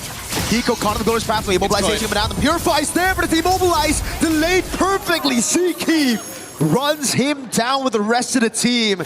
That's yet another pick off for Vamos. This is great. This is great for Vamos, and better yet, you can just tell. It's all not only is it about tempo, but just remembering how long does it take for the Minotaur to get the ult back up. So again, when you are on CD, your opposing team are looking to punish. And so far, Vamos has gotten a little bit more value all across the board in comparison to TS, but it's only a 1.3k. Not the biggest lead in the world for Vamos. We need to see the conversions after Natco gets unlocked. And instantly after that statement, they find the conversion on the turret up top. Now it's going to give him so much more room to bully and deny farm from Zaur Egoist. Again, you can see Error. He's trying to force his way into enemy jungle, constantly trying to put that pressure while stealing these camps. Oh, it's about that mid control. Now the dive. Bomb over the Dark Wave. Those muddles doing a lot of damage. Lancer player throws him back straight on. Sawo has him in his fury, won't go for it. Hiko doing some damage right now. Sapad's able to pick up the turret down below, and look at the muddles. Poking Spirit down, all of them clumping together under this tier 1. Error is going to get another free turtle. Luckily, it's Flying Cloud, so unfortunately, despite, forcing the recalls early on, Vamos, they're not done just yet. They want this mid-tier 1. Bomba can't do anything. He's going to have to flicker out. Minions Fury knocking him up, but Nako was able to flicker out of safety. Oh my god. Sawo with yet another knockup. Now a flicker out for Sawo, but Clockun is a bit too aggressive. Did not want to use the Crimson Beacon, nor the flicker. Yep, got punished for it hard, and now they lose tier 1 up top side as well, just because they were so adamant on trying to break this mid-tier 1. Overall, it's not the worst thing in the world, but you can see that at least for Team Spirit, they're not completely out of this just yet. It's a matter of time before they can start clumping up and fighting front to back, which, to be fair, is in Vamos' favor, assuming that Nako has that battle spell up, because he's going to get dove on pretty quickly by Zaur Egoist, and that's going to cost him resources. Sawo knows there's no flicker on Nako, but he has to disengage now. Bomba, no flicker. He's going to be caught all alone, immobilized and isolated. Error 404 picks up his first Skypiercer stack. Wants a bit more, just a bit of poke onto Sunset Lover. They've got 2 tier 1s, top and bot side. They need to get this conversion soon, or at the very least try and take away that purple buff, which has been a big contestation for the early stages of the game. Luckily for Zaur Egoist, he's more than willing to actually use his retribution to secure it every single time, and now he's got a level above Arrow 4-4. It's so difficult for Hiko to walk up right now. In a 1v1, he should do well against the Melissa, but with Zeke on the high lows, it's almost never 1v1. Sunset caught in the bad spot. The Darkwave Vlad's Error is caught now with the peel for the rest of the team as Error is able to escape as the Tempest of Blades comes in from Zaur. Bomba's going to be caught by Glorious Pathway and the Lancer Flare as well. Valkyrie Descent coming down as well. Bomba's able to flicker out to safety, but it's going to be the Inferno Pursuit that saves him for a bit. Sapana and Turret taken down as well as Hiko now puts the pressure with the Blazing Duet on Error 404, but he gets away in time still. It's the burn of that glowing wand of Sunset Lover that takes him down. Good punish, good punish. It should have been a 1-for-1 there. Bit of an overextension so far, but it's not over because so far Nako has been playing one hell of a game. Even when the frontliners start to peel backwards, they don't necessarily escape the danger. And with the get away from me, that's a clear sign we can't go any further than this line. Zaur is still a level ahead. It's 3 turtles to Vamos with so much pressure from Vamos. Yet Zaur finds himself in the lead right now. Purple buff not available for him. Retribution Seakeep steals it away somehow. Bomba's gonna have to run away with no flicker. He pops in the Dark Wave and he goes in for a desperate move, but Seakeep picks up the Lord and a killing spree. Oh my goodness, that has got to be so upsetting. I mean, I can only imagine, like, especially if you're in Zaur Egoist's position. Oh my god. Yeah, like, he comes back. I've tried my hardest to try and save it, and I think he might have retreated too early. Let's see it right here. Oh, he did! Like, it was right on the border. He retreated right as he got... Oh, God. I hate the fact that this visual indicator, that line is too thick. We need a cleaner line here to know exactly when, or do the smart thing and crunch the numbers as they're looking to siege underneath the inhibitor. Muddles placed down. Nako now brings it back. Hiko's gonna be caught by the stun and Law and Order. And the Lord is still very much healthy down below. Vamos are playing this clean siege game against Team Spirit. This is disgusting. We're used to the sieges coming in from like the Yves, the Farsas, but now when we have Muddles, it's just constantly being thrown underneath that inhibitor. And there's very little that Team Spirit could actually do in these moments. Luckily, at least, with the Lord crashing down on the Holy Shielding side, maybe they've got an opportunity. Uh-oh. Bamba popped in. That shoulder bash a bit too far. He gets baited out of it. Dark Wave lands on everybody. But he gets taken out. Now Kalkun with the Crimson Beacon zoning Hiko away. He has a BMI backwards at the Ling. Zaur has to handle down below. That's a far lane base turret taken for Vamos. So far, this Melissa pick has been doing wonders. Even though it's not picking up the most amount of kills, being 0-4 on those assists is great enough. He's peeled for his frontliners more times than the actual supports. Again, it's the Muddles. Onto the back, doing some damage. Just poke and poke. Spirit able to keep their 2 base turrets alive, but I think for Vamos, it's already a win. They wanted the far lane, they wanted that control. They didn't want Zaur to be able to dictate the pace of that far lane, and now he shouldn't be able to. All right, I think we need a quick item look here. We see the hand cams, everybody, top tier mechanics here. Trying to make sure that they're keeping up fast, but we need to see what they currently have. 3 items already done here for this Melissa, looking for a Winsome Nature just to keep themselves alive against someone like the Claw, who, unfortunately for Hiko, hasn't completed the Trinity himself. From everybody else, I'm most worried about anybody who wants to go up forward, people like Kid Bomba, because the Ice Queen's wand is completed for Clawkun, so running away is even harder. The biggest problem I see right now is the fact that they just don't have enough damage, right? Like, this composition really relies on both Zaur and Hiko to be ahead. Zaur's doing a pretty good job at keeping things level despite the 3 turtles that Vamos have taken, but Hiko on the other side, because they've been trying to give all the farm to Zaur, Hiko has suffered. He's only now finished up the Swift Trinity. And you can see it's almost a 1-item difference here. Natko gonna pick up the Win of Nature very soon. Yeah, I mean, as much as Clawkun has already, given his life in weird times, he's still a full item up in comparison to Sunset Lover. I mean, yes, the Lightning Tundra is always going to be good for that extra bit of damage, but there's so much to stand on Subbot. Unless he gets it on Natko, I don't see it happening. Zaur's gonna try to go for the steal right now, but he's only able to get the Finch Boys. Kid Bomba flickers out, but there's no one there to help him out. That's been the Lancer Flare to bring him back. Suppot right there as well. Glorious Pathway and a massive Dark Wave, but it won't be enough as Natko cuts him down. And that's enough gold just for the kill on Bomba to get him a Win of Nature. They've got the kill angle here. Natko has already completed the Winds of Nature. If Hiko even fully stacked with the Art of Thievery, with the fully stacked golden... wait, hold on. What do they have? They're just trying to muscle their way in. Oh, Error almost bursting Hiko down. Zaur up top to buy some time against Sunset Lover, forced to flicker out of Sunset. Able to bait for Zaur. He goes in for the 1v1 against Error, but the Lord is right there as Clawkun is able to pick up Zaur. That's 1v1. Zaur picking up the kill onto Error. Now goes for the Blaze as well. The Blaze comes around for Hiko, but he's able to BMI out of the Law and Order. Now it's Bomba. Respawns back. Zaur gets caught by the Muddles.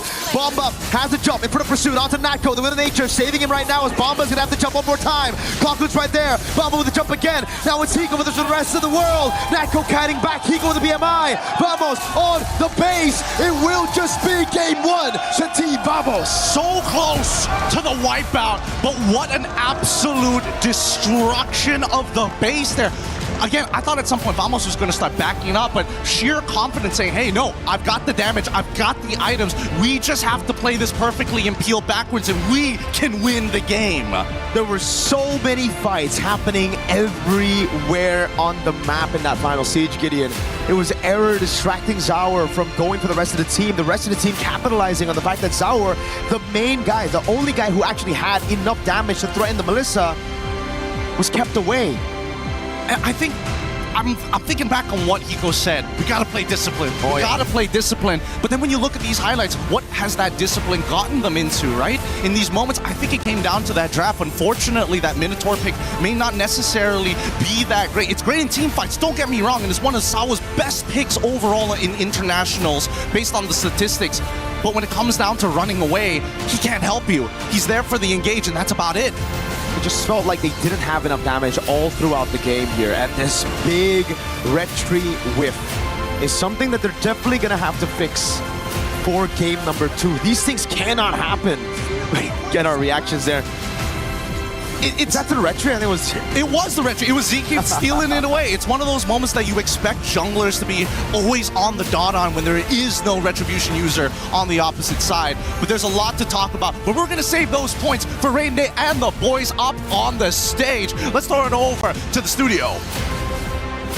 Thank you, Gideon and Mirko. Great cast there on Game 1 as Vamos takes the win over Team Spirit. As we welcome you back to the panel, my name is Rain Day, and I'm joined by LaFell and Naisu. And guys, that was a game that gave us some fireworks for sure. Many people thinking Team Spirit were going to come out strong, but it was Vamos with that draft that really set things up. Melissa maybe rounding out a team that just Spirit had a hard time dealing with. I like how the Melissa is just this weird pick right now that gets brought up, but then when you see it in action, especially against a team composition like this from Team Spirit, it works so well. There's a whole lot of choke points that they try to go into, and with the Glorious Pathway and the Go Away working synergistically together, there wasn't much room for Team Spirit to actually follow Kid Bomba into a fight, and like the boys on the cast mentioned, there's just so much delay happening here with your main damage dealers on that composition that it slipped out of their hands quickly. And I know the draft was a big talking point. It was in the green room for a moment. Vamos seemingly like they won that. They certainly won the game. LaFell, what were your thoughts taking a look at it a little bit more in depth before we head into game 2?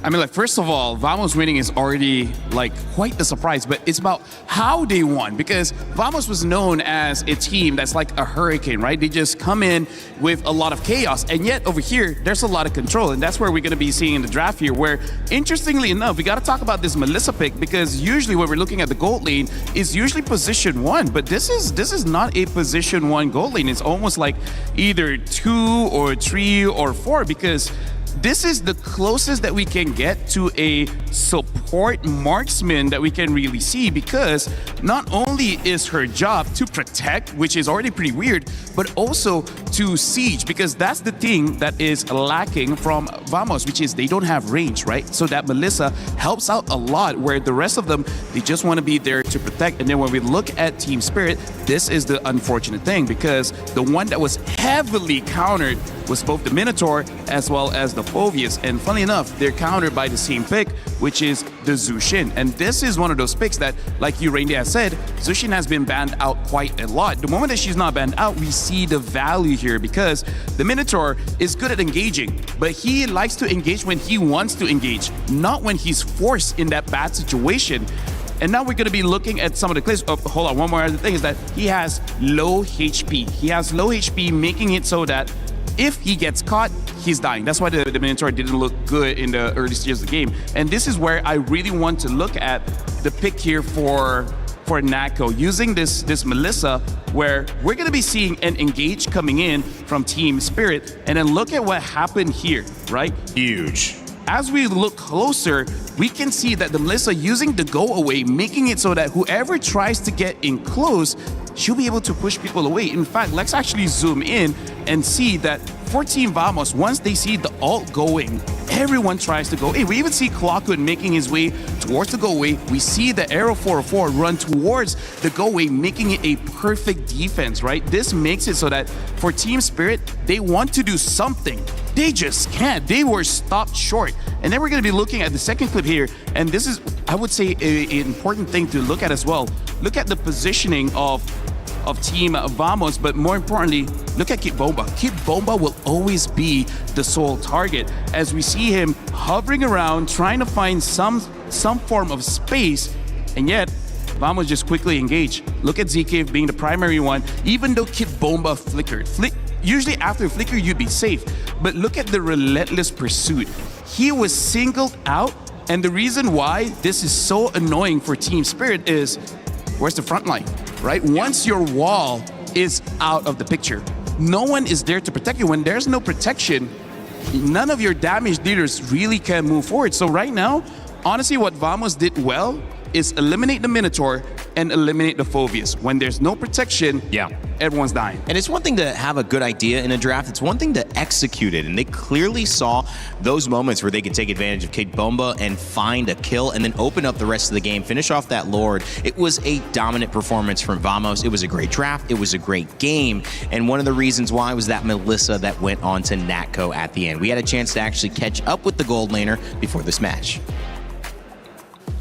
We're now here with Natko from Team Vamos. Hello. Natko, Yeah. how are you? Apa kabar? I'm very excited lah. Very excited. Why are you so excited? Because after we win this match, we're going to playoff. So Okay, you're going to the knockout stages. What does it mean to you that you get to go to knockouts? that's our Goal? Yeah, that's our goal. for Okay, now. so that's your goal right now. But on the way there, you're going to have to go through a very strong team, Team Spirit. Yeah. And I heard that you guys have scrimmed together a few times. Is that a few true? times, yeah. So is that something that you can, use in this next match? It could be, yeah. So Okay. let's see. Is there any insider info that we should know about Team Spirit? They're very strong at, I don't know, maybe at team fight. Yeah, they're very strong at team fight. Team fights. How do the scrims usually go? Do you usually win? Do you lose? Sometimes we win, sometimes we lose. Ah, okay. So 50-50. 50-50. 50-50. In this next match, how do you think the game's going to go? What next match? Against Team Spirit. Against Team Spirit. I think we can maybe win it. But maybe it's okay. close win. So that's going to be an exciting match, isn't it? Especially that you're going head-to-head in the gold lane against Hiko. Cool. Is that? What do you think about Hiko? Hiko, I think he's a great player also because he can use fighters, he can use marksmen, so it's gonna be a good fight lah. What do you personally like? Do you like the assassins or do you like the fighters in the gold lane? I prefer the gold lane fighter lah. Fighters. Why fighters? Because fighters usually I don't know, maybe the team fight will be very strong at fighters. Okay, so the team fights are going to be strong with fighters. But we saw yesterday that you picked up a Melissa. Melissa, yeah. Why did you pick the Melissa there? Yeah, we train with Melissa, and then I think Melissa also good against melee heroes. Okay. So, yeah, that's our strategy. Yeah. So that's one of the reasons why you picked up the Melissa. Is Melissa good against the assassins as well? The assassins, yes. Okay, so it's one of the choices that you have when you want to go marksman. That's right. Do we think that we'll see another Melissa? Let's see. Let's see. Yeah. But compared to you and Hiko, who do you think is the better gold laner? I think we both have the same gameplay.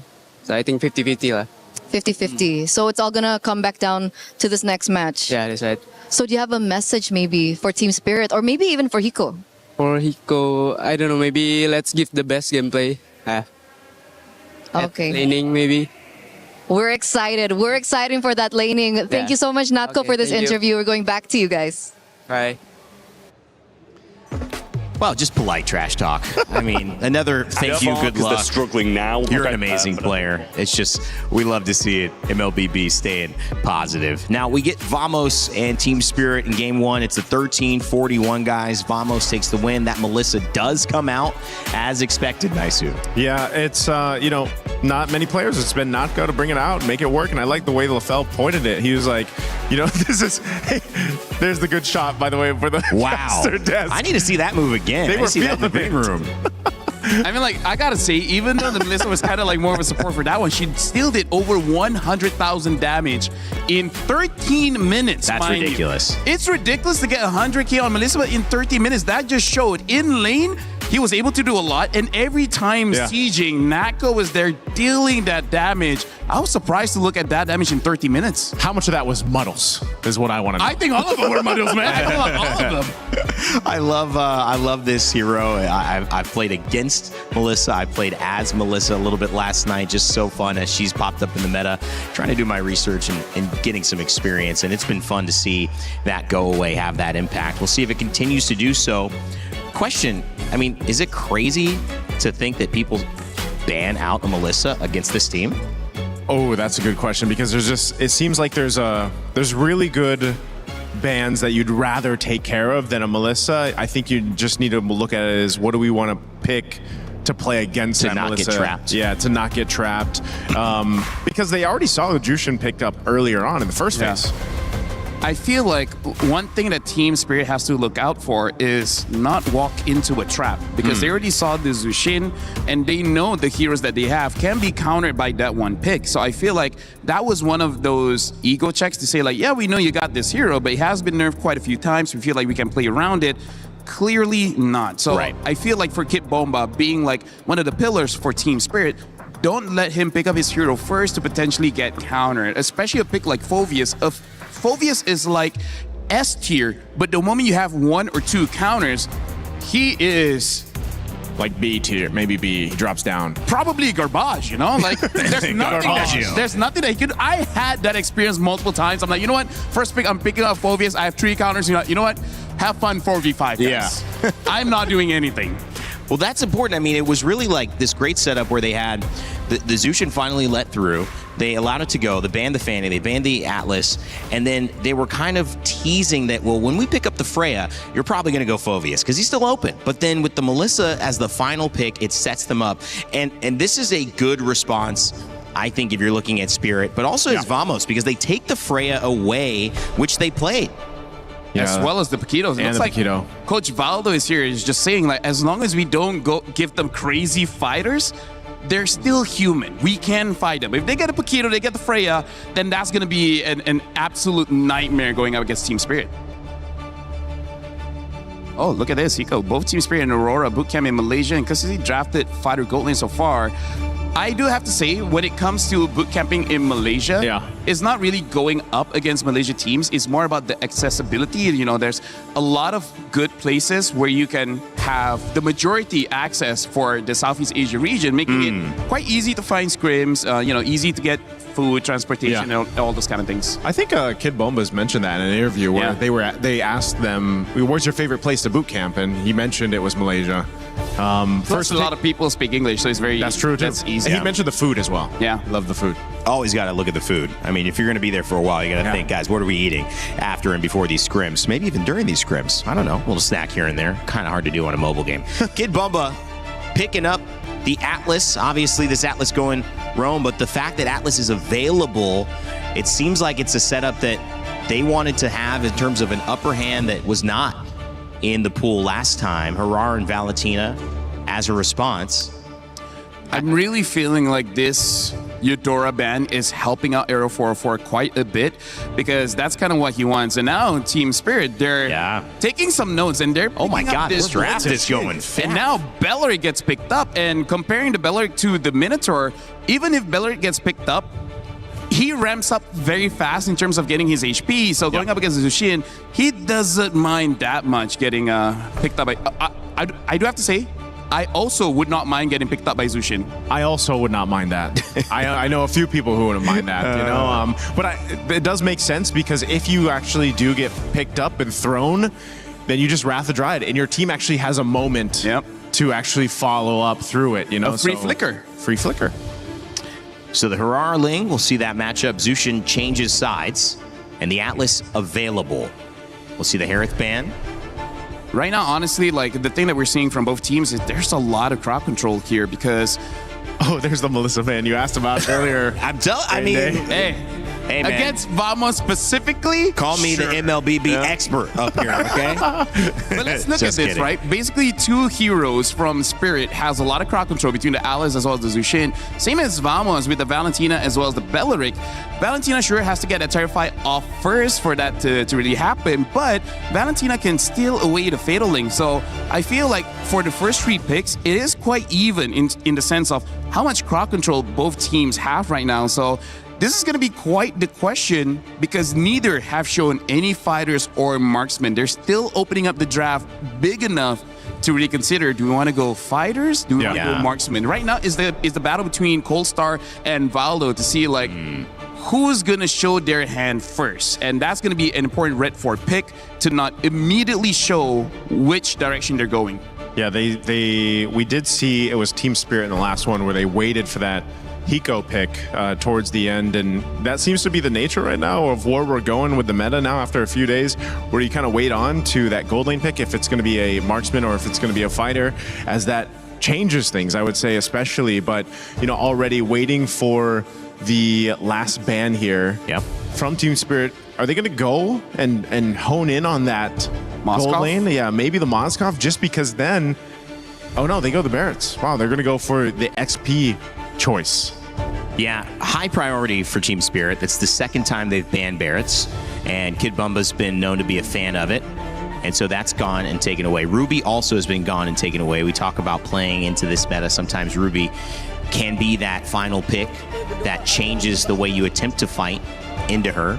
And the Moskov being let through this time goes the way of Vamos, most likely on Natko, right?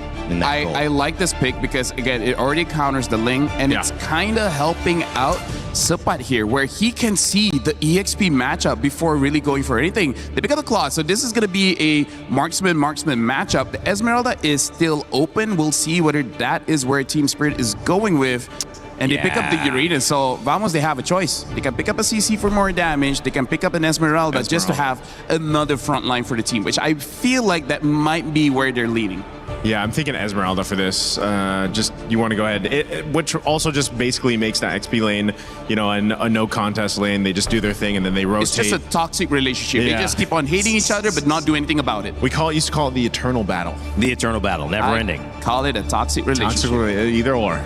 You're supposed to get out of those. I mean, like, if you really think about it, both of them are kind of the same. So they're going to rotate lane pretty quickly, right, to get out of that toxic relationship? A celestial being against an exotic dancer. Not really the pair you thought we'd have. Don't have a lot of experience with that matchup, to be fair. I mean, like, coming in into MLBB, this. we have Patrick, so... That's true. So, you know, logic doesn't really help. There's the Esmeralda as the final pick here. Couple of bands let through. The Moskov is the Bellatrix, as well as the Atlas and the Uranus. All of those characters banned. The Valentina as well picked up. Harar and Ling, as we've seen. Zauer Egoist and Arrow 404 ready to go back at it. The question with the Minotaur from Team Spirit was, did they have enough peel? Could they continue these fights? They certainly had the engage, but it wasn't a match. With the Atlas now alongside the Uranus, they certainly will have answered that question, but can they respond in kind with Vamos and the Bellatrix and this squad to see if they can 2-0 Team Spirit? What a start for this upper bracket matchup that would be. And for that, we need to send it back over to our casters. Mirko, Gideon, how are we feeling about this one? I'm glad you asked. We're feeling pretty okay about it. I mean, both sides have very similar ideas. However, there's going to be some slight nuances as we start heading on to game number 2. Keep in mind, for those who are just tuning in, Vamos is currently 1-0 and match point. It's up to Team Spirit to turn things around. But let's talk about the lanes per matchup, right? The mid lane obviously is going to be a little bit difficult here overall for Clockun, but at least he's got Zekif on his side, but without any concussive blast. So really, it's going to boil down to how well can we trade. Look at that. Perfect match already. A throwback with Lancer Flare. Great taunt from Zekif, and it will be the win for Vamos. At least in the early trade, all right? Gold lane, it should be Natko with an advantage with the Spear of Misery early on with the trades. We don't talk about XP. Yeah, we don't talk about XP. That's Uranus. Well, I think that the only thing that we need to highlight is the fact that Supat might be susceptible to a gank. Keep in mind that this time we are seeing Zauer Ego is starting on the bottom side of the map. He will end up on purple side. More hopefully it doesn't get stolen away. And he's also running the war cry. So he's got a bit of damage in the early stages. Yeah, Bomba's not going to have a fun time. Clockun with a splash as well. Oh my goodness. The Celestial Being just got bonked by the exotic dancer's friends. Yeah, and this is a pretty interesting gank opportunity. So, clearing the bottom side for the side of Arrow 404, opts to skip his entire top ganks to follow along with Clockun to enable themselves to get this first gank. Let's see if they can go 1-for-1 with the trade. Natko trying to buy some time. The Blades come around, even with the Purify. Just like up top, and Spirit are able to capitalize a bit better off of a kill with the entire turret goal, actually. Oof, that's good. That's really what you want to see, especially for these economically hungry style of heroes. Now, as we see TS start making their way over into the mid lane, the first contestation of this turtle is up for grabs for anyone. I think that Vamos should still have the advantage. Zara, unfortunately, still doesn't have his retribution for another 4 more seconds. They might attempt to re-gank bot side, knowing that Natko doesn't have his Purify. Even a Fatal Links committed there by Clockun after the Purify of Sunset Lover, trying to catch her just barely on the edge of the Purify. Bomb is trying to shoo Hirara away from top side jungle, but it comes down to just Team Spirit again. Yeah, playing around that bot side. Sour with a walk up. Perfect match of the taunt coming down to Sour. Pops in a bit of damage. Sour's gonna be careful here. Error did not go for the immobilization. Respect. Okay, I can respect that as well. Knowing that at least, getting Battle Spell would be good, but the invasion might just be better. Look at that. Kid Bomba's already rotated as well. Suppot under turret has the Purify. Bomba with the chase now.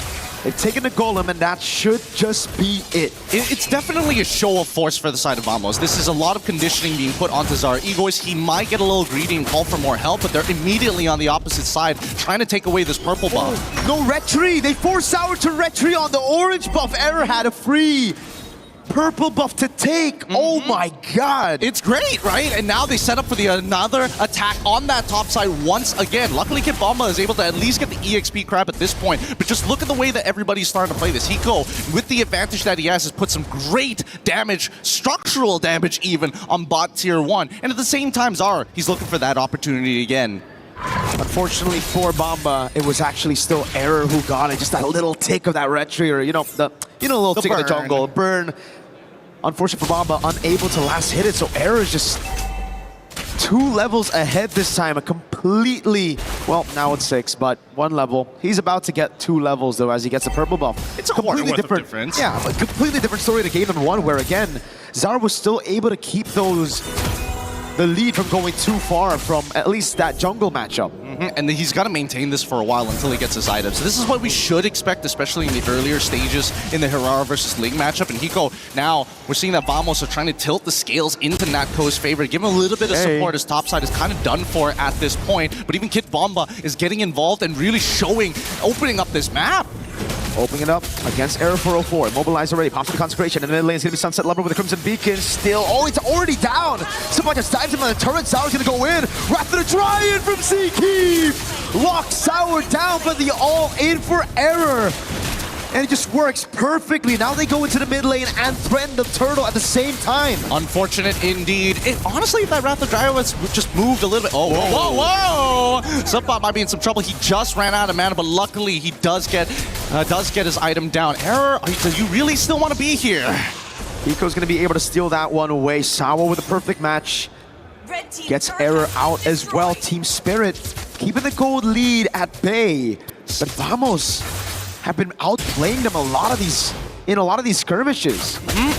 It's really interesting to see because, again, a lot of commitment has been given down to this bottom side. Like, even both Kid Bomba and Suppot have been leaving this lane and honestly wasted 2 waves neutrally blowing up in each other's face. That doesn't matter. They've missed out on that little bit of gold, and I think they can be a little more efficient of it. The only problem is that now you're missing that bottom tier 1. You have to deal with Hiko already unlocked from the lane. Double waving now has to be the only way to kind of keep Natko up financially against Hiko. Now they go back to the same plan. Give Zaur one of the side lanes, and Hiko's gonna have to share with the rest of the team right now. Zaur. I would love to see the items right now to see if Natko is ahead or if Hiko's actually doing better. Fatal Ace with the Blazing Duet coming down now onto Clockwood. Hiko's gonna stay on him, but he's so tanky after stealing the Fatal Ace himself. The SOD lands Natko! With the rotation, the AoE mobilization from Error as well.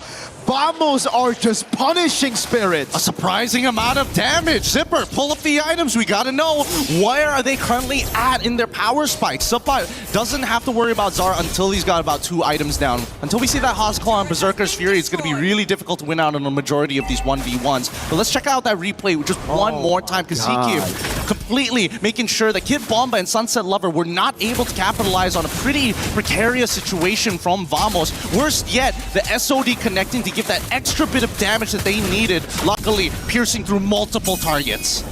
You can see that frustration, man, from Kid Bomba. I'd be mad too. Oh, dude, they spent everything on Clockwood. Suppot just taking Sour to half HP. He might actually solo kill him. Sour with Retribution on the orange buff. Error assassinates Sunset Lover in mid. Now it's all in by Sour with the Wrath of the Dryad. Keeps him at bay. Clockwood! Tempest Blade Steel gets him away. Error with a maniac! Oh my god! He pulls it off. I can't believe it. Clockhood, I didn't even think of that angle, but on the fly takes the Tempest of Blades to buy himself the time. And better yet, dashing between two walls to create an awkward interception angle for Team Spirit. Some great creativity here, great mechanical prowess, but Team Spirit, they need to scale, and they need to scale now because Vamos, they're taking away every single neutral objective. Luckily, this time round, all right, you can have this one purple buff, but let's watch that one more time. It's Zkeef again with a perfectly timed Wrath of the Dryad. It looked so good for Sawo, but Zkeef's just been better than him across the two games so far. It's just him outplaying him, and you can see it, man. From the whole team, they're fired up. They were able to capitalize on that so beautifully well. Now it's another attempt from Natko. Sawo's gonna jump in as well. Natko, oh, that time away! Takes the SOD, outplays our Egoist, and now it's Clockhood with a Fatal Links. Can he use it? Does he even need to? Boom! Bang with his own ultimate. Clockhood takes Sawo out. That's crazy. I blinked and I nearly missed the SOD transference. Holy cow! Vamos, they truly are fired up, and I thought maybe it wouldn't apply here at an international, but these habits have been seen in our local leagues. Vamos, once they feel that momentum, how long can they maintain control of themselves? Hopefully, they do not overheat because they get a legendary 4-error 404. Vamos aren't just winning this game, they are stomping Team Spirit. This is a team that has constantly been up there in the top 5, top 6 of international tournaments. Vamos, this is their first for a lot of their players. I mean, Clockhood has that experience from MSC 2024, but everybody else, oh my lord, I suppose to be fair, but yeah, dang. Even so, I mean, those showings weren't as good as this one, right? They feel more polished, and that's, you know, for me, hard to say for a Malaysian team of this caliber, seeing them, you know, grow up throughout the local leagues, and now seeing the next generation so eager, so hungry to take the win so early on. For now, I think Vamos still needs to check a couple of boxes. Has to be this Lord. They need that Lord to start cracking on through. There's the tier 2 down bot side. Ideally, they would like to get rid of it, but you know what? It's going to take at least 2 Lords to crack them through. The best part is that Team Spirit, they don't have great wave clear. They can delay those waves, but they can't clear it efficiently. I don't know what to say, Gideon. This game looks completely cooked for Team Spirit. It looks like Vamos is gonna steamroll out of control. Look at that level lead. Again, 3 levels on Error. We got a 2-level lead on Supat as well. Like, Spirit needs to find like a 5-man Fatal Links. There's got to be something crazy here. As long as Vamos, and especially with Supat, he's making those decisions super easy. He's such a big tank here. He's opening up the map for free, and there's nothing the Team Spirit can do. I'm trying to think of an option. What could they maybe have? They could bait with maybe Sunset Lover and get Zara Egoist in, but that's a really big, risky gamble. Team Spirit are forced to play inside of their base. No chance to walk up. The Holy Shield's already baited out. Vamos gonna play the clean game. They're gonna freeze up. Maybe. Oh, Natko. Okay. All for a Holy Shield in. Okay. You know what? Hey, here's another freebie. Here's another one. Here's a door gift for you, sir. You know what? My bad. You know, our bad, right? Like, we should have known. It's Vamos. Like, they're great. They're amazing. It's just, they're Vamos. Hey, that's our time. It's the classic. It's the classic. They gotta at least get one of it in the game at some point. You know, they didn't do it in the previous one. This time around, they're like, okay, we put our stamp, our seal of approval, and now we're back. However, 6.3K lead is still so big. I don't know how they're going to close the distance here, especially if we don't see a steal from Zara Eagle. Oh, God. Oh, whoa. Let's come. Oh, my God. Oh, my God. They're just going to go for a legendary. SOD. The Hirara. The SOD lands as well. Sawa's going to try to escape right now, but he gets caught by the immobilization. 2-time for the 2-time. And the Fatal Links from Clockhood. Dear God. Error 4-4. He is just rocking it right now. He is such a devastating force. 9-0-2.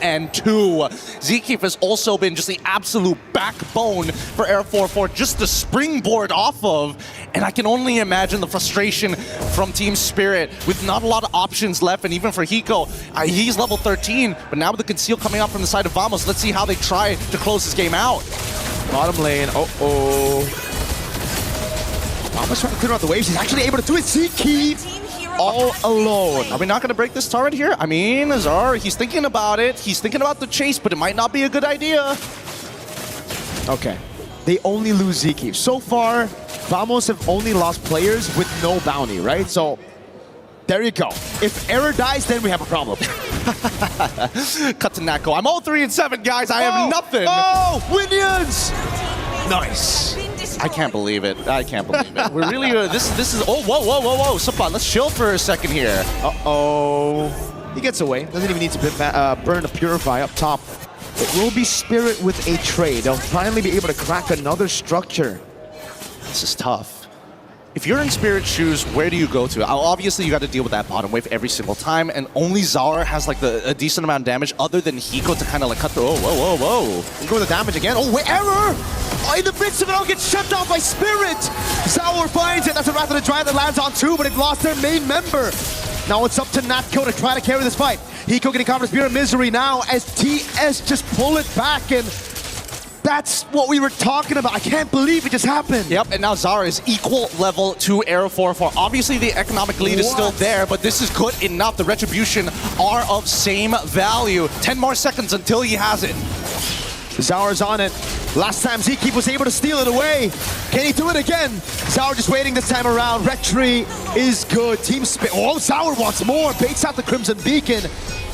And it's back to Spirit building it up again. Oh man, Vamos. Unfortunately, may have overheated on that moment, that one moment that they needed to take this Lord and really just play with that bottom wave hard shoving. Guardian Helm being purchased by Sawo. He understands that he's getting chunked out way too often and he can't afford to keep recalling 13 minutes into this game. It just takes too long and costs too many resources. At the same time, let's pull up the item list. I want to see where the tanks are currently at, especially for Kid Bomba, right? Because if Suppot was already this far ahead and able to tank multiple people, I would assume that Kid Bomba is finally catching up at this stage, but he's been sticking with the rest of the team.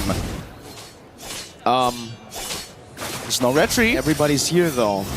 Okay. I thought Vamos were going to be able to catch our egos, but he has the Finch poise, goes back to the purple buff, takes it as well. And Team Spirit will be building the slow push in the bottom lane. Zkeep gets chunked to half HP. Sunset Lover looking for the angle again, sees Error, forcing him back. Zaur back up top as Error is visible on the map. This is a ridiculous amount of just raw respect, not only for Vamos, but even for the side of Team Spirit. They recognize each other as true competitors here, and I think Vamos, after that one mistake, had to look... Oh, whoa. Fatal links onto Sawo. Hey, Sawo as well. Takes a turret shot, survives with 1 HP. And the Lord will be able to charge in the bottom lane. That's the first tier 2 for Spirit against Vamos this game. Yep, and with the delayed waves on that top side, they finally break the mid-tier 1 here. But Vamos is trying to make sure they don't get much value. They gotta be real careful. Purify out already. Oh, that sets up for Sawo later on with the Purify on down. Did he see him? Wait, they don't know. Purple buff taken by Error. But now he's gonna be caught in a bad spot. He's gonna get all in. Oh my goodness! No! Even with the Wrath of the Triad, Error falls again, and Zaur is looking for the angle for the assassination. The blazing duet onto Zkeep. The taunt, Zaur picks up a double. Now when it comes to Blaze, goes in, bang, bang, bang, but he doesn't find that final blade. He gets speared to the face by Natco. They're still trying to hold strong here, but if this inhibitor falls, there's gonna be some problems. Hiko, gotta be careful with the penetration. Ow! Piercing damage, but a nature baiting him in as Hiko jumps into the BMI again. Natco responds over with a nature as well. Suppot now pops into Falling Star Moon. Tries to go for the chase on Kid Bomba as it's tier 2 up top falls. I don't think they can keep on chasing this. They don't have enough damage to actually take out the frontliners, and Sunset Lover is a little too far. They can't do this. No. Without Natco, there's no point for the chase, but they're guaranteeing at least the rest of the members aren't dealing with that top side. And now, 16 seconds left on the clock before that Lord spawns. And unfortunately, Hiko, he might be a little late to the fight. Vamos will take first position. And now it's back to the building game. Vamos. A 2,000 gold lead. This game's getting sweaty. It wasn't supposed to be. But now here we are, right? It's just the raw resilience coming out from EECA. They're not backing out. They ain't giving up. But now Vamos has to play macro. Uh-oh, Suppot doesn't have to Purify for another 2 seconds. Wrath of the Dryad saves him for a bit. Now it's step high in Blaze, but Error 404 is able to secure the Lord. That's Suppot out. Sawo with the fatal links on Zkeep. That's an immortality down, and the 2 frontliners of Vamos taken out of the skirmish. Oh, the timing couldn't be worse. The Lord just spawns as soon as he goes down. Great play overall as they take their time. They need to make sure that this Lord counts, but I think that even Vamos understands the team fight has now come to a point where now even Sawo is pretty difficult to kill. It's not like they were trying to stack up a high level of Sky Piercers as well for the side of Aero 4-4, so there's no guarantees at this stage. Look at Natco though. Up top he goes, trying to go for this clear on the base turret. Nah. This Lord will be just more gold into the pockets of Team Spirit, unfortunately, for Vamos.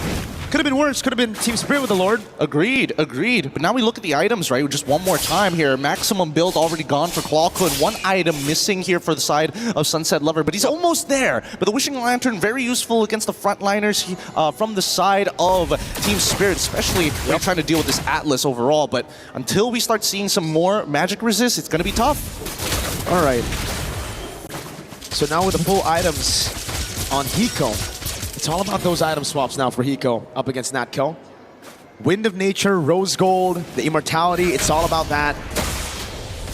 And it comes down to really just the frontliners. Can they bait out these skirmishes? Can they bait out these resources? Because at this point, it kind of becomes a battle of Sawo versus Clawclone and Zeke, right? It's all about those setting tools and how they utilize it. Exactly. And technically, you would imagine that there would be more of an advantage for Zeke and Clawclone because that's two completely separate engage tools that do exactly the same thing. And yet, Sawo has been finding some premium picks overall. Hey. Might get another one. Oh, Fatal Links catches Zorigo. It's Clawclone! The battle of the sets. It's Clawclone that wins it out. Now it's Air with immobilization. SOD lands as well, but Natco is going to take it. The Purify out already. Now as the Crimson Beacon gets used up to disengage. Hiko trying to counter out Seakeep again. This time it's a Wrath of the Dryad. Oh my goodness. This has been great stuff. This has honestly been a crazy game of not only cat and mouse, but just throwing the ball at each other and catching it every single time. As soon as you fumble, it's an instant tackle. Oh, and now Vamos looking to get one more inhibitor here. Could they stagger this? No, Zara up in 13. Error gets away in time. The mini waves in the mid lane is looking good for Vamos right now. As Hiko pops into Blazing Wind and the Purify out of the Fatal Links. Sawo with the basic battle links as well. Sunset with a shutdown right now. The Wind of Nature gets popped in right now by Hiko, but it's going to be the Immortality. That's a bit too late for Hiko. Zawar's back up. He jumps back in. Immobile for Error as they go straight for the base. Zawar trying to clear it out right now, but Natco stays focused on the crystal. Vamos make it to the knockout stage. And there you have it, Vamos! Oh my goodness, with such momentum and a quick reset, they take the game back 2-0, but they have to fight for every single inch of it.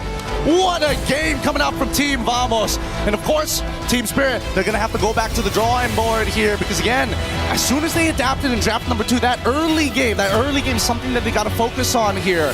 Because goodness gracious me, this meta is so punishing. It's all about punishing, man. We were talking about these setting tools and how it's going to be big at the later stage of the match. And we saw back-to-back Fatal Link steal by Clawclone, finding Zawar, and then the Wrath of the Dryad by Zeke that catches Kid Bomba, who had already used the Purify, baited out by Natco. Such a complicated game, because if we're not talking about the simple things of just the abilities, what about just looking? Where do you look in the middle of these team fights if you are one of the two? For Zeke, it's a lot easier, especially if he has that flicker. But for Clawclone, it's all risk and very little reward unless he hits some priority targets, and he catches Zawar right at the end. You can't expect a better game than this at this point, truly.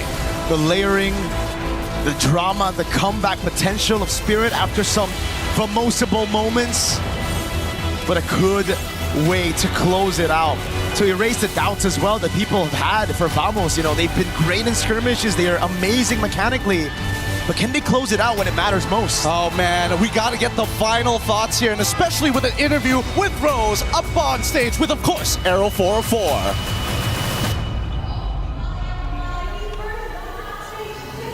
Is going to Team Vamos. And over here we have Aero 404, who looks rather poised and calm after that clean sweep up against Team Spirit. How are you?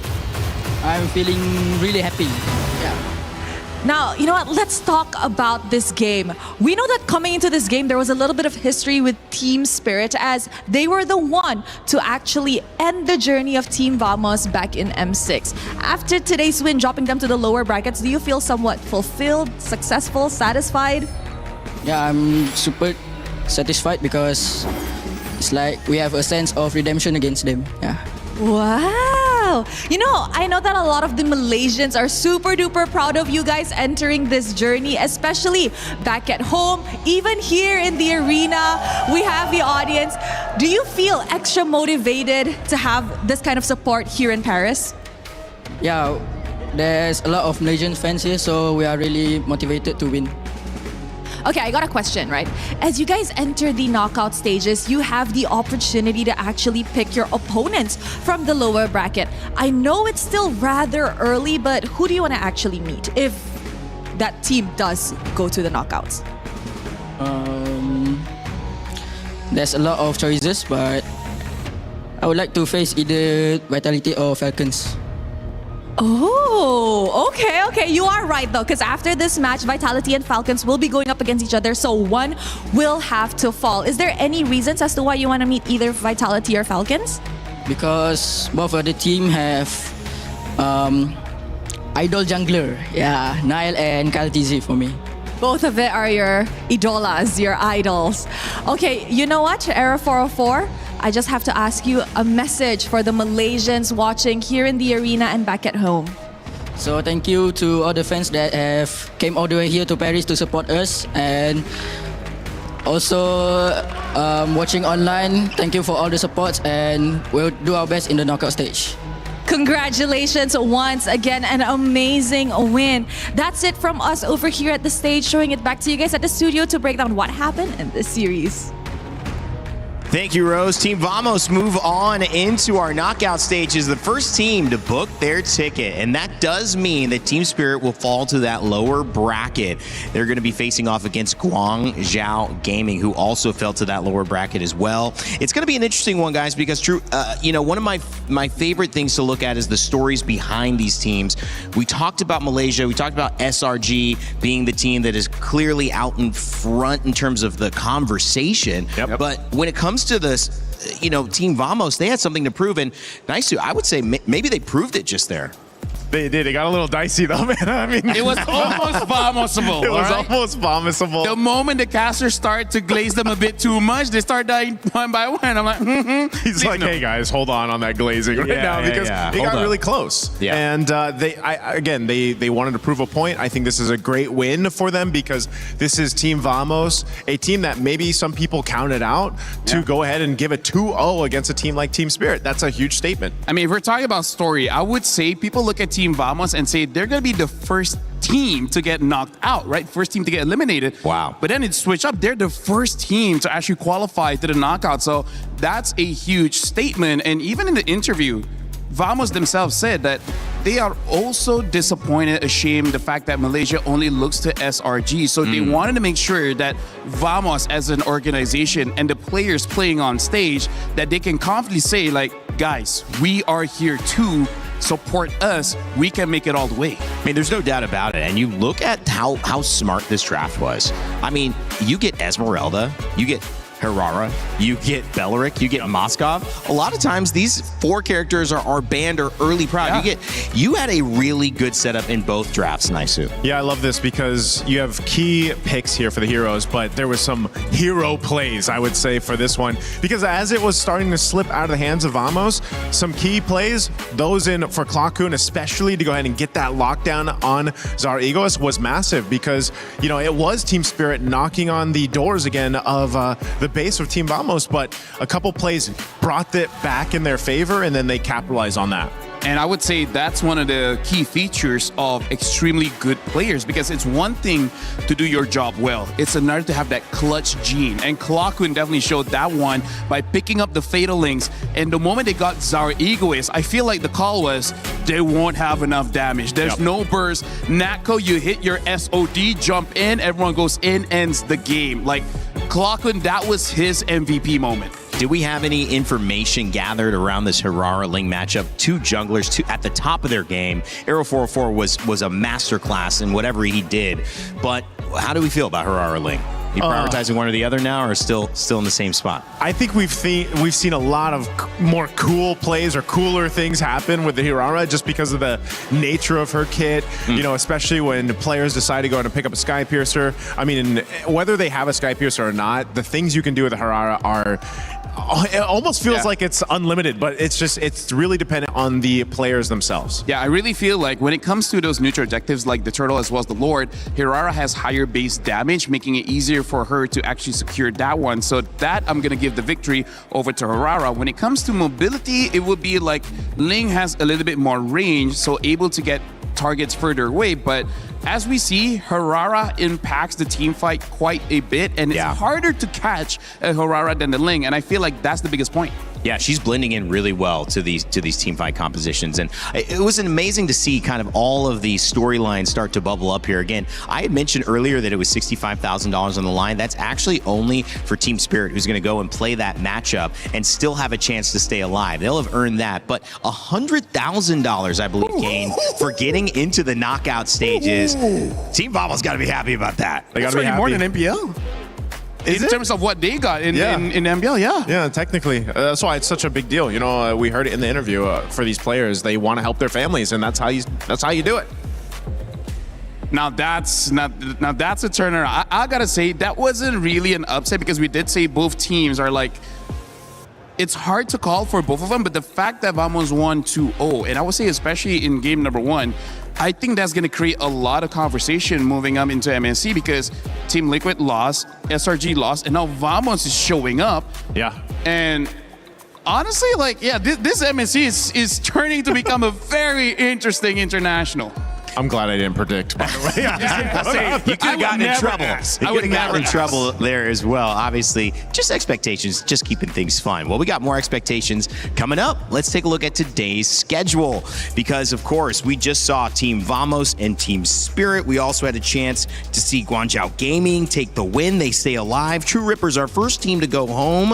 We will be sending another team home, but not yet. Team Falcons Meta Ignite Gaming is that one, and we'll have to wait to the end of the day to see more drama. Team Vitality and Team Falcons PH coming up next, though. Guys, that's going to be a banger as well. I'm not calling that one.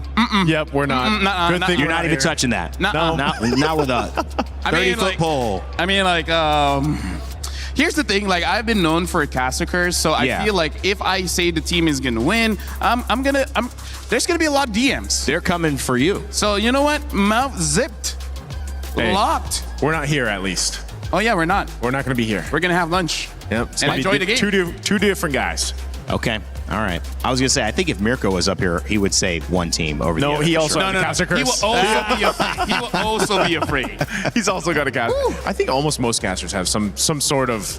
No, you have that year 1, year 2 naiveness where you're like, I'm okay, I'm okay. But then after year 2, you're like, never again. I will never make a prediction. I am scared. Right. I have fear. Okay. All right.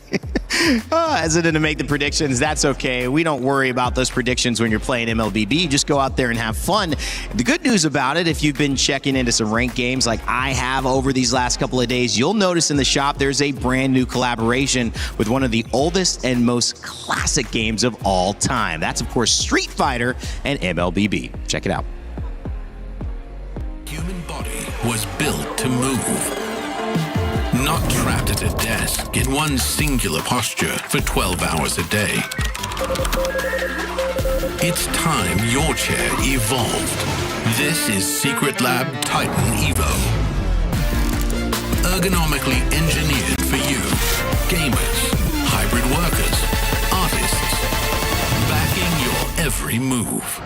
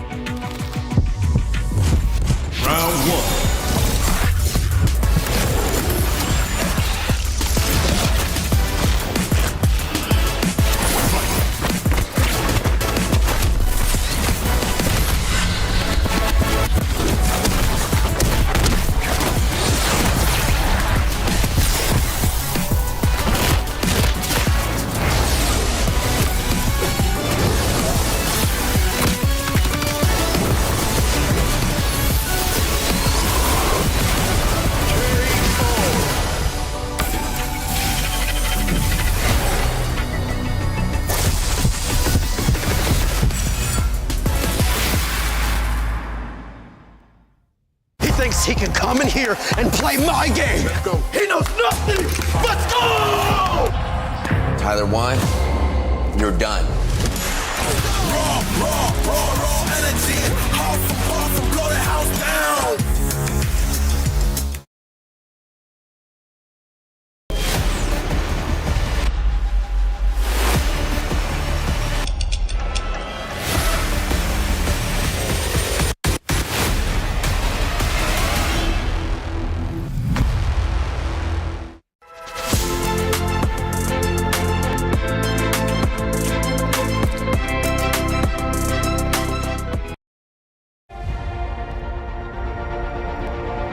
We did it. Back-to-back champions. You think you can do it? If we did it in MPL, I think we can do it here also. That's overly ambitious, don't you think?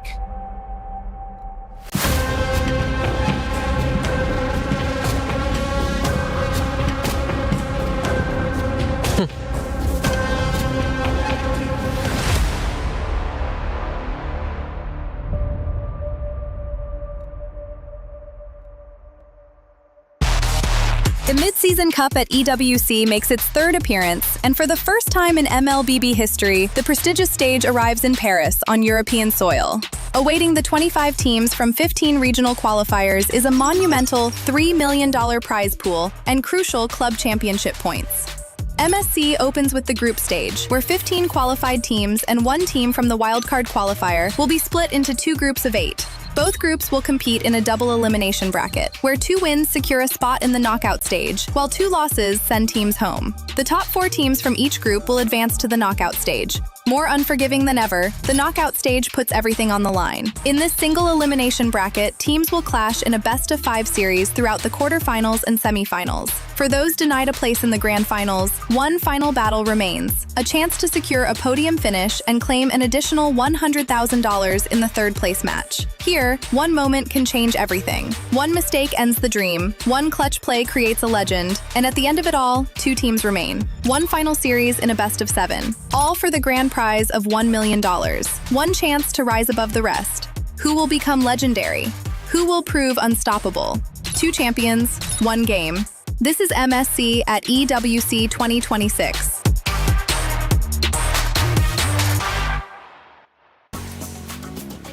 Welcome back to MSC at EWC 2026. We're here in France having a great time as 2 matches have just gotten underway. As we begin Series 3, more upper bracket, $100,000 for that top 8 spot at least guaranteed. And that means one of these 2 teams are going to be very happy about this result. One team will go down to the lower bracket and fight the winners of the next series. My name's Randy. I'm joined by a new but very familiar panel to all of the MLBB community, Renmar and Trex. Hey guys, how you doing? Renmar, we were in the backstage. You were talking about those drafts. How you been feeling about today so far? Oh, very happy. I think my sentiments towards the drafting and the unique choices still remains. People are still getting creative, but some teams proving that sometimes the safest, most viable pick can't go wrong, and they're doing really well with it. Trex, you were down there casting a little bit. You've been on the desk. You've been all over the place. It's day 3. What have you picked up on heading into this match? I think today things are starting to get regulated a little bit. Things are starting to calm down a little bit. Not as crazy in terms of draft as what we saw the past few days. But we'll see. We still have 2 great games ahead of us, and anything can happen. Yeah, all right. Well, we'll see. And of course, today, and in this series specifically, our 3rd series of the day, there's a lot of important storylines. So important that we had to give this one our Crunchyroll storyline of the day. It's the Maestro versus the KDA Machine. Of course, when you talk about the Maestro, I mean, there's really only one person to say, Renmar. Yeah, man, it's Moreno for Team Vitality, and you really see why he is the Maestro for the team. I think he really earned that, especially the previous season of MPL ID, where they became champions, how he placed the juice in, and how the symphony and the orchestra that is Team Vitality just looks so much better when Moreno's leading the charge. Loyalty as well, a big name, finally getting them to this position. Talk to me on the other side of this matchup and this story with the KDA Machine, Trex. I mean, he's got the name for a reason, and this is going to be a big match for Vitality, and there's a reason why this is the match of the day in a sense, the anime battle, what we've all been waiting to watch, and it's even bigger because it's a deciding match, right? Yep. One of these teams will move forward, and one of these teams are going to have to fight for life in the lower bracket after today. It's going to be a big run and an important run as well. Every moment here can decide your fate. One draft, one pick, one setup for a Lord fight that goes awry or goes your way could be the difference between $100,000 and maybe even $1 million if you can make it all the way up. Renmar, stakes are super high, but focusing in on this Vitality roster, you know, there's just so many players to pick up from that can make an impact today. Yeah, I mean, we've already discussed Moreno, but I think you really have to look at Eman. Eman against Super Marco in the gold lane is going to be a battle for sure. These are two gold laners who do not want to lose the gold lane. There are some gold laners who just want to stabilize things, make sure they get their farm, but these two really want to win. Well, I love that you highlighted Eman. We've got 5 players on Vitality that are going to hopefully make a big impact coming into this set. And whether it's Niall, whether it's Moreno, whether it's Eman, you know that Vitality's story is going to be very, very special. With a series that has so much money on the line, but so much pride for this organization and this team, we had a chance to sit down and talk with Niall about his impact heading into this series. We're now here with Niall from Team Vitality. Niall, yesterday we saw, I think, a quote from you. Top 3 junglers in MSC. It looked like your name wasn't on that list. Because they say it excluded me. Oh, okay. But if we had to include you, what would your top 3 be? 1, me, Nanael. 2 is TNG. Rest of it, no one. Oh, so not even Kyle, no Carl, no one, just you and TNG? I'm talking based on scrims, right? Based on scrim, for me, only TNG is matching my scrims level. You know, like not tournament level, like scrims level. Oh, okay. So, wait, you called yourself Nanail. So do we call you Nanail too? Up to you Or guys. Niall? Up to you guys. Which one do you like more? I prefer both. It's okay. Oh, so both can? Yeah. Okay. But what do you prefer in the assassins in the jungle? I mean, we see a lot of Lings, we see a lot of, Hiraras, but what if those two get banned? What do you choose next? I mean, I still have Fanny, Nolan, and one more secret assassin. One more secret assassin. It was Flashy also. Oh, because earlier on we saw a Saber in the jungle. What did you think about that? Saber? Yeah. Speaking of them. The one before this match, I forgot as well. I have bad memory, guys. I think Saber is not fit in this meta, I think. Oh, okay. So more assassin. Yeah. Do you think the tanks in the jungle still might work? Absolutely, because if we play tank jungle, it will become more easier, I think. The game, like, it's not complicated. Oh, okay. So, Niall, we got to ask you, I think someone's asked you this before, but we want to get you on camera here for the main broadcast. What difference do we have for you? Back from M4 and now you're here. What makes you you now? First of all, I've been through a lot. Like, for example, I'm losing my brother or something like that. So it gets me humble right now. It's just that. And maturity, yeah. So does that mean that you're also doing this for your brother? Yeah, of course. That's my number one motivation right now since MPL. Okay, so everyone's rallying behind that. That's a really good motivation, Niall. So you're motivated. Are you confident as well up against one of the biggest teams here at MSC? For us, whoever the enemy is, we are so confident against everything, and we prepare the same thing for everyone. Like no special. Okay, that's what we like to hear. By the way, you keep coughing. Are you okay? I'm good, but it's just cough, because of that thing, maybe. Oh, okay. Yeah. Best of luck. Get well soon as well Thank for you. your next match. Hope I get to see you after. And there you have it. That's Niall. Back to you guys. We won't talk about what that thing might be. However, I will say that it is an amazing journey to witness Niall just being open about his brother and the maturity needed to go through this process now after M4 being here at MSC. Wishing them all the best, and honestly, what a journey that's just a human experience, and sending lots of love his way. Of course, when it comes to the game, there's another element to start picking up on, and the teammates and how they fit with Niall. He said that it would fit with Tank Jungle. And also, as you see here, Eman says he misses competing against Super Marco on stage, expecting that it might be one of the hardest matchups that he's going to face, and maybe even hard to beat. So that's going to be on display. You mentioned that as well, Renmar. Yep. Just that matchup, something you're keeping a close eye on. Oh yeah, I hope it's going to be exciting. I hope they both don't realize, like, hey, this guy also wants to fight. Let's just play it safely. I don't want to see that. I don't want to see safe. I want to see them burning their flickers early on, being aggressive, getting that win in lane. Going for the kill. Trex, the pacing of a game like this, when you're in the upper bracket, do you feel that the approach is, let's take some risks, we can lose, we could even lose twice and still have a chance to stay in this? Or do you go with a little bit more cautionary? I think, as what we're seeing today is some of the teams that survived yesterday, some of the teams that won. It's less about where they're at in the bracket and more just about the teams themselves.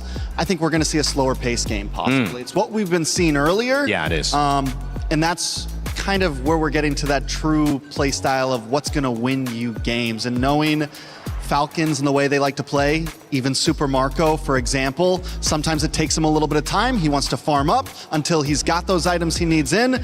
And then it's bulletproof Marco time, right? Then it's, I'm going to come in, power up Marco. Yeah, exactly. So I love it. I love to see it, and we're going to see how that matchup goes as well. Keep your eye on that. Also, we talked about the KDA machine in Haji, who is here for Team Falcons PH. There are stories along all of these members' journeys, but we had a chance to speak with Ogwin heading into this one.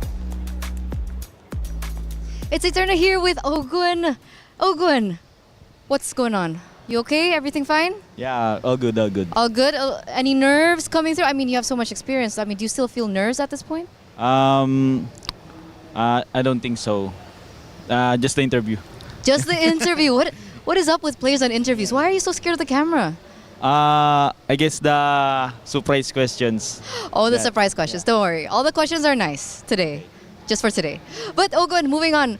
There are a lot of, sentiments out there, maybe mostly from like the community and maybe some casters from different regions, that it looks like the meta is shaped in a way that it may favor ID teams over the Philippines. Do you agree with this? I think I agree because the ID teams are really good in their mechanics, especially in this meta right now. All of the assassins are buff, so it's really hard. It's really hard to play utility jungles right now. So do you think that may be the reason why TLPH lost yesterday? What did you think about that match? Were you surprised? Were you shocked? I think it's a 50-50 match because we screamed in Turkey. They're really good as well. So I think it's all just in the meta in the favor of Turkey, and they have like a poison picks. So they really got TLPH. Okay, so it's about the picks. So that was Coach Midnight. You know Coach Midnight? Yeah. You have something to say to Coach Midnight? Midnight, no, Midnight. But speaking of the meta, the roamers are shaping up to be quite interesting. What do you like the meta? What do you think about the meta for the roamers? For the roamers, I think it's quite simple. You just need to soak damage and that's it. Especially when you play Beleric and Atlas. Okay. So a lot of crowd control. So I think it's really good for the roamers right now. So crowd control and soak damage. Does your staple Minotaur fit in this? I think Minotaur is also in a pocket picks, and it works really well against some champs like Beleric and Atlas. Yeah. Okay. So we're gonna, keep an eye on those picks. But do you think the supports have a place in this meta right now, or just more so like the chunky boys in the roaming? I think there's a place in utility roamers, especially when you have utility jungle. But there's Hirara in Ling, so it's really a hard time to pick it up right now. Okay. You need to be careful before picking those. So there's a lot of considerations that needs to come into play. And obviously you're up against Vitality next. Do you have maybe a message for them before you get in? Good luck and have fun, and we will try our best to not lose. Try their best not to lose. I like that's confidence, right? Is that confidence? I'm not sure. Well, we're gonna throw it over back to you. Thank you so much, Ogun. Trying their best to not lose. It's not soccer, it's not football, so I think a draw isn't available here, guys. I think that means win? Yeah. Okay. Yeah. If you look at it a certain way, it means, Okay. they're going to try to win. Yeah, well, we'll see it. I mean, Trex, there were kind of two different thoughts on that meta as well. A little bit where tank assassins could work, we heard from Niall, but also like he's saying, no way, that's not going to work on this side with Ogwin. I mean, we have not seen tank assassins here so far. I mean, the tank junglers. Yeah, to the tank junglers. The tank junglers. Tank junglers. Sorry, yep. I think, again, I said it yesterday, I've been saying it for the past 2 days, the meta is still unraveling. We still got a lot of layers to go. We saw yesterday, we saw the Rafaela work, which me and Renmar were theory crafting that on day one, and the possibility of that coming in. Day two, it comes in, it works. There is still a lot to see, I think, from MSC. So we'll see how it goes. I don't want to make any hard calls yet, but I do think Utility Jungler could possibly make a comeback, especially with something like a Wrath behind it. Yeah, and real quick, Niall even teased the assassin we haven't seen yet that's equally flashy. I'm trying to go through the list in my head. I wonder who it is. Poison picks, he called. Midnight Hat. I mean, do they have a poison pick, an assassin we haven't seen? Let's see, man.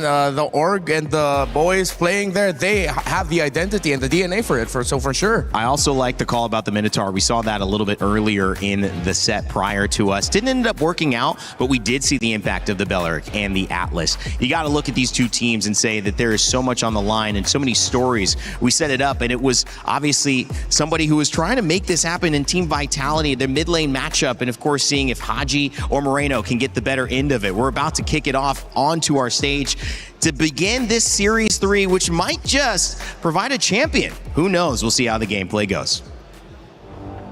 Yes, my friends, this third series has a lot on the line for it. Two teams that you would not be surprised to see in our grand final. But first, Rose, my dear, you look like a very proud mom in our post-game interview.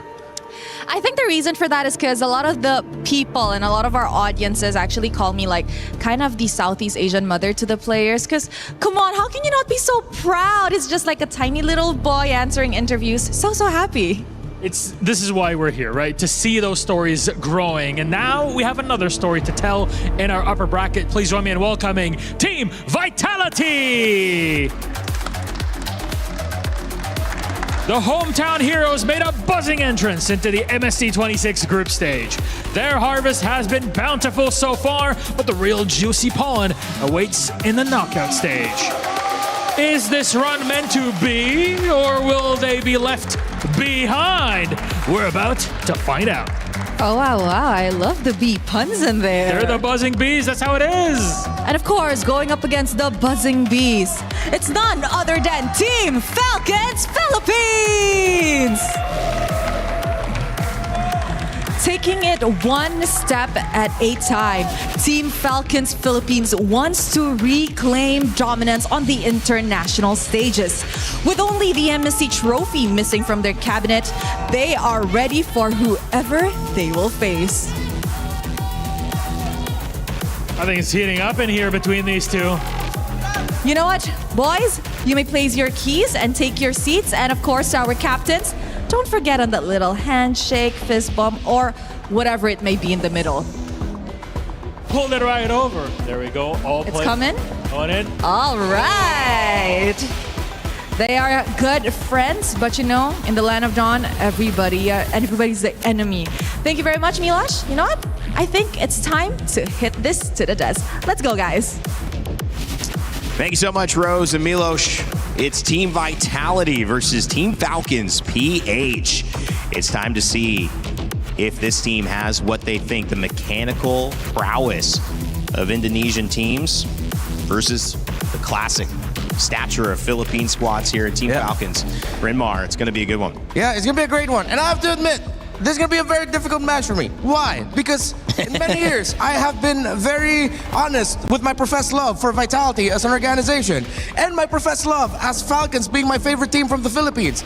So I don't know where I'm getting pulled towards, man. I was cheering for Vitality. I was cheering for Falcons.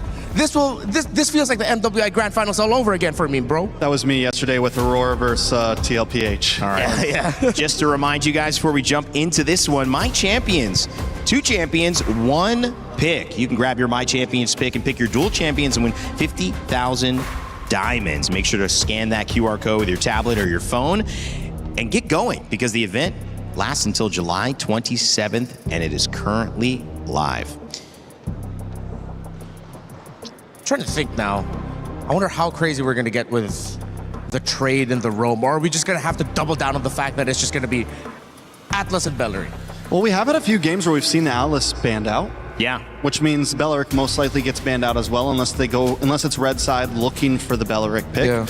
My question is, when do we start seeing the Ling and the Harara on the ban list, and is that something that's going to happen? I feel like they've both been so powerful, so game-deciding, that at some point they may enter into the list. Almost even more important than the Freya. Yeah. Because Freya's been slowly leaking in as well. Yeah. I posted something this morning about how crazy the trade is for EXP. You have Freya, Phovius, Esmeralda, Paquito, Barretts. I'm pretty sure there's a name I'm missing out there, but there's so many options that you have to consider in terms of like the topics you want to chase. And then going back to the jungle, it's like Nile, it's Kyle, it's... Okay, their names rhyme, but they're also really good with assassins for both of them. In denial? Yeah, in denial. I like that. So how are they going to balance making sure they have assassins available for their own team while still taking out the other? Because if you name them all out, the Fanny, the Ling, especially Fanny, Kyle and Nile would both want to really go for those two. The Hirara that Trex mentioned. It seems like just looking at the jungle picks alone is going to be tough. So this is why I go back to the roam. Will we see an earlier prioritization for something like the Cho? Will Hilda somehow make a comeback as a means to invade the jungle a little bit more? That's where my brain's going through. Notably, we didn't see Cho at all in that first series. Yep. And what has been missing in the first 2 days is him as a pick. Atlas was heavily prioritized, either banned or immediately first picked, which opened up the Belleric. He was banned alongside the Belleric, like you said, Trex, earlier on as well. What has been happening, though, more so today, has been Eudora getting banned instead of getting prialed on that first 2. And of course, Freya also the first ban as well. So maybe that's a little bit of a different evolution of the draft, Trex. Some of those things that are becoming more of a problem, right? Because the Eudora, it doesn't matter what assassin you pick, it'll always do well against it. Even if there's no Ling, even if there's no Harara, Eudora will always have a place there. Outside of that, we talked about the Cho a little bit. You know, I think Cho got a little exposed the other day. The Ruby was just a beautiful answer to it. And the Ruby's not something that's going to get banned out in first phase, meaning it always has a quick response. And normally if you're going to lock in the Cho, you might just lock it in that first phase, which means unless you're a last pick red side, that P3, most likely, I don't think we're going to see the Cho anytime soon. Yeah, we saw it go well for Keyboy, but it also went badly yesterday. Very up and down. Yeah, it's up and down. It's either going to work or it's going to ruin your draft. Yeah, that's why you really have to prepare for it, I think. If any of these two would want to pick up something like the Cho. But then if you're Falcons, you're also looking at someone like Finn and acknowledging that he is one of the best Atlases in the world. He tore through MPL ID with that pick. And then now, so far, he's done a great job here at MSC EWC with the Atlas. So I think it's in consideration for taking it away from him, or you open the Valentina so that Vitality picks up the Atlas, then you pick up the Valentina for Haji. Here goes that Ling ban, though. So now Falcon on the gun of, do we ban out the Harara? Right. Or do we go for a possible trade? Because there's not much left. With the Freya gone, the Eudora gone, I feel like at this point you have to ban the Harara. And then we finally get the answer of, what's left after that? Do we get one of those picks up front? I think you can leave the Hirara open, because if ever it's Hirara Fanny, that becomes a trade. Fanny, yeah, I guess you have to leave it, and that's the trade. And they take away the Atlas, actually. Fanny's kind of, but you know you're going to have to pick it early. Yeah. Which means if Vitality says, we're going to take the Harara, we know we get to get 2 immediate answers to your Fanny. Yeah. Well, they've got a chance to grab the Fanny here. We'll see how much they prioritize it on the team vitality. We know that Harara's also available, so if Niall feels confident in that matchup either way, they don't have to force their assassin pick here, their jungle pick here, and they could try to prio something else. With Atlas gone, does Beleric become more important? Oh, for sure. But I think if ever, it'll be Falcons who'll be incentivized to pick it up as one of the first 2 picks red. Honestly, yeah, Beleric could just be up front because either way, you get the Harara or the Fanny or something else. You get one of the 2 power assassins. Regardless. It's not worth... They go for it anyway, so they take the Harara. Okay, so they get Harara, then in terms of the theories that we've been making, then it's probably going to be like a Beleric plus a Fanny early on now. Well, you take Fanny 3rd pick. Right? Yeah, you don't need it now, right? So Beleric and... Beleric +1. Atlas is gone. What are the other big names that I'm missing out on? There's always someone that I'm missing out on. Beleric and an EXP here, maybe. Beleric yeah, is it exposing it? You know, if you have an EXP lane, like we've seen Barrett's banned, we've seen Paquito banned. Yeah. We've seen those be able to continually flex, Paquito specifically, in some double fighter compositions into the gold lane. Is that too early to grab something like that because you have more options? What's your idea, Trex? What's a good I mean, a lot of here? time you do want to save that EXP. You see a lot of them save it for last, especially on blue side, but also sometimes you want to pick it up front. It really just depends on where they want to go from here. They go for the Valentina, a safe mid lane pick, something that's always going to be viable, and this still gives them some room to flex around. Selena's going to get locked in as a preemptive to the possible Fanny, plus you get some range. Not a bad answer to the Valentina either. Yeah, I think of the Uranus. I think as much as they want the assassins, they have to decide whether or not they'll pick up their Fanny now or an assassin, or they go for their EXP laner, either in the Esmeralda or the Barretts. The Uranus will be playing away from the lane often, invading. Esme matches that, while the Barretts can also just be really annoying because right now Vitality doesn't have enough of a damage profile to deal with it early on, especially through the Selena. It's not going to be a good time. Then they start banning out things like the carries or Moskovs, if ever they do decide to pick up something like the Barretts here. So it's a tough choice for Falcons. In a weird way, if they don't pick up the Fanny there, I was going to say, they risk it getting banned. But if you ban the Fanny, that means you leave something else open, like the Barretts, or the Moskov, which had been getting banned in this second phase. So both assassins on the sides of both teams. Niall able to get his, and Kyle able to get his. I don't know, the Fanny feels so telegraphed, like you would think Vitality would be ready for it, right? The moment they know they're both open, it's like, okay, you're going to get the Fanny, and we're going to get a bunch of answers to it. Not completely sure how I feel about the Selena still, but I think on Vitality's side, they need some hard crowd control at this point. They went for the Uranus instead, which has a survivability against the Fanny, but still nothing to extremely lock it down. Yes, the Selena could land an arrow, but that's not a whole lot. They still need something, Kaja, Cho, some of those types of answers. That's why Falcons decides to ban out the Cho for themselves. Okay. Also, I'm thinking that what if Falcons are considering putting this Beleric in the EXP and we don't see the roam just yet. But with the Valentina, I think Beleric and Valentina already is a pretty good roaming duo that will provide difficulty for the Selena. So I think for EXP, if they're not going to go damage, then they go tanky. So as expected, Vitality will ban out the Esme. I think it'll be also very safe for them to ban out the Barretts. And then in terms of the really tanky EXP laners, the lineup is too mobile to pick up a glue. They might have to fall back into something like a Terizla, which is really slow.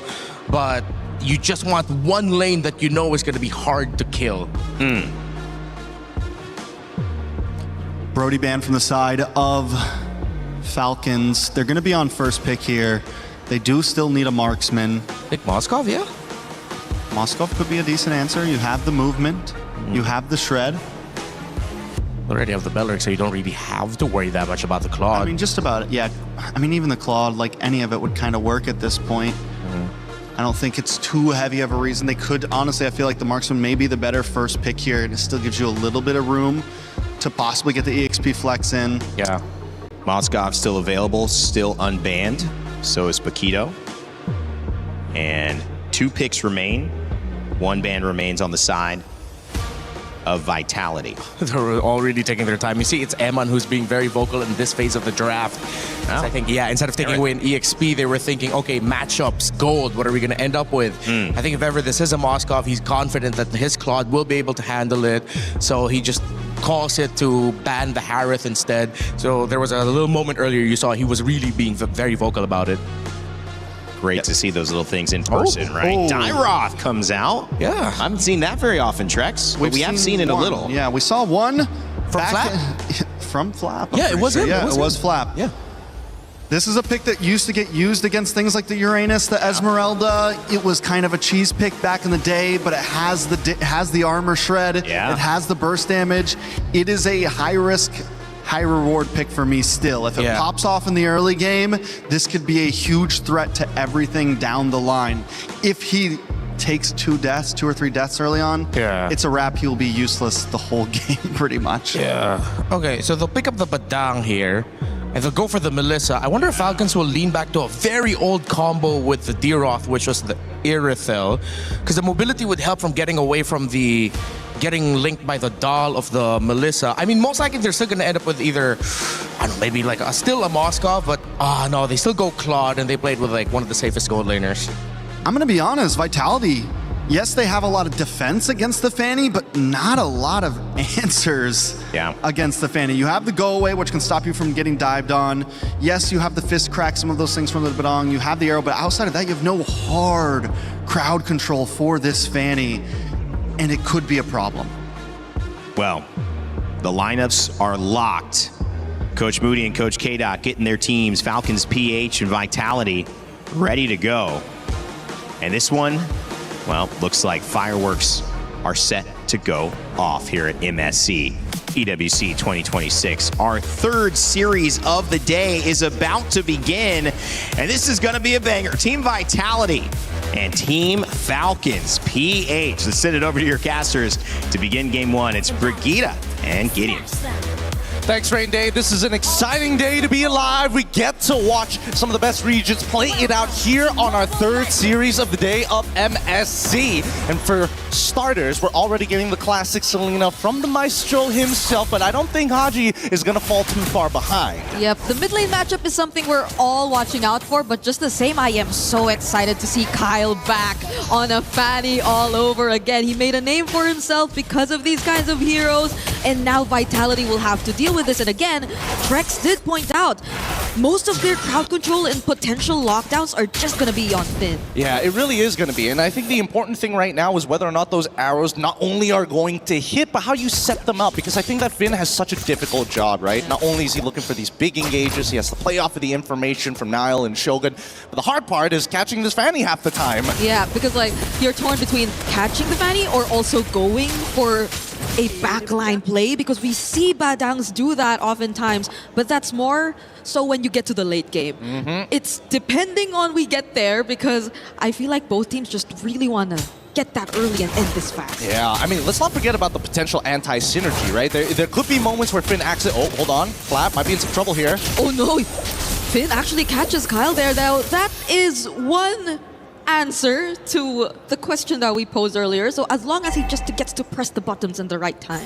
But this comes at a cost, right? Because Moreno has to be preemptively already waiting with Finn to make these motions happen, allowing the mid lane to actually get shoved in pretty quickly. Now, I mean, Moreno, he doesn't care about level 4. Level 4 or not, it's not the biggest deal in the world. He hits that arrow, it's kind of game over for whoever. But even Iman recognizes that you gotta be scared of Kyle. You take a bad trade, you could just die out of nowhere. Yeah, Vitality are so good with these anticipations against Team Falcons and their rotations, and so far they're the ones actually going to take this turtle for themselves.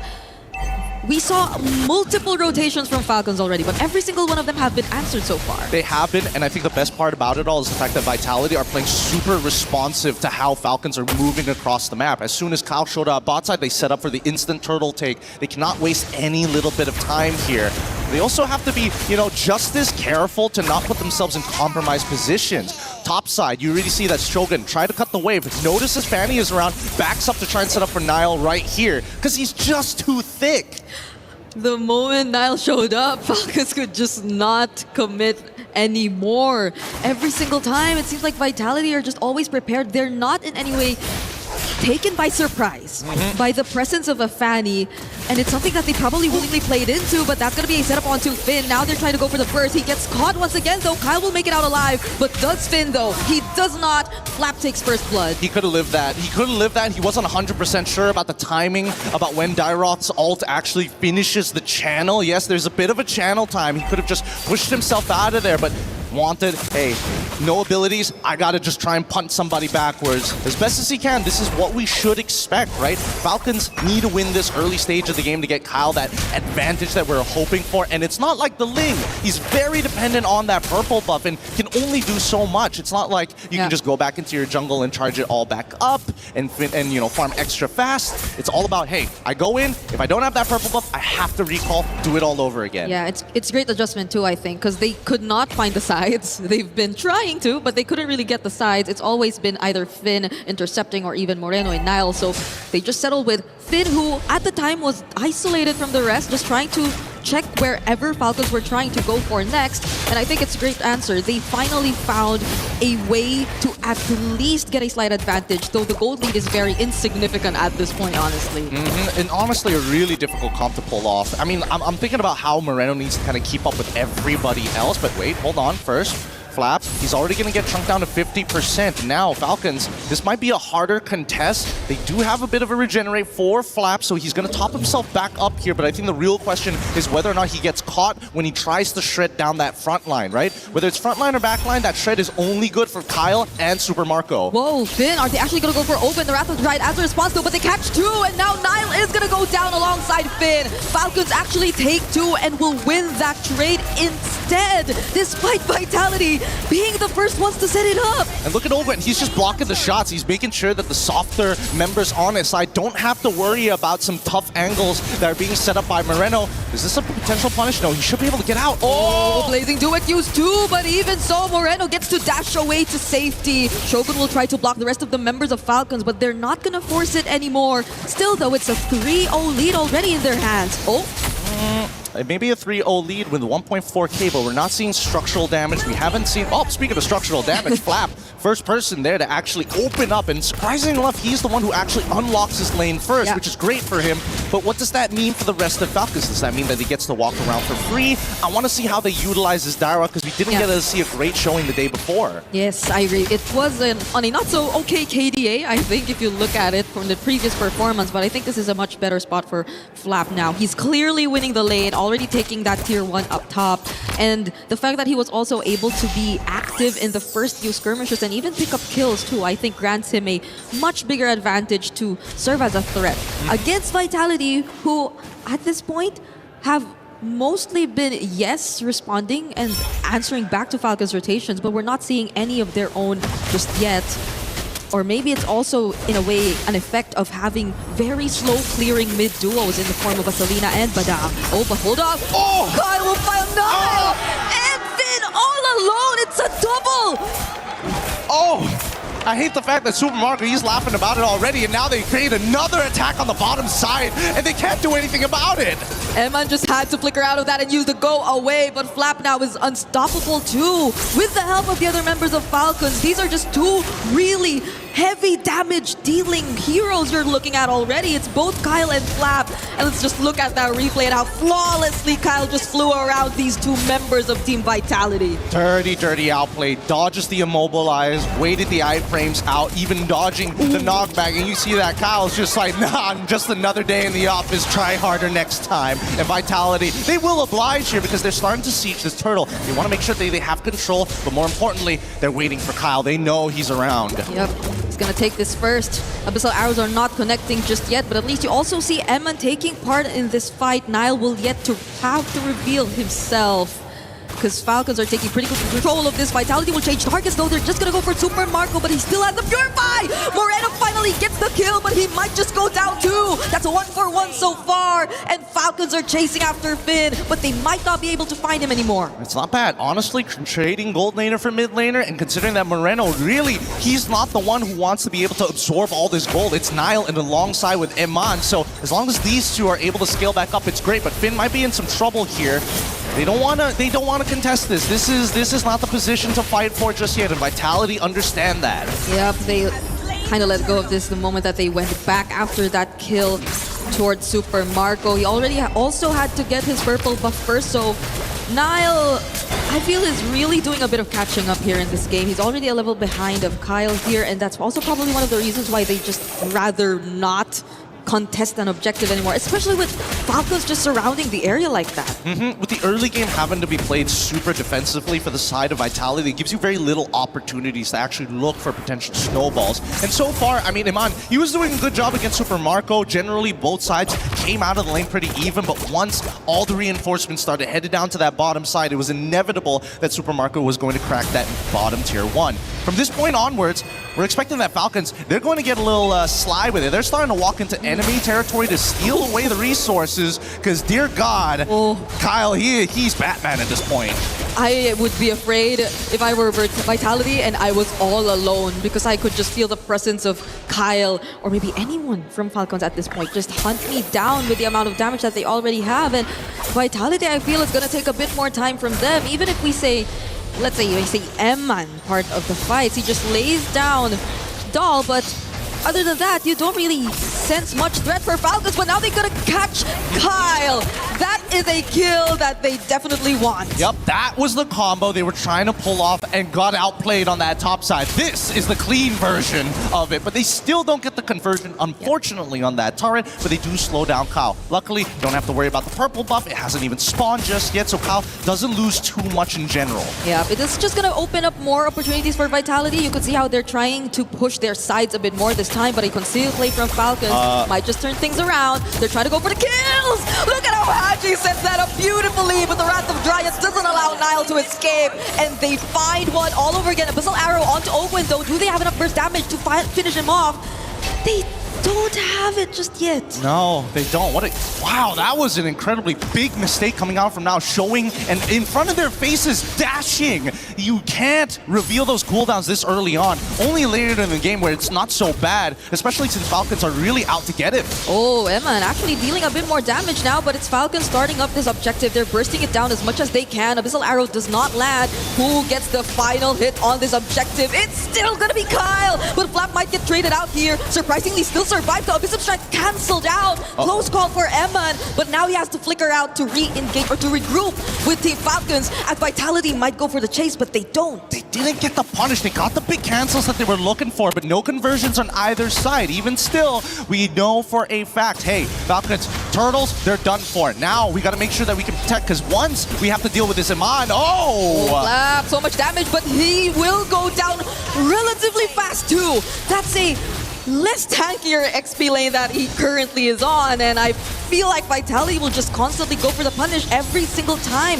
every single opportunity they find. I mean, they have to at this point, right? Can't give any options to their opponents. Super Marco now sure looking for anything across the map, and even for Kyle, he's just waiting, right? It's about a matter of information. Now should be okay here. Another 1v1, but now you see Finn. Kyle will not fight him there anymore, as Vitality will still deal with the Lord for now and are forced to play defensive. They're about to lose more and more of their structures as well if they don't successfully get to defend this, but it's barely hanging on. Honestly, this is great coming in for Vitality. Like, everything that could have gone wrong in the early stages of the game didn't necessarily hurt as bad. They walk away with some scrapes, okay. And Niall is still very, very bold. He hasn't backed down at all. And with the Malefic Roar on his side now, he can start thinking about hitting some of the bigger targets. Yeah, we're waiting if Vitality could pull off the combo all over again. So I think a lot of this is on Finn, and whether or not he actually finds that setup all over again, because you could already expect the damage to come through, especially from Niall, especially from Moreno, and even Emman, but Falcons are just too difficult to catch. Yeah, they have so much mobility. Zipper, if you could pull up the items for me, that'd be great, because I'm wondering where Shogun is in his item progression. He needs to get to a point where he's so tanky that he's able to kind of take first position on the far lane rather than letting Kyle hard shove it every single time, because Vitality have to be relatively close to each other to find these intersecting points in the mid lane in comparison to like Senden Herrera topside. And now that at least that Niall and Kyle are somewhat even in the lane, it's a much harder 1v1 to win out. Yeah, we gotta check those items later on. But even if Vitality do group up, okay, there you go. He does have the Antikyras and the Radiant armor already. But no Oracle. So again, if 1v2, there's a good chance he still dies out here. Lightning Truncheon already purchased, so he deals with both arm. Oh wait, hold on. This could be bad unless Ogwen wants to flicker in. I don't see this happening. But that back here. Oh, Kyle from the side though. That was close. Vitality really had to reposition themselves there. As Falcons just took the opportunity to get mid. That was so beautiful. That was so beautiful. To the naked eye, it feels like nothing happened, but it was really Falcon positioning themselves and posturing, forcing the battle lines of Vitality. They don't want to expose their backs. They want the traditional front to back, but Kyle has so much of that pull. If Iman dies, this entire fight goes down the drain. Yep. And now they take that mid turret just as the Lord spawns. So imagine the space that they could really play around with. Vitality feels very uncomfortable with just freely positioning themselves. They have no idea Haji's in this position either. And you mentioned something about Vitality grouping up and using it to an advantage, but they have to be careful of Haji. Haji's been stealing away that ultimate from the Badang, and that could be something to punish Vitality later on. Wow, both of these guys, it's whoever shows up in the lane first, and Hirara shows, and guess what Falcons is going to do? Instantly take that space as Vitality are forced to move backwards. They know for a fact they got to clean up these lanes, but Niall, he's not wasting any time. He sets up the slow push and now is running back to try and collapse upon this. Oh, Emma tries to go for the poke, and with the go away, they don't actually find the kill. Now it's going to be a clap back from Finn. It's a shutdown onto Haji. Super Marco finds Shogun Do and will surprisingly pick up a double. But Eman is still alive. Do they still have hope? Abyssal Arrow will land onto Open, and they find another trade. That's exactly what you want to see. It's all about Iman here. Wait, no. Oh, Flap, you have to avoid Flap. But Finn, the disruption. It could have been enough, but Kyle was just too quick to act. Eman tried to go for the chase on Super Marco. 1v1 Wind of Nature, and Finn finishes him off. Yo, that was so sick. What timing on the Maestro must have. That's why he's the conductor. He doesn't miss a beat. What a well-timed arrow mid-air. And even Finn, he was looking at it. Look at this one more time, right? This big old fight happens. Everybody's going crazy with it. Ogwen, really the game changer with the Wrath of the Dryads. But later on into this fight, that intersection. Wait for it. Where's the arrow? He hits it, and then it all goes down. And this 1-1-1 too. So good. That was so crazy. Finn should be happy with that. Finn should be happy that redeems him for the early mistakes, but now it really just comes down to execution, and that's the truth of it, right? Falcons and Vitality both have a really good understanding of how both compositions need to kind of dance around each other. But that dancing gives more advantages to Falcon for the raw firepower. Vitality. Oh, they find another arrow. It's going to be Flab. He's not as tanky, but Shogun's actually the one who falls down first. But with the Wrath of Dryad and another setup from Finn. The iframes from Nile keep him safe too. It's only Vitality finding a 1-for-1. Holy cow, this is only game number 1. And we are seeing that they are fighting tooth and nail. Ogwen should go down here. He could not get away from that. But that's a response from Super Mario. But to go away will just shove him out. They couldn't go for the committed Haji. Nearly falling. Still has the ultimate from the Badang. But Vitality are going to play it safe. They got to breathe. They got to breathe for just a moment. Kyle, he can still deal with these waves on the sides. It's just that main Lord force that they can't really deal with it. Super Marco will try his absolute best, but they're saying, you know what? We can't hold on to this. Let's give up this inhibitor. Yes, the long lane is not going to be in our favor, but we got Kyle to deal with that consistently. Was that a chastise picked up by Kyle here? It's like he was forced to almost adjust his items just because of how good Emman's been positioning himself onto Melissa as well. Every single time he uses the go away, it's just so perfectly timed. It's ridiculous, and I think this is super understandable, right? Why multiple people need to get the chastised pauldron. With the extended range, thanks to muddles, sometimes you're not in that range to actually get the attack speed reduction. At this point, you got to be able to hit the right targets at the right time, and as much as everybody needs to slow it down, it does eventually come to start biting you in the butt. I think that Iman has been playing perfectly so far, but I think this chastised pauldron from Kyle, he needs it just to go in, force to get away from Iman, heal back up, and return to the fight. Yep, and that's something they can do. It's unfanny, so you could just expect them to get in the fight fast. With Vitality, they've been holding this out really, really well. Finn gets to spot out a couple members from Falcons all over again. They're fighting for this purple buff. They don't want to hand it over to Kyle. But Owen, will he be the sacrifice? Another off-angle arrow from Moreno! He actually forces the Purify from Super Marco! God, what are these angles? The Maestro finds it once more, building up to this big piece, but Falcons aren't completely out of this just yet. Man, what a turnaround. With such a good early game from the Falcons, Vitality have been playing some incredible defense, and now seeing them on the attack, it's a pretty difficult game for either side. A single mistake could predetermine who wins and who loses. We're already 18 minutes into this game. Ooh. The next Lord has spawned. Keep in mind, this Lord is vital. It's going to be walking around with some extra damage reduction. Oakland goes for the concealed play because they spot Nile up top, but they're not able to get anything out of it. Nile's just going to really get away and now transition to the Lord. They might just go burst this down. Yep, they're definitely going to burst this down. Let's see if the steal can happen. Here comes Kyle. He's thinking about it. Okay, the go away is still available, but it's Nile who secures the retribution. Falcons want to go for the chase. The go away already burst out with another arrow landing on Kyle. Do they have what it takes? You're joking. They find the kill on Kyle, and another setup from Finn. Together with the damage from Emma, with the clap back with the blazing dude from Super Marco, they actually get to trade out some kills. Emma still being alive now is not looking good for Falcons. They're trying to go even further than this. Is Owen. He's eating the damage finally. But look at that top side. Iman is running straight for the base. Super Marco's the only one left here, but he couldn't do anything about it. Alongside the Lord in a triple from Nile. Team Vitality take game number 1. Nobody's sad after that match. Nobody is going to leave their seats. We've got to see game number 2. You know what? They don't need a break. They can just go again. Give us more. We need more. So many fans are happy right now. Fans wearing Vitality jerseys, holding up placards, showing their support. And that was a absolute close fight. You gotta give it to them. But you also gotta give it to Falcons. Like, they had such a great hold of the early game. So you just can't help but wonder, how did it turn out like this? I think a lot of it comes down to Moreno in middle school. Yeah. He learned trigonometry really fast.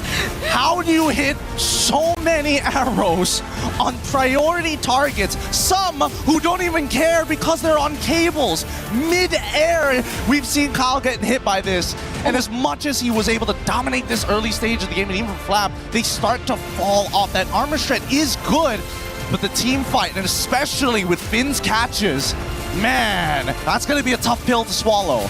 Finn's catches, exactly. One of the main highlights I feel in this game. Because you put so much pressure on him already before you actually got into game number 1, because he's the sole guy who could just disrupt, who could just catch and set up for the team maybe. Aside from, oh my gosh, look at your face. I was losing it. I was losing it because of this catch right here. Right here. What an unbelievable catch coming in from Finn to set this all up. And all the while, Iman, he's playing a really, really hot game here today. Yes. I thought it was always going to be Finn and Moreno kind of making things happen. Sometimes you get Niall in the mix here and there. But really, it was Iman to be the foundation and the anchor for the team. And he played a phenomenal Melissa. I agree. Eman on this Melissa. You guys just couldn't see it, but we're honestly sweating right now. It is boiling up in here on the caster's desk, considering how much energy has been expended here on game number 1. You saw it from all the Vitality members. They all had to, crack open their waters because they were not only just communicating, they were shouting through and through. I can imagine. I guess we were too caught up in what was happening here too, but I could faintly hear the screams. Also from Team Falcons fans, because imagine that. It was so beautiful. It's great to see that now we've come to the point of the game where it's not just about learning about fundamentals or the different little types of matchups. Not only are they playing to their strengths, but it's about execution. And that's the beautiful part. Both sides have traded blows at this point, and I think that Falcons now recognize, okay, if we're going to have to keep this clean, we gotta keep it more standard. We gotta figure out a better way to start exploiting Vitality. And number 1, it comes down to whether or not they can get this Melissa out of their hands. And I think for the last 3 or 4 team fights, major team fights at that, Eman was just always surviving.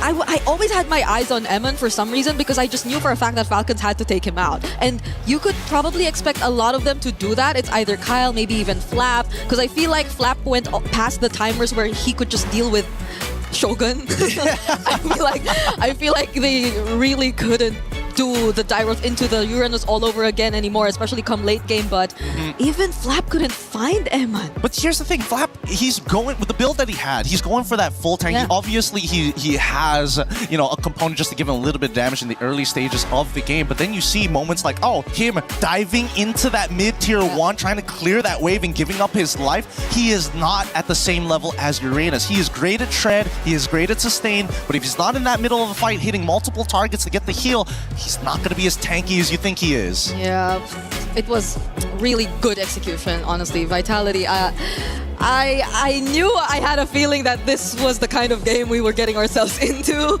before the series started, but I did not expect it to be like this in game number 1. Like, started with game number 1. I'm losing my words here. We're going to be throwing it over to a quick interview with Luke to see what his thoughts about this pregame about.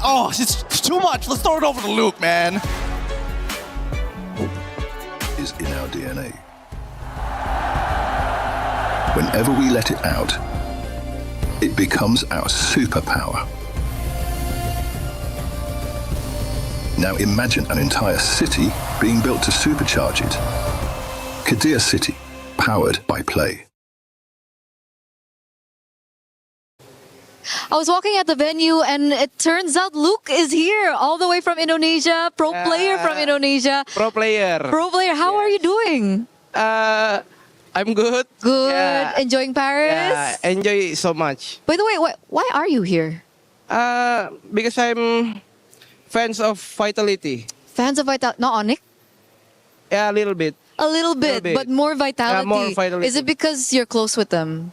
I mean, because they are your I'm ex-teammates. Vitality right now. Oh, you are Vitality right now. Okay. Speaking of Vitality, you caught the match yesterday. It looked like it took them a little bit of time to finish out that game. Was that a result that you were expecting? Yeah, of course, because I know they are so strong, right? Okay, so it took them a while, but you did expect them to win eventually. Yeah. Is it because of the meta right now? Because a lot of people are saying that this meta favors Indonesian teams more than the Filipino teams. Do you agree with this? Yeah, I agree because right now Assassin meta, right? Yep. Yeah. I think both of team in Indonesia are really good at Assassin. Like Nanail and Kyrie is so good. But I mean, on the other side, we have Sakai's from SRG. We have Zauri Egoist earlier on. We have Kyle, Carl, TZ. Are they not good on Assassins? They good, but I think I'm more biased on Nile. He's biased on Nile. Nile is so good. Nile is so good. It's not just because you guys are close, right? You actually think objectively he's good. No, I'm not close with Nile. Oh, you're not? Yeah. It's my enemy. Oh, he's your... Yeah. What happened? Just... I hate him. Okay. You hate him, but you're supporting Vitality. I support him, yeah. Very interesting. On that notion, do you have a message to Team Vitality who's going to go up soon? Just give space to our maestro, Moreno, yeah? He will carry. Carry. Moreno, the maestro, will carry. Do you maybe have a message for Onyx? For Onyx... Yeah, good luck. Yeah. What is that smile? Good luck for Onyx. Yeah. We hope this EWC can grand finals to Team Indo. Amen.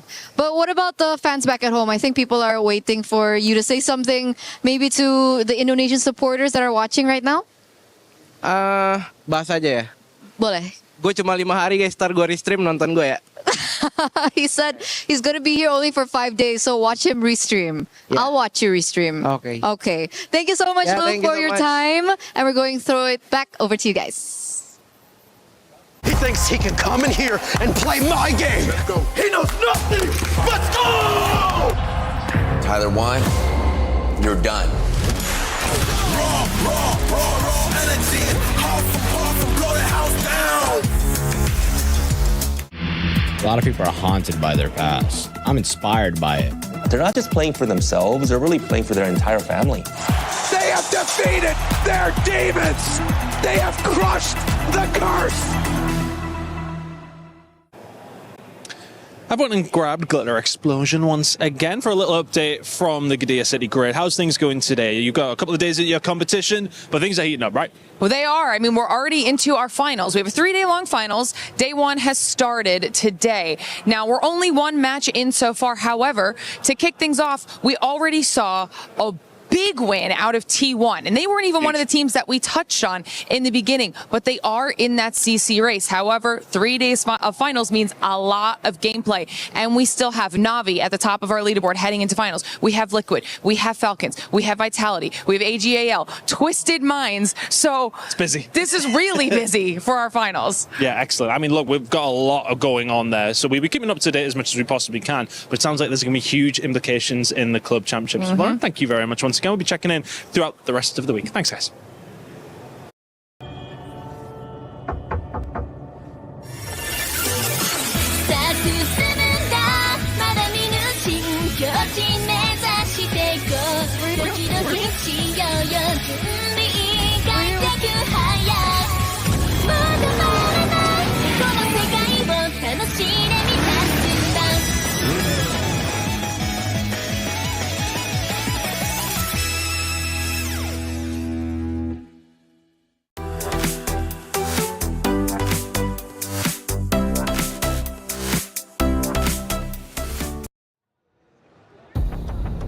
Welcome back to MSC. There's some great people in the crowd who want prizes in between our games. Okay, just so y'all know, I got number 1, but of course, we got to make the people in the crowd very happy, and they got it. Welcome back. We're heading into the draft. Trex, I feel like everything that we said about the draft from game number 1, it hit. We saw how Vitality struggled early on to deal with the Fanny, but then the inevitable happened. The Melissa, and of course, when that Selena and Badang started hitting together, they were unstoppable. Yeah, I'm not gonna lie, I doubted the Badang and the Selena a little bit there. I did not respect the game completely, and though it took some time, once it mattered, once they were able to buy into that late game, it was on. That final big play with the fist crack followed up by the arrow, completely foreseeing Kyle's entry into the mid lane and just stopping in its tracks. Very well done by Vitality. Now, will I say that the draft was a complete win? Will I say that I think honestly they won that game off of skill as well, right? 100%. Both teams had the ability to win that game off of their drafts, which means coming into game 2, anything could happen here, right? It's definitely possible for Falcon to tie things up. Both teams have shown that they know what they can do in their draft. And it's definitely possible for Vitality as well to pull this off and look for the 2-0. And it was such an entertaining game because we got to see both lineups do their thing. As we mentioned earlier, Falcons got to do their thing for majority of the game. But then Vitality, with their sheer mechanics and skill, as you mentioned, were able to pop off, make sure that Melissa and Eman was the one who was bulletproof in the previous game. So Falcons goes ahead and bans out the Phoveus, trying to bait out a reaction towards a potential first pick of Freya for the side of Falcons. But we also can't forget about some of the major trades that we have through the Atlas, the Valentina, and other great picks that we still have in the meta. Marcel is still open, by the way. Falcons will opt for that blue side first pick on this. Quick fun fact from Kyle. He has said that they're very strong, Vitality. Niall always bullies me in scrims. Just don't bully me in the tournament too. So it's a little bit more context to what Niall said earlier with the interview with Eterna about how he sees just him and Tianzi as the top junglers here mechanics-wise, based off of results of the scrims, but not referring to what he believes when it comes to the tournament space once you're there on the stage. So the Valentina gets taken out here by Falcons now, with the Atlas gone. Yeah, that forces out the Marcel ban. So far, it's the bans of Falcons are more on forcing Vitality to ban certain heroes. Yeah, and it's a little bit different than last time. We're not going to see the Valentina this game. Marcel banned out. Will that Ling be banned out? Last time it was Vitality on blue side who decided to ban out, which forced the big trade of either leaving the Fanny open or not, and Falcon called the bluff and ended up paying the price for it. Now with Falcons putting in their last ban We still have all the assassins up. Jushin also still available and open. Freya still available and open. With things like Valentina and Atlas and Phoveus getting banned out, it means that there's a lot to trade up on, and Falcons want to go for that trade. Whoa. And while they're doing it, they take out the Selena, which I think is a good play overall. Do more of a target ban and leave some of those prio picks open. Yeah, I think at that point, Falcons are already deciding the possibility that Celino is going to come in way early, similar to what we saw get drafted earlier in MSC. I mean, if I'm not mistaken, that was Vitality who was able to do that in day number 1. So a lot of great options here available for Falcons. All right, so Freya, Ling, and Fanny all open, meaning Vitality could go for the Harara ban. Yep. Could definitely go for the Harara ban. They could still get a Fanny or a Ling, or they can go, I mean, for any of the 3 essentially, right? They go for the Frey instead, which I'm a little surprised about, but still very viable because they still get the Belleric, that means, because if they wanted to go Freya +1, they would have had to give over that roam position. Falcons now deciding, what do we want out of the big 3? Yeah. And what do we want to respond with? They go for the Eudora, which didn't even see it. It's a hero that I still have to get used to. Yeah, same. Eudora as the first pick. Because with the Valentina getting banned out, they have to be wary of picking their jungler right away. Because Vitality, they are encouraged to pick up the Belleric in the first phase. With the Valentina gone, then Falcons won't have their own Wrath of Dryad to steal away.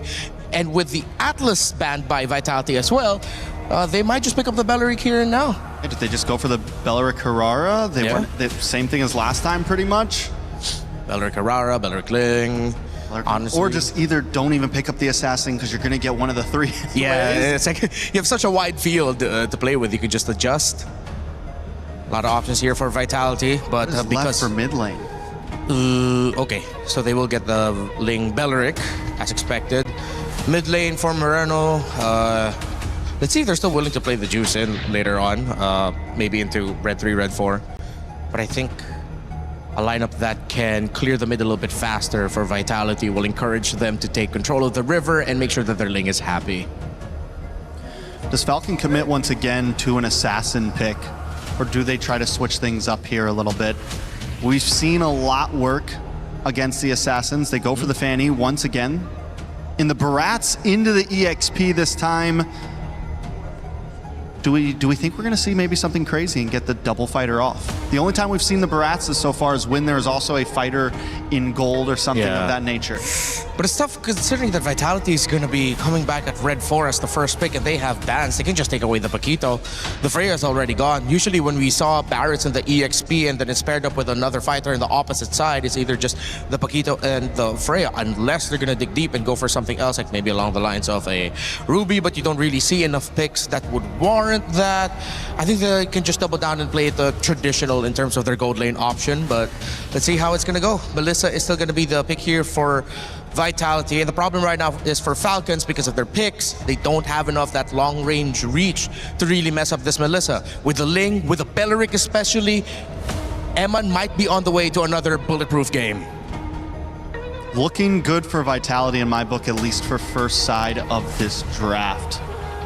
At least in terms of how they were able to make everything work last game. Don't get me wrong, the early game could still be troublesome for them. Falcons had an amazing early game last time with the Fanny pick and everything else behind it.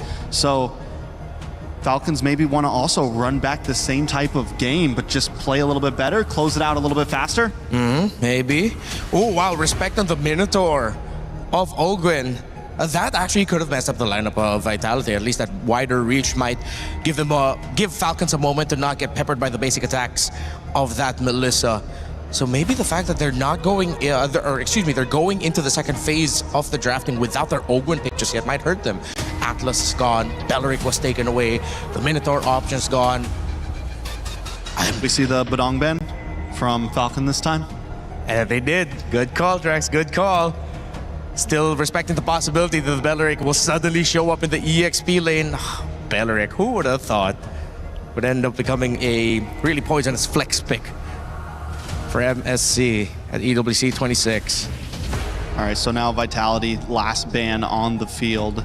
Take out the Minotaur. Do they keep going into the roaming position? What is really left at this point? really trying to run through the names of roamers, but in terms of the top ones we see, these are like the main trades, unless Falcons are going to pick up something like the Cho. They get them could still be a possibility. Yeah, at least there's going to be a moment where you will be able to knock up the Melissa in her ult, but then you'll get yeeted out of the dome right away with a getaway. But if they're going to play this Barris and the EXP, you're encouraged to be able to rotate fast and clear fast in the mid. You need a concussive blast roamer with this Eudora. They might still just end up picking up the Cho there. Cho could definitely be a possibility. They can close out with a Cho Moskov, maybe, for Marco. Wouldn't be too crazy. If Vitality are looking to, and if they're willing to, get a mid laner that has to shred damage for the Barris, they might want to go and consider the Lunox at the center of the map. Oh, Sora getting taken away. Oh, forgot about Lunox him. definitely not a bad pick. You get the Brilliance to get away from the Fanny as well. You have some defensive capabilities. You don't have as much range against the Eudora, and you can still get one-shotted. You know, it's because the Eudora is just so quick about it, you don't have... It could be dangerous. On the side of Vitality... They do need to lock in your mid here and save the flex. Yeah. Save the EXP flex, the possibility. Yeah, at least you have room to adjust and surprise. That Belleric, I think it's something that's making Falcons scratch their heads. They banned out a roamer, they banned out an EXP option, so that is still definitely something they're thinking about. Is Vitality going to be picking up here? Maybe a little bit more range through the mid or a little bit more shred. Which route are they going to go? How about a little bit more sustainability? They pick up the Esmeralda at the EXP. They do show their options already for Roman EXP. You're just waiting for their mid laner now. So you just, like you said, we pick up the Moskov for Falcon. Yeah. Moskov and Do you think Cho? they could go something like the Kaja here?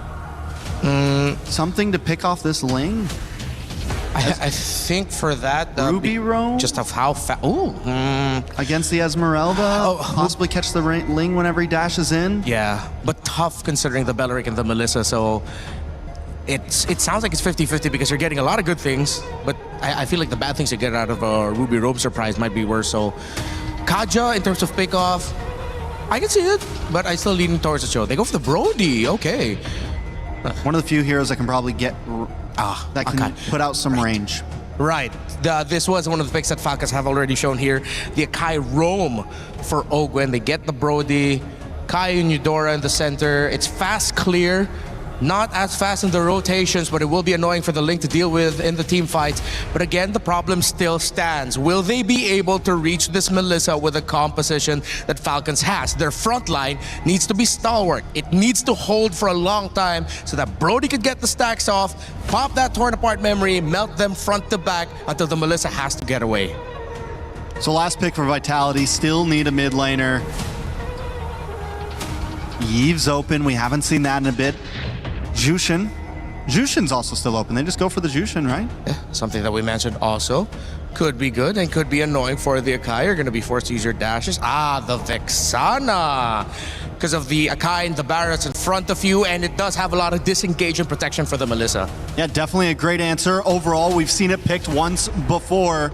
And even when before I was kind of questioning it, we saw how well it can do with the stiff arm, with the ability to get that Terrify. Something similar to the arrow, not as long stunning as the arrow, but something still similar, right? So if he can make some of those quick picks, drop down the Warrior in the nick of time, it could be detrimental to the way they want to play this game. All right, that has been it for myself and Trex here at the studio. Will we see another game where both teams get to do what their lineup wants to do, or will one of them dominate? One to either advance right now or to still hold on and force a game number 3. Bring you over to our casters, Brigida and Gideon. 5 seconds. Thanks so much. It's going to be a good day here today because we're all hoping that this is not going to be a one-sided battle. We need to see a repeat of game number 1 where both sides are basically turning this MOBA into a fighting game as we jump into game number 2. Team Falcons PH on the blue side, facing off against Team Vitality on the red side. And let's go through this composition because again, that Vexana last pick actually is pretty genius here. So good at like just peeling, not only peeling off, but becoming a legitimate threat to the front line. It's like Ogwen at a certain point will not be able to take that kind of damage from Moreno. And it's like adding an additional front line to your lineup in general, which I feel would work out really well for them, but That's multiple pull yourself together. So many. And now, instant evade here. Oh, Fork Lightning, stunning multiple members. But Kyle, unfortunately, had to be the first one to go down in this fight. A not so good start for Falcons, but they traded out with the roamer, which I don't think makes it any better. It does make it any... can somebody punish this? Yep, there we go. Haji goes down and Moreno survives as Ego challenges it. No problem. Full faith that the rest of the team... I mean, Moreno got the last pick. He was ready to give that kill over and trade his life for Nile. Like, he did not care at all. He has done his job, and he knows he's going to do it again and again and again. Okay, that looked really good with Fork Lightning just catching multiple members too, though, but I guess you have to really pay attention to this being a Belleric and you just potentially being caught again. If Moreno went down here, I feel like that would somewhat equalize things a bit, but the fact that he didn't, I really feel like Vitality got the better out of that. But also, I feel like in terms of compositions, I also want to point out how at least with the Akai pick, they kind of forced out the Purify from Eman. So that might make things a bit better for Falcons too when it comes to the team fights later on. And that was something that I was trying to figure out, right? I was talking to you telling like, man, how do we force this Ballista to actually take the Purify? I think Ogwin has got a pretty good answer to that. Falcons already have this first position, and I don't see it happening as bot side is getting attacked. Yep, Super Marco looking like the target here. Doesn't have the ultimate yet, but he doesn't need it anyway and will survive. Just had to burn the flicker nonetheless, but at least he didn't have to go down with that attempt. Yep, all he lost was his flicker. He still doesn't lose out too much. And even you can see Eman making sure he's doing his due diligence, throwing muddles into tri-brushes to open up that side of the map for him, just in case anything... Well, that was a Daytona's welcome. Oh, on to Shogun, and with the help of Kyle, they actually pick up the kill. So this is a different approach to the combos that we saw from Vitality.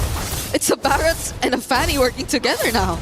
But I do think it was interesting, right? They already knew that it was going to be Barretts playing into Shogun at this stage of the game, right? And I think the only way that Shogun actually has any chance in this lane is hitting and trading really well against Flap before he gets the stacks. Once he's gotten to that enraged Dino form and he can start doing the stomps in the middle of the wave, he will out-sustain Shogun until Shogun gets that enchanted talisman. Yeah, he didn't have the Purify at that point too, right? You're right. So yes. There was just no way to really get out of it, and he had to accept his fate right there. Owen gets poked down a bit here, though. He still have a couple seconds before the next objective spawns, but Falcons have been just quietly increasing this lead that they have in their hands. It's still a small lead. We saw how game one went, so until we start seeing like a 5K lead, something closer to like the 6K, then there should be, you know, a sigh of relief for all the Falcons fans out there. But for now, 2-2, a pretty even score as Nile has been hopping around and stealing away camps here and there. He actually got that gold crab, I feel, using the retribution forward though, but it's gonna come up again once the objective spawns anyway. But I feel like nonetheless Vitality will struggle to a certain extent when if they wanna contest, because it's an Akai still that you're dealing with. It's not an Akai jungle, but I think that makes it all the more difficult to deal with, because its primary objective, it's not split between having to secure the objective and having to zone out. It's just really zoning out. Yeah, that was a... I'm going to touch on it later, but for now, the fight. There you go. It's the heavy spin pushing them away, and now Vitality are unable to contest for the objective. But the flicker in from Spin and the Falling Star from Shogun. The knockup as well from the Eternal Guard. Flap actually finds one, but that's a Purify used by Shogun, so he will be okay. Tempest of Blades come in from Nile. Kyle trying to look for his target to go away. He had to change target. And the Terrify from the Deathly Grasp. He couldn't just freely cable his way through the fight. That's a 3-for-2 trade in favor of the Falcons here. And I think that Vitality, it was a pretty good idea. Overall, if they got Super Marco at the end there, it would have been 100% worth it. But just look at this Wombo combo, right? How do you deal with this? And this is why I think the Vexana is so good, because now it's not about priority targets. I do max % health damage. Build what you want. Hey, you know what? Build 3 Guardian Helms if you really want to. Yeah. So far, Moreno again and Eman have been untouched in this game. And it's starting to become a problem, I feel, for Falcons, because you even saw how Flap was just so decisive in wanting to go for it. Hold on, Ogwen. It's not a good time to be. Look, he's not lagging. Both sides are not lagging. They're playing a perfect ping here at EWC. Iman is baiting him to do it. Oh, they're all going in for Haji! Couldn't survive that. Now it's going to be Kyle trying to look for a trade, but he will be unable to find Nile. Now it's Finn setting up with a Wrath of Dryad. And now they're in the jungle of Team Falcons. Darn it, if only Niall had just a little bit more energy, he could have re-entered that fight to take Kyle out. But now, they've kind of used everything at this stage. They got their profit, they walk away. No point trying to greed out for more. And I think the Falcons this time, they need to kind of break the battle lines. I think instead of Flap having to target some of the other characters here, I think he might need to just jump on Moreno, but I want him to go for Iman at the same time. It's just a tough call. You really have to think hard about who your target is going to be because it's very single target, and Haji has just not been able to have the same free time as Moreno in this game, in the series at least. Yeah. Moreno has been too free. The way that they've been linking together with Finn has been such phenomenal performance from Vitality so far.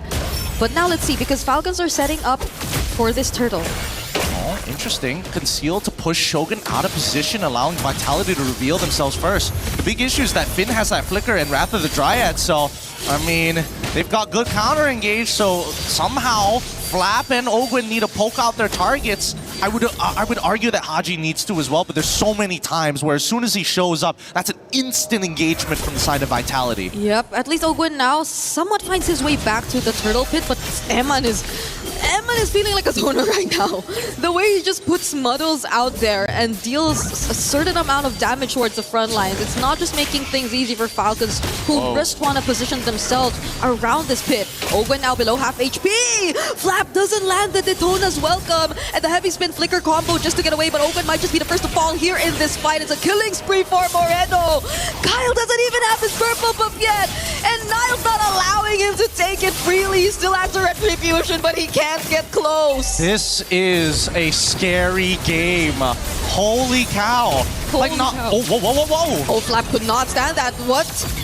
Where could he go? There's not much mobility you can rely on as a Barretts either. It's just the Daytona's welcome charge, and that's about it. This game is kind of ridiculous because it's really a game of chicken, right? It's whoever backs down from the fight first, and unfortunately for Falcons, for them to reposition, it's a lot harder in comparison to Vitality, who again are playing all for one and one for all with Iman here, who's doing a phenomenal job of keeping himself alive, and best yet, he's almost single-handedly getting Ogwin to use the heavy spin on him. And when Kyle went for him, he didn't even feel the need to use the go away just yet. He's just that much ahead on this Melissa. Again, 0 deaths in this game. No one could target him. So you could just sense that he perfectly mastered the timings in which he is supposed to use the go away, and that's posing multiple problems from Falcons right now. Yeah, and every single time you see Kyle trying to contest, trying to get a side. Wait, hold on. Okay, Eman still has the Purify, not using it yet, just uses the go away, and it's gonna be enough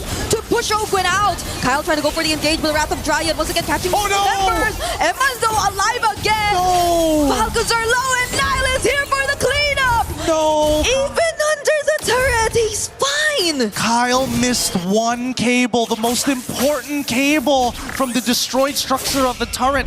It just slipped right in between. I thought it was going to connect, but there was just too much noise in the middle of it to be accurate. Let's look at it one more time. Because again, Ogwin keeps him locked down, but as soon as the go away is done, Kyle instantly takes out one target, looks for the second, but that last cable didn't connect, so he couldn't get that last bit of burst, allowing Iman to reposition. How unfortunate. It just got a bit too messy, I agree. It's so unfortunate. Now you feel the responsibility that Kyle has right now, because at that point, Eman was within reach. It was. They were. And I think that right now, if they just need Super Marco to just live for a little bit longer. No, oh, what? No, okay, that was a warranted attempt from Falcons. They finally get the kill onto Eman. Finn now left alone, using the Wrath of Dryad, still surviving for just a bit longer. Niall, though, does he want to go in? Will he find a target? He will probably wait a bit more and just play it safe for now. And I love the fact that Niall, they both understand each other's composition. So now, just existing, just putting himself in a position where he is visible to the Falcons will make them second guess, hey, we don't want to greed this out too much. We already got what we were looking for. Yep. Finn and Iman are down. We can take first position at this point. Now, the next problem is Moreno until Iman gets back to the pit. Yeah, and that was unexpected. You wouldn't really expect Sir Super Marco and Haji to be the combo to take out Eman, but I guess the damage really is going to come from them now. It's Kyle securing the objective, but Niall goes in. Haji very low on HP. Eman is going to finish him off, and the backlines are are being taken care of as Emma's just really throwing out these needles. Shogun being in the face of 3 members of Falcons. And now there's a Daytona's welcome coming in from Flap, but he will not survive this attempt. Kyle flying in! Go away, keeping Emma safe! But Falcons are gonna settle with that.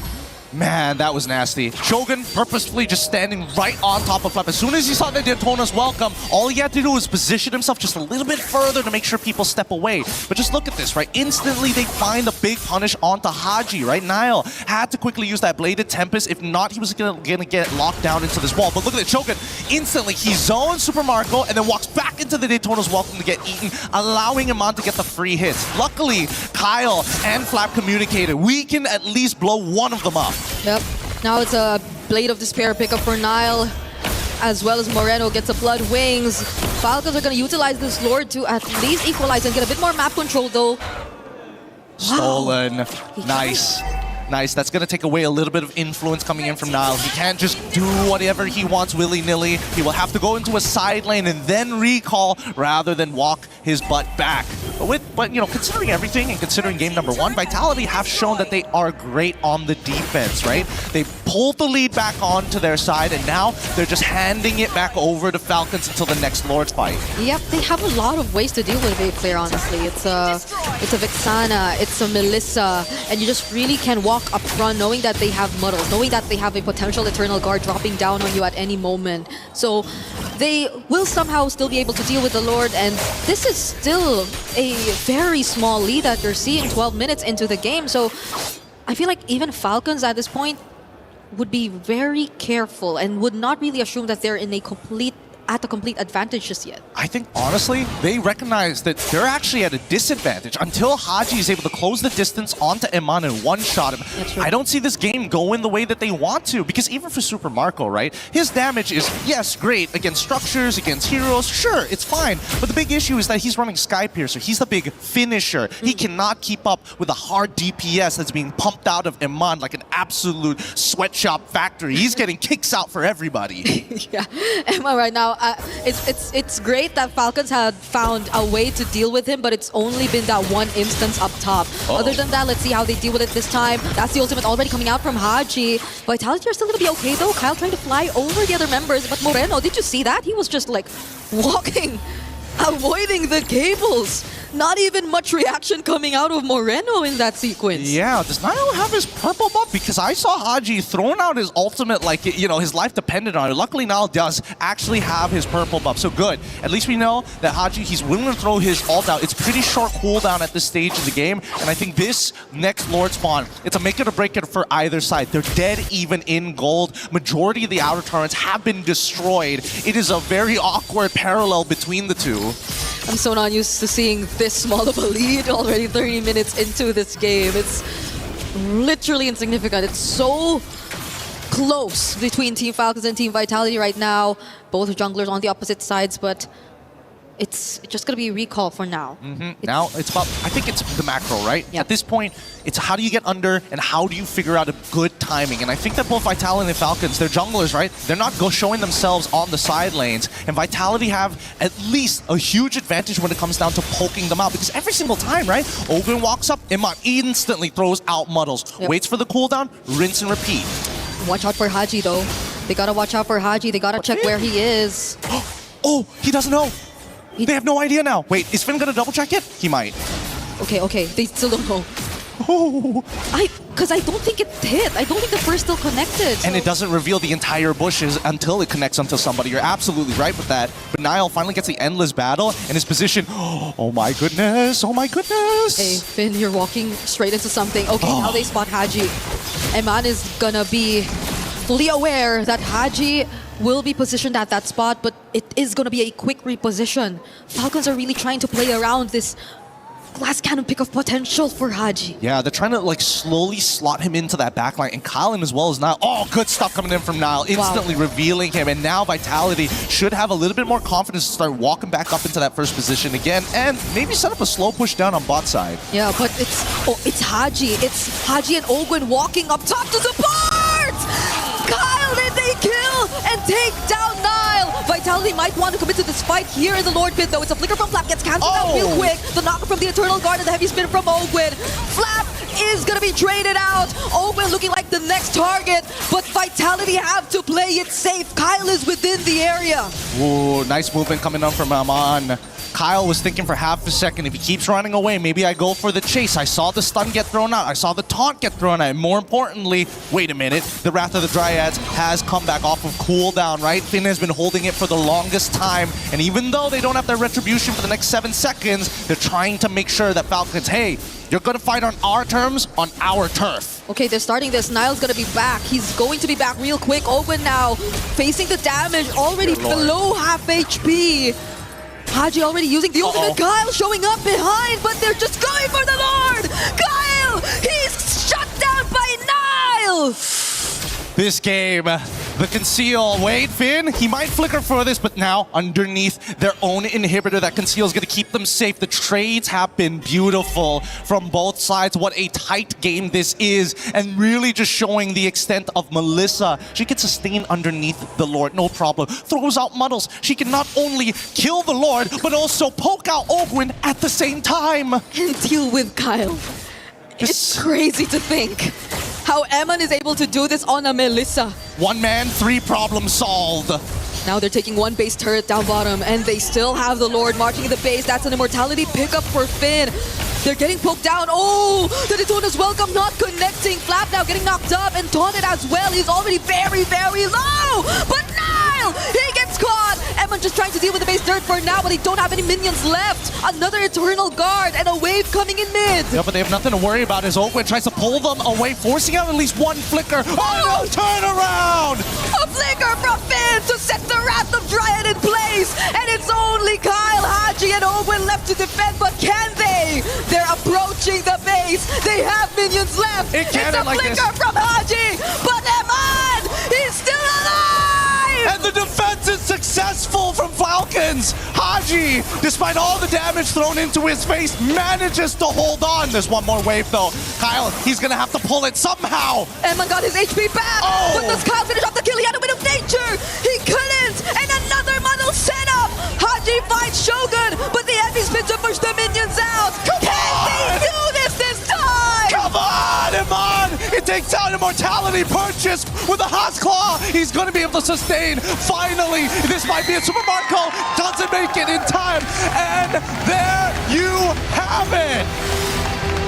A 2-0 for Team Vitality as they secure the knockout stage.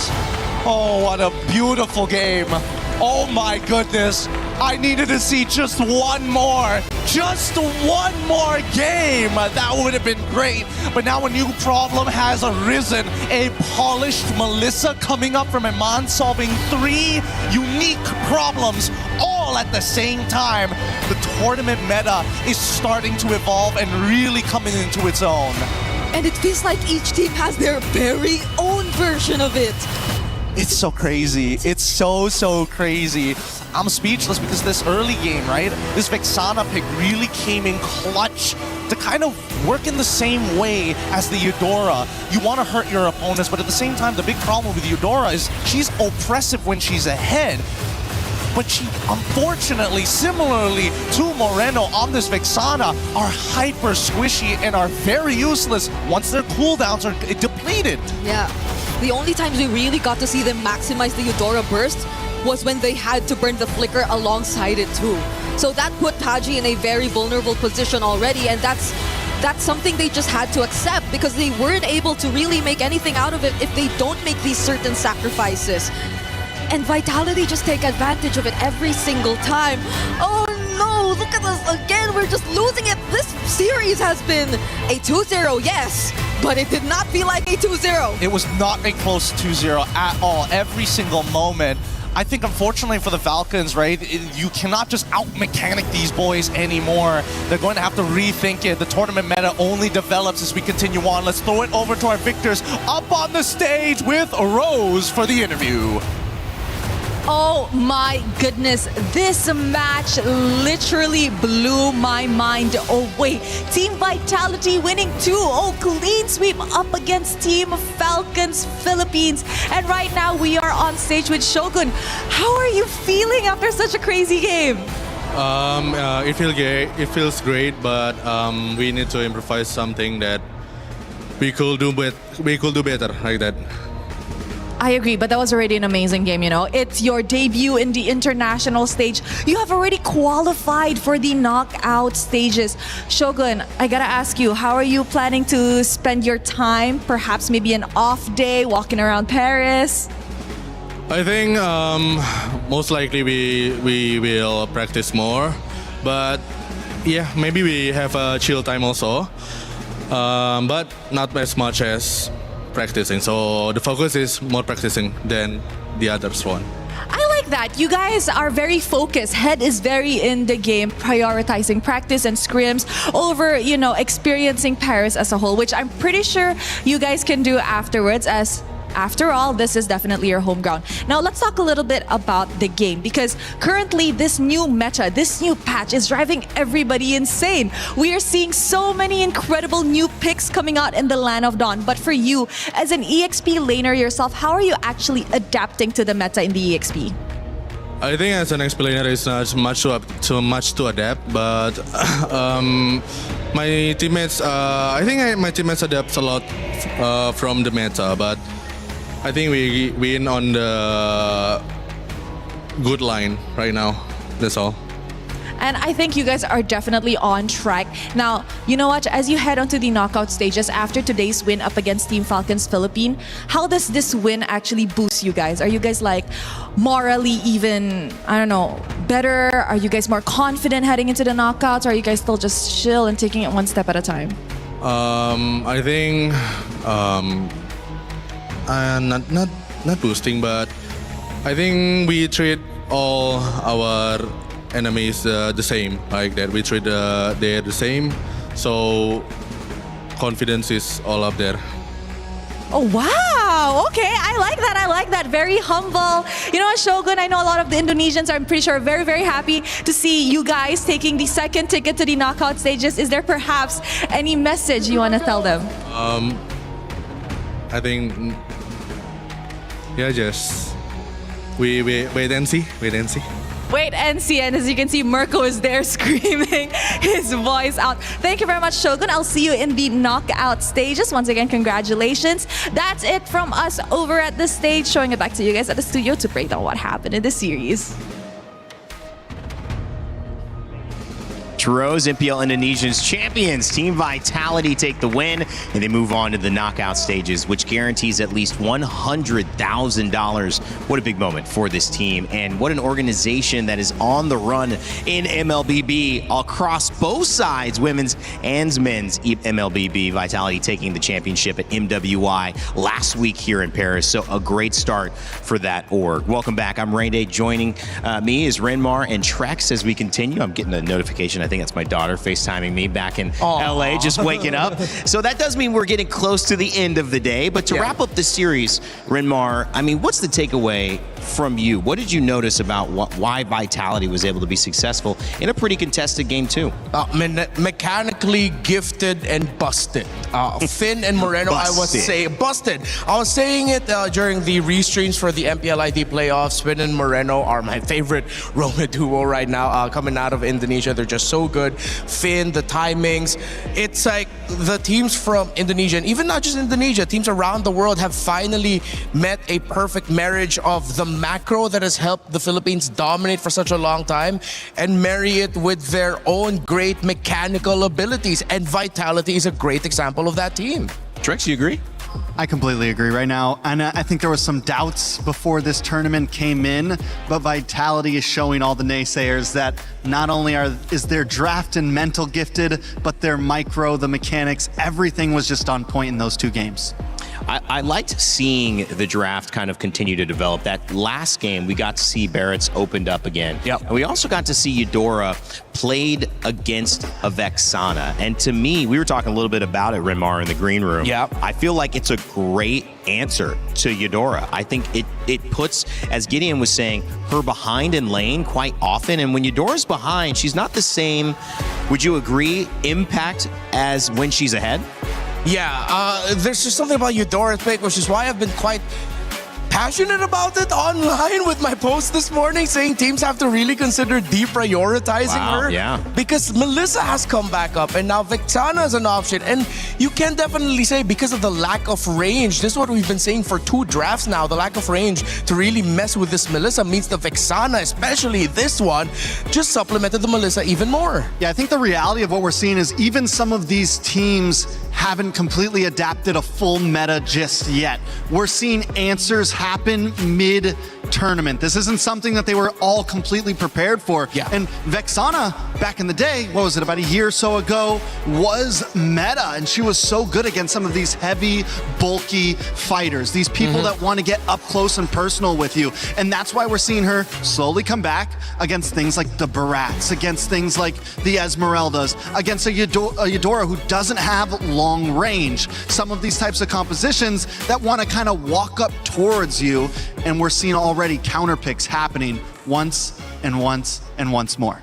In my experience of just watching and enjoying learning about the game, I saw, differently the approach of when I saw the steal. I'm forgetting the character's name, but she steals ultimates. The Valentina, who is being the choice most often, and they were letting sometimes the Atlas go, knowing they have the Valentina. Yeah. But then that was requiring a really aggressive approach to get in and use that ultimate, which is for a tankier character. Do you think Vexana might actually be a safer, more reliable answer to provide some CC and then ban the Atlas? You don't have to try to counter it? Yeah, I think for the Vexana, in this specific makeup of the draft, it made a lot of sense. Again, because of the Eudora not having that range, the Barretts needs a lot of stops. You're trying to protect one piece of your lineup that needs to stay alive in the Melissa, making it even so much harder to kill her. Yes, the one kill that they got onto the Melissa was because they were able to find the combo through the Eudora, but that was just once. It was so rare. In the end, you saw how Falcons was struggling over and over again just to get Eman done. They couldn't. I mean, honestly, you might be onto something, Rain, because the games that we're seeing those Vexanas get picked up, the Atlases have been getting banned out. So for future drafts, it could be preemptively telling us something. When those Atlases get banned out, maybe be prepared for that. Yeah, I think it's so cool to see how this meta is developing and how good all of these players are. These players giving us insights into what they're thinking. These conversations, as you saw Shogun have with Team Vitality, going to continue into the off day, and that is going to make a world of difference as they have a chance to watch Group B. Let's take you to the schedule for the rest of the day because we have one more series coming up. Group B will be tomorrow. We'll do the exact same thing. So we'll send 2 teams home. We'll see, and we'll send 2 teams to the knockout stage. We'll send 2 teams to continue playing. But Team Falcons meta in Group A and Ignite Gaming, that is of the latter consequence. One team will be going home. One team will be continuing on. And that is high stakes, about as high stakes as it gets. Trex, I mean, any words previewing that series for you? I think it's going to be I think a lot of people are thinking it might be one-sided. I believe it could be a pretty close series. I think it might go the distance. Falcons meta, yes, a great team. Ignite had a bad showing in their previous game, but I think they still have a little bit more in their pocket, honestly. 51-49, who you leaning? 51-49. You know what? Because I know which way he's going, I'm going to go Ignite. Okay, and you're going Falcons. Yeah, we were talking about it earlier. Well, I want to know what you guys think, the audience as well, because we have our tournament pick'ems. Get them in right now while you can. You have a chance to let us know whether you agree with Trex, maybe you agree with Renmar, maybe you're 50-50 like most of us here, waiting to see what happens. Let us know in your pick'ems. We'll show you the results before the game goes live, and then afterwards you can tell us in the chat if you were smarter than all of us. Coming up very soon, we're going to have that next series, and I cannot wait for you guys to be here with us. We'll catch you right after this short break.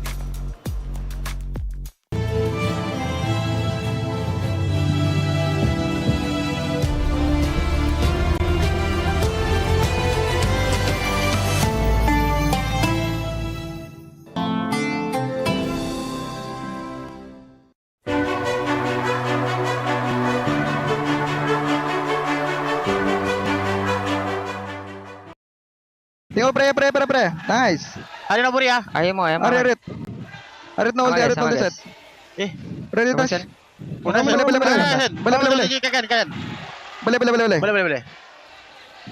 Kill him. Ito. Crips. Nice one. Naman. Nice try. Nice try bang. Try. Isang dahi, guys. No, tailing. Go, guys. Behave, Lara. Nice one. Imaw. Half clean. Guys. Tingin sa akin, Vic. Clean. Wait ba? Wala kang skill ba?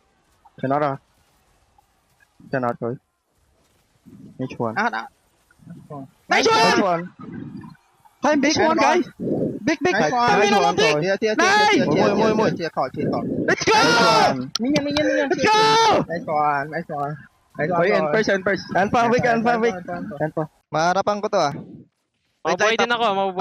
Kaya, Deb. Si Teddy lang. Wait, light up. Wala pure si Ted. Bigyan na Dad. Gaya, alis ako. Kinain. Makulat pa ako May ulti ka sa Sanji may ulti ako. Ulti rin ako. Boy pa ako. Mga low pre. To, sa akin pre. Gonyo. Wala sila skill pre. Sa akin pre. Gonyo. Puro low. Nasunog ako. Ginagawa ko lang. Babalik. Harley. Pakito. Binata ka. Hindi natin kaya pre. Ang damage. Flash ult out jump. I go cross. Go zone. They can't do anything. Go tower. Kesin bunu ya. Kesin bunu. Just kill Belerik. Belerik. It's okay, we don't have. I guys. You good? Arlot. Just kill Arlot. Careful, link. Nice amına koyayım. Link 1 HP. Ada wave. Bisa. Oke. Aja. Kontol gede banget. Savage gak? Langsung aja. Nanti aja. Coba kayak. Gampang itu. Coba. Gua 21 ya. Try mo. Kayak. Kontol gitu tuh. Dia spawnnya dekat banget sih.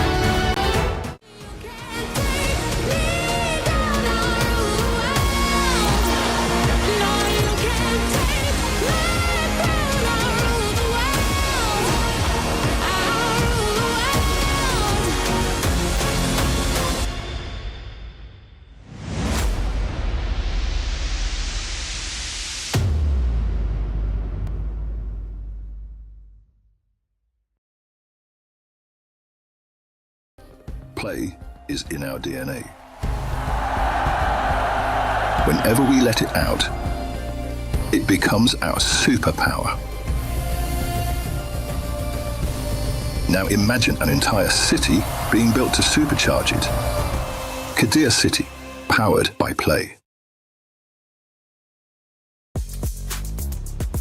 Support your nation with 16 games across 4 weeks in November, all in search for the ultimate prize. The Esports Nations Cup in November. Check it out. It's going to be a lot of fun. We'll have games I am very beloved with there, and I can't wait to see what other performances we'll see across all our communities in gaming. Also, if you saw some of those comms, thank you to Saudi Radio Comms for helping to get some insights into what the players might have been saying throughout their games. We'll be sure to check in with more of that coming up later on in this week. All right, as we return back to it, Renmar and Trex, it's time to start filling in the gaps here. That means one last series. It's going to give us our final team that's moving forward to continue playing. It's going to also, as our final match of the day, also send one final team home.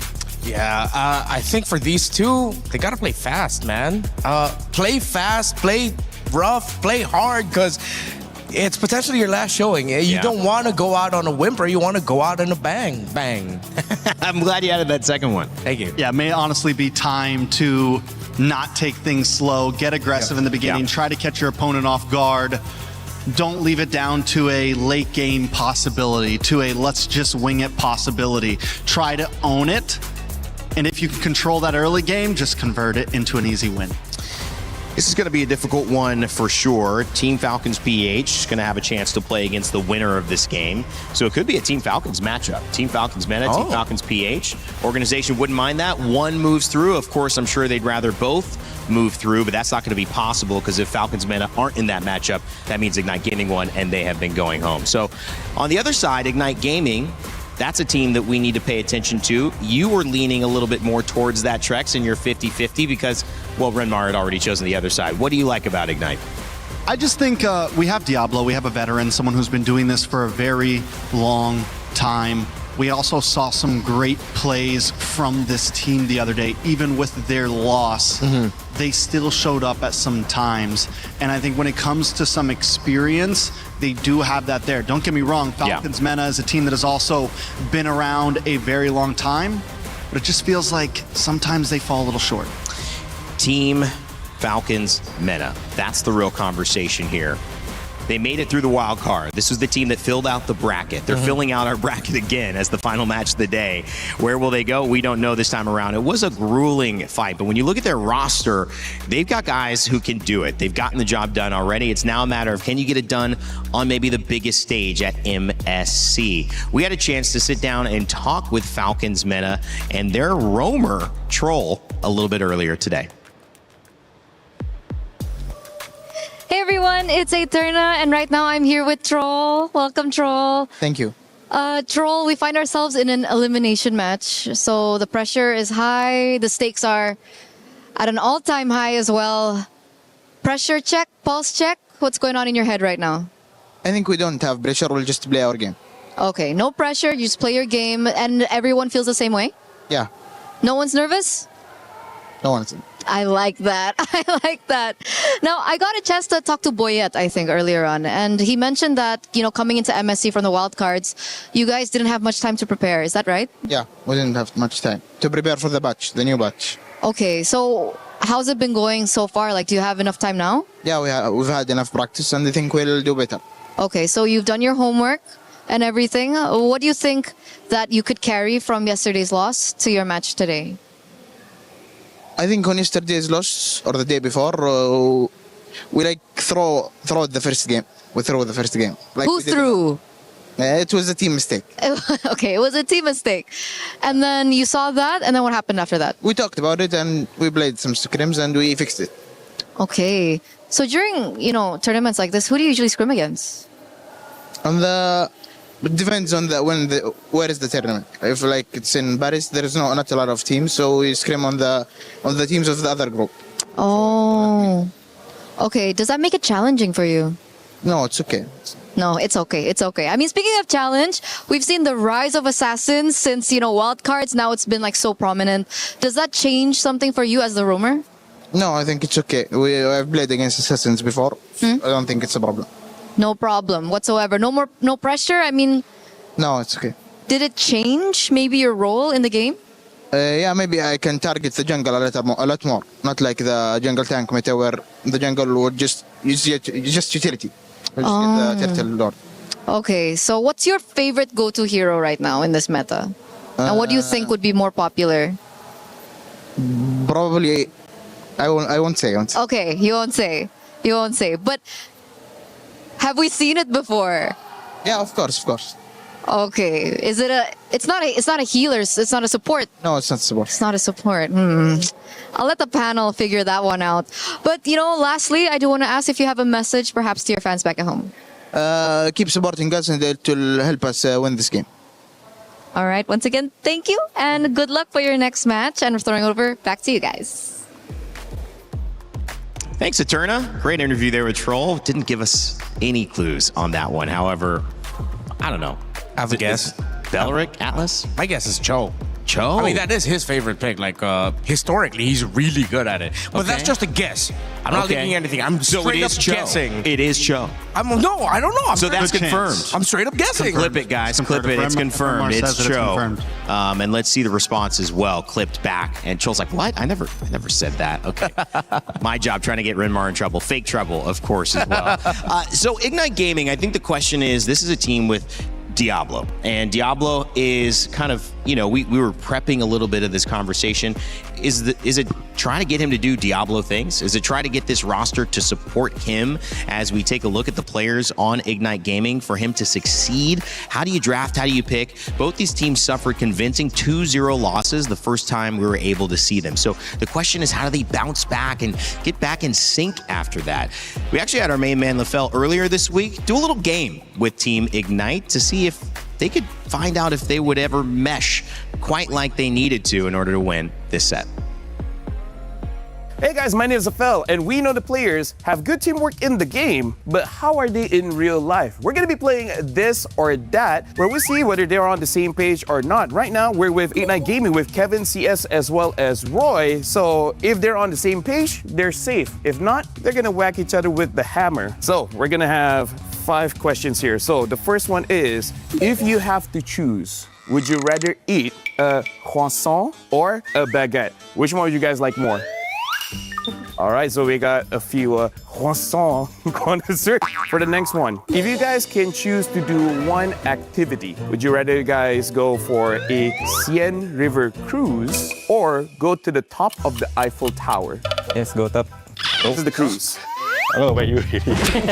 So now we'll see what happens when the alarm rings. This is something that everyone struggles with. Yep. And you know what? Who likes to wake up anyways, am I right? So now, this is gonna be a pretty controversial one. We'll see how you guys feel about this. You go here if you feel like the GOAT is Messi. You go there if you're all for Ronaldo.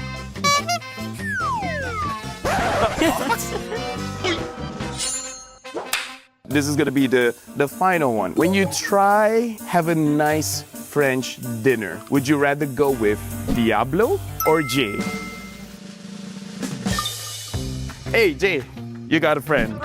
So you guys were not completely on track. You guys will have the hammer where you guys can whack each other. It's okay, it's an inflatable hammer, so there's like, just go for it.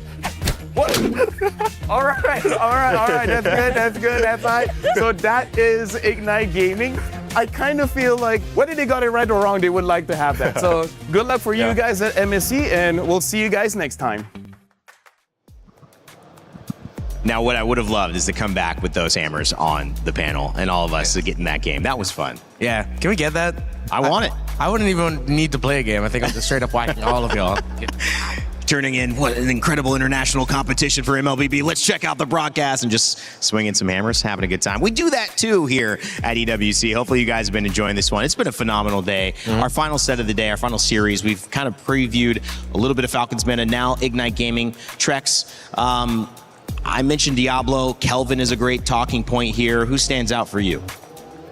I think Kelvin, honestly. I think the whole team, we're at a point where we know Diablo, right? Diablo's been around. He's been in multiple internationals. Now it's time for the rest of the team to show up, right? It's time for the rest of the team to show that they can also be names. They can also be mainstays. They can also show that they belong in that top 8. And the only way they're going to get closer to that is by winning today. Yeah, Kelvin was a standout, and I think a lot of people, despite the tough loss that Ignite suffered against Team Spirit, a lot of people were pointing out that Kelvin looked pretty solid. Yeah. And I agree with Trex. I hope this continues to be a name-making performance for Kelvin. Diablo, he's going to be there. Hopefully we just gets to draft heroes where he can actually be, really felt in the map, if you guys know what I'm trying to get on here. But yeah, Kelvin for sure, for Ignite. And Troll on his famous Joe, right? Which is, of his course, favorite secret character. Which is, again, just a theory. No. It's real, guys. It's real, right? Let us know in the chat if it's actually happening. Imagine it is a Joe, because then that would be like the best call of all time. Yeah.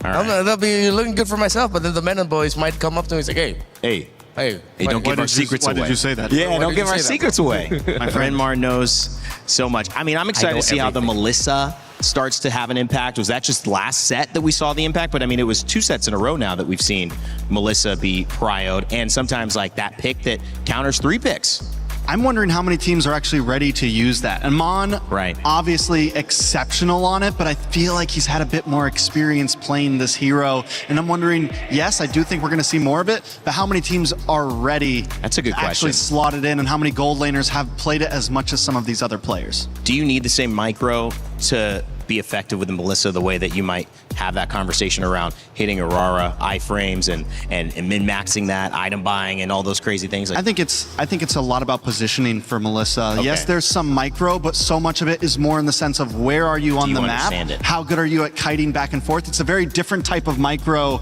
than, say, a Ling or a Harara, right? Yeah. And it really depends on the mastery of the composition with the team. Yeah. Like how well does the team position around their Melissa? Vitality positioned around Eman and their Melissa really well in those 2 games. I'm curious, if this is going to be as even as we think it is in terms of the votes. I know we may not have the pick'ems up yet. I'm curious what you guys voted for yours as well. I think it was up a minute. Oh, it was? ago. What was it? 83%. Oh, 83% for Falcons meta. Falcons. Wow, that is a lot. Okay, so a big Falcons fan base here. I mean, EWC Club Championship winners 2 years in a row, so there's no issue with that as well. Team Falcons meta, they headline our final game of the day, and as we continue to move on in this series, we're sending one team home, and unfortunately for them, that'll be the end of this tournament. However, one team fighting for their life, which makes this a must-watch. Don't go anywhere. Let's send it to the stage and kick it off. In the previous match, boy, was it interesting as Team Vitality drops Team Falcons to the lower bracket. Milosh, how did you feel about that? Honestly, I saw how happy you were also the preparation after, right? Falcons so far not really soaring too high, but that is only in the context of qualifying to the knockout stage, right? And that's the upper bracket. That's the other question. It is not done yet for Team Falcons PH. You are right, but this may be the last match of the day, but to one of the teams, this could potentially be their last match of the entire tournament. They've heat, they've hot, and maybe it'll be their last caca. Let's bring out our first competitors, Team Falcons Mena! It has been a long, dark, and lonesome road to qualify for MSC 2026. That first step was successful on wildcard, but the pressure is fully on at the moment. Will the journey be over before it even begins for our Mena boys? We're about to find out. Oh yes, we are about to find out indeed. And of course, going up against them all the way from Singapore, it is Ignite Gaming! They are hungry for redemption. Starting off their journey incredibly shaky, they need to move out of their comfort zone to make it out alive. But the question is, do they have what it takes to reignite their fuels for this match? One thing's for sure, they're going to need to light up the stage here against their opponents, the Team Falcons Mena. So please, gentlemen, I will give you the space here. Ignite, please, Team Falcons, you may place your keys. Gentlemen, take your seats. And of course, team captains, prepare for our handshake. Might be the last one. It will be for one of these two teams. The fist bumps are in. Our game is ready. Our final one for today. Elimination on the line. Who can survive? Who will go back home? Team Falcons, Team Ignite Gaming. Let's get it going. Survival is on the line. Team Falcons Meta going up against Ignite Gaming. Diablo, I asked Trex, he said, we know about him. We need to see something from Kelvin. We need to see someone else step up and make this their moment. Will it be Jay on the roam? We've seen so much impact from Bellerix, from Atlas. How deep will that pool go? Yeah. But to add to the question on Jay is, Roy, will he be able to step up against Coffin, who of course is one of the more iconic Valentinas that we've seen throughout the history of MLBB esports internationally, which we have discussed as one of the top picks to watch out for. Think about it from the perspective of Falcons, how tough it must have been to go from winning and going through wildcard and then suddenly the meta completely shifting right under your feet. That is a tough task. Well, as these teams prepare, make sure to get your Happy Rhino Day interactive effect. MSC and EWC has so many fun collaborations here, and so this is new in shop. Make sure to grab that and spam it in your games. Happy Rhino Day, everybody. Happy Rhino Day. Have you got any of those yet? I think I can't tell whether she's... I pressed so much buttons and claiming stuff. I think I got the Lily already. Fair enough, fair enough. The really funny looking one. I like the ghost Layla. I don't know if she's a ghost or if she's scared or exactly what it is, but... Yeah, it's like that anime reaction of just like something bad happens. Like, oh. Hopefully, well, one of these teams will be making that face by the end of the day, sadly. Back to Diablo. You know, in that interview we saw the other day, the one with Eterna, you know, where she was blushing. That interview, he said, we're probably not going to do any cheese picks unless we get a little bit farther. But honestly, with this being their last game, do we think there's going to be something a little crazy coming out? And in all reality, the teams that have been getting a little crazy have been getting favored. Some of those off the top drafts, some of those thinking outside of the box picks have been working out. So this might be a time for Ignite to dig deep and look for something different. Yeah, but at the same time, I know I was asking for it from Diablo. I keep bringing it up. We look for the more impactful heroes, but it seems like because of the assassin in the jungle, it would be best if you get an EXP laner that can just hold really well.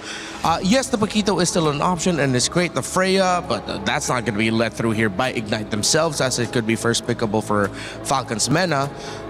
It looks like it's more important to just have stability in the EXP lane, be unkillable, and then the other team would then be forced to try to go into the gold lane. But because of rotations, the Roamer and Mid are there.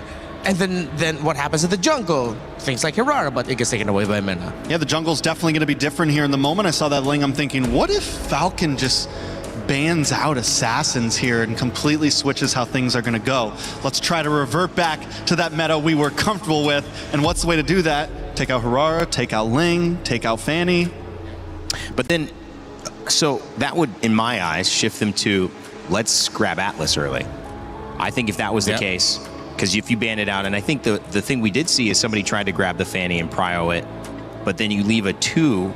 Yeah, okay, yeah. You're right, it looks like it is going to be an Atlas priority with the Valentina getting banned out. So and I think can't steal. Yeah. Unless Ignite leaves the Fanny open? If ever Ignite, I think Mena might be okay with Fanny going through. And then they're just going to pack a lot of heroes that will disrupt its jungle rotation, which is easier said than done. Waiting on that final ban as well. You guys said that you need to find a way to distinguish yourself, maybe be a little bit unique. Throw out some of those picks you weren't expecting. This is your last chance. You're either going home or you're moving on to another elimination game after this. There is no time to waste. And it's interesting, the Atlas ban comes out. So Ignite roll the dice here. It's okay, fine. You want to leave one assassin open. We will leave you the Fanny. Can you pull it off? Can you first pick Fanny? Because most of the time that is not always a great choice. A lot of the times Fannies are, you know, at least back in the, ooh, but the Marcel. Yeah. Marcel goes through. So they force out the Atlas ban. They don't have to worry about the golden hour of the Marcel getting taken away. And now then they can get creative with how they're going to pack it. If ever they do want to go for the utility jungles, they can go for their Fredrins, they can go for the Kimmies, they can pack up the Granger if they want the combo with the Marcel. If they're just using it to disrupt, then Ignite Gaming will have to double down on the fact that they want damage. So yeah, this is Falcons Mena softly trying to force Ignite Gaming into the meta that won them through the wild card. Exactly as you mentioned, take away the assassins, and this is a little bit more how we were seeing the draft back in wildcards just a week ago. We haven't seen the Marcel yet in play, at least for this stage of the tournament thus far. I think we saw a little bit maybe in wildcard, but not quite. He might have been played once. Yeah, at least once. But has made it through the ban phase at least once. Yeah, but I think only one. I mean, it's not been prevalent. I mean, what's the strategy too? Because I was going to ask with Fanny, and now you see the Gord coming out on that side in the Akai. Do you play your card too early? Do you give them 5 picks, 4 picks to build against what you're clearly going for, prioritizing? I don't know. Marcel's just monstrous. And honestly, Mena's doing a great job at not showing their cards at all. This Akai could be Roam, it could be jungle. It is already jungle. They have the Marcel. Oh, yeah. In the Roam, yeah. So yeah, maybe they are showing their cards a little bit. They are honest with it, but I think they would like to be honest. Again, your prescribed approach for Mena was to just straight up bring it back old school, take away those assassins, and I mean, again, it really feels like I just went back to the wild cards. Who knew that just taking away the Hirara and Ling would result to this in the draft? And Ignite's answering it with old school as well. The YSS picked up. Yeah. Paquito, a little bit of flavor, but Zushin. I mean, overall, here's the thing. With Ignite's draft right now, you have the Paquito. Most likely going to EXP for Diablo. You get the YSS. They're looking like a lineup that could go fighter, fighter. Yeah. Do you want to do that against the Akai, though? And against the Marcel? Yeah, I think that's going to be the tough choice here. I think if Mena still, Falcons Mena, still ban out the Esmeralda, then it might be a little bit of a over-respect towards that possibility because you already have the Marcel and Akai together. That double fighters might be too disruptive, but let's see. Belleric in the roam. Arlot banned from Ignite.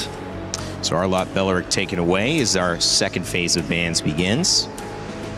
Each team gets 5, and it'll set us up for our final 2 picks. A 1-2-1. The more I think about it, they might just double down on the double fighters. Sustain the sides, keep it strong. Or if ever they send the Paquito into the gold, keep that as an open option. But then the Akai means you lose a lot of damage for that. It might be best to just put it in EXP. But the Esmeralda is still open. It makes sense that Ignite would want to pick it up because if ever you get the Esmeralda for Falcons Mena, then the Paquito EXP is pretty much scuffed. I don't know. Mena is still kind of lacking in burst damage, lacking in damage overall. You have the gourd, yes, but without a sufficient combo to really make that magic gush hit, there's not a whole lot you can do with it. So Mena definitely needs to round out, and I don't think they want to go for a shredder, honestly. Yeah. I don't know if the Claude is exactly what you want to pick up. They might double down on what we saw from Onyx during their very first game. Just get a Granger with a Sky Piercer. Yeah. Well, looking for that gold, you would assume, right? Yeah. Side of We're thinking maybe Mena. the Granger for the burst damage, something to give them a bit more of a big hitter. They already have the shred with the gourd. They need something that's gonna, pack a punch against this YSS, against this Jushin, something that can have some range. What if they do They should just pick up the Esmeralda here, right? Esmeralda then Gourd to round it out. Ah, okay, they go Uranus. Oh, and the Clint. Oh, yes. So the burst. Yeah, still pretty much like the same approach as to wanting to back up the Granger. And it is well supported with the Gourd, the Marcel, the Akai, and the Uranus up in the front. The Gourd with it in case someone gets to penetrate their formation. So this is a great balanced lineup for Falcons Mena. Yeah, so you like it. Yeah, I like it. But Ignite, I do like the Minotaur too. The range of Mena with them wanting to get close and create space. The Minotaur with a Flicker and a Minoan Fury might just break the formation of Falcons Mena, meaning that's enough space for the Yisun Shin to wreak havoc. Ignite now pack the Barrets in.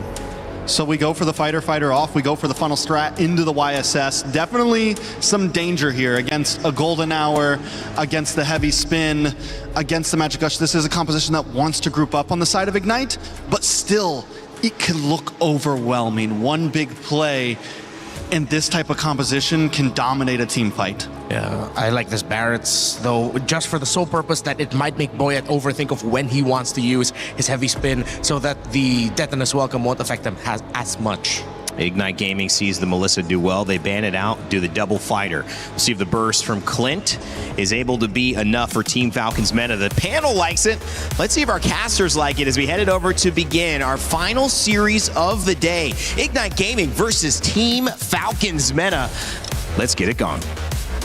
Thank you so much to the panel. We sent one team home earlier today for our first match of day number 3 here at MSC. Now we will have to send a second team home. Welcome to the Land of Dawn.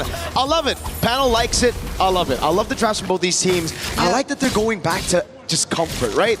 Not necessarily the most meta picks, but it's what they've won with, especially in their own domestic leagues. Yeah, we don't even know how do we define the meta, honestly, at this point. So the fact that we're just seeing some of the more common picks nowadays, or at least in the past 2 days, such as the Barretts, and it's going to be in the hands of Diablo too. So that's also something I really like from IG, because finally they're playing something that's much more similar to the playstyle that we know of them.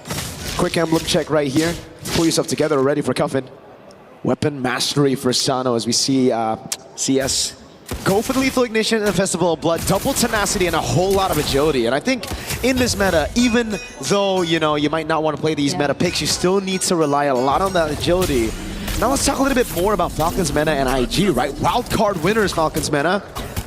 They usually do very well in the group stages of internationals. Unfortunately, this time around, sent down straight into the lower brackets. Now IG, Singapore, they've been on a tough road. The last few internationals just bombing out of events, completely eliminated on first day, second days, and now it's time to prove that they still have it within them to contend for the knockout stage. Yeah, and a lot of questions, right, for both of these teams, especially coming from a 0-2 sweep, a loss in their first showing previously here in the group stage, and now Falcons meta, it seems like they're still playing a very similar game to what we saw from them in the wild card. That's why it was also pointed out in the panel earlier that it feels like they're just drafting as if we were in the wild card, but I can't blame them. This is something that's very comfortable to them, whereas IG, I think they're the ones who switched things up a bit. So now we see the Barrett and the Minotaur in their hands, and they're setting up for this first objective of the game. Even Diablo on an enabler instead of a carry. Kelvin's waiting in that bush. It's an all-out fight for Turtle 1. And that Diablo is very, very low, but he still finds the Daytona's welcome. Boyet secures this objective for Team Falcons meta. Golden Hour already laid down as well, but it's CS trying to find Coven in the backline. The knock-up from Boyet and heavy spin. That's going to be first blood over to Falcons meta, but the trade from Diablo, he actually finds Sanji too. They keep on going here. It will be the end of the skirmish, but take a look at what Falcons meta were able to do. Again, controlling the neutral objective with the Akai. That's number one. But IG really just falling out to that tempo, and they don't even get the prio up top. Instead of trying to play out around this winning lane, they let it go, and Sano just got so much value out of it. I feel like they really wanted to go in first, though. You could see how Jay just wanted to position himself, but now he's yet to get his level 4. Just got it now, and they're not really going to commit to a fight just yet, but oh yeah! They had no idea this was happening, but Kelvin still actually takes his purple buff. So I think it will be an unsuccessful attempt here for Boyet. Does he get bursted down here? That's going to be the question. It seems like he will be, though. That's 4 members of IG on him all alone. And that's where you can see a little bit of that experience. Wait a second. Mystic Gush on Roy and a flicker as well. Oh, all right. That's a lot. Just a Crimson Beacon, but tendencies, habits, Brigida. Falcons meta, if that was in the wildcard, he would have already gotten the purple buff. Unfortunately for him, the Akai got his passive completely botched in the new patch, and that's why it was still so slow for him to actually take it away. Kelvin was able to rotate, taking it in time, and we get to see the replay of it again. The retry was also just miles too early. You see a little bit of cringe. Back room is like, oh god, why was it so early? A bit of panic from Boyet, perhaps. Yeah, this could have been a bigger lead if only they were able to take away that purple buff as well. But now we're back to a very small lead in their hands. Kelvin shows up here, but Sano has no idea that even Jay is within or around the area. Troll comes up to them first, and they are going to play it safe. There's an objective upcoming down bot, and they will both make their way to this objective. All spells are actually going to be available apart from these flickers for Coffin. So I think positioning-wise, it's going to be very crucial at this point now that it's actually Falcons meta taking control of the riverside. Crimson Beacon forced out of Roy. Golden Hour laid down too, but it's CS bursted down and forced to flicker out. Looks like it's going to be free here unless Diablo was able to get in, but no chance. Boyet with the red tree, and now it's Troll. Diablo has a flicker. Daytona's welcome under the turret, so he is going to be safe. But they lose out on a turtle, and they weren't able to trade anything out of that. So IG, I think this is Falcons meta slowly getting the advantage that they want. I think it's just the pure control, man. With the Akai, it's just very difficult for IG to come in with the Yisun Shin, and it's also just them protecting their new... Yeah. No one saw that. No one saw that. It's okay. Falcons meta protecting their structures up top. Mystic Gush! Okay, the flicker is only back for Jay just a bit, but it didn't make it. He wasn't able to survive that. Look, his flicker came back just now, and he's already taken out by Falcons meta. So this is space for Sano. They're possibly taking this turret up top. Mystic Injunction landing onto CS, and he's bursted down too. Okay, IG are just losing the plot here. A few resources spent. Roy's gonna be caught again. It seems like there's only been one time, one style of Crimson Beacon in this game, and it's all defensive. We don't really see them going in, and the few moments they do actually try, it's either there's a huge disconnect or they're just all alone. You saw it from Jay earlier on, Mystic Gush, and speaking of Jay, he had to use the flicker defensively as well. IG, there's just so much disconnect across the map, and Kelvin couldn't even handle Sanji by himself. No, definitely not. Not against Tro in a 1v1. I thought Tro was going to pop the golden hour, try to go for that Sokolil. But no, Kelvin's able to keep himself safe under tier 2. We gotta take a look at the emblems, or sorry, not the emblems, the battle spells, and all of it is just down because again, Falcons Mena have just been reacting to IG's plays, but they've been forcing out these battle spells, these resources, and IG, every single skirmish. It almost seems like they use their battle spells before the fight even starts, so it already puts them at a massive disadvantage. Yeah, they gotta get back in this game. They got to sort this out. This is an elimination match you're talking about, but IG just don't seem to be playing the game that they want. Falcons Mena in control of this objective, and all they're gonna settle for is a wave up top. Not even a guaranteed turret just yet, because even Sanji is going to deal with it by himself. So we're seeing action down bottom though. Falcons Mena, does IG respond to this? Nope. I mean, what can they do to respond to it, right? Their clear is horrible. Like, if you look at their composition, it's a double fighter composition. It's a juice it. Oh, they go in! Okay, Falcons Mena are gonna take another kill. Now it's CS going into the back lines. Crimson Beacon in finally from Roy, but it gets caught in the golden R. There goes Aditona's welcome for Boyet. He's brought under the turret, and he safely gets away. IG, they weren't able to take anything out of that. Not a single person down despite everything kind of falling to what IG wanted, you know? At the start of the game, this is the team fight that you would expect for IG, that they would want to win. But they just can't, they have no damage. And again, those battle spells all taken out. Sano was able to just free hit in the back. We get to see the replay again, and it starts with Jay taken out of the skirmish way too early. It really just seems like there's just a lot of indecisive moments here where they hesitate, right? Because even for Jay, if you know you're going to die and your team's call is still to fight, you might as well pop into Minions Fury. You die, but you get a few members knocked up. Yeah, but also the golden R just interrupted so much of what IG wanted to do, I feel. Because even Diablo on the Daytona's welcome was kinda caught in the golden R as well, so I feel like they were delayed to a certain extent in terms of how quick they wanted to respond to Falcons Mena and that sudden burst through the Mystic Gush. And I think that's another layer to the problem, right?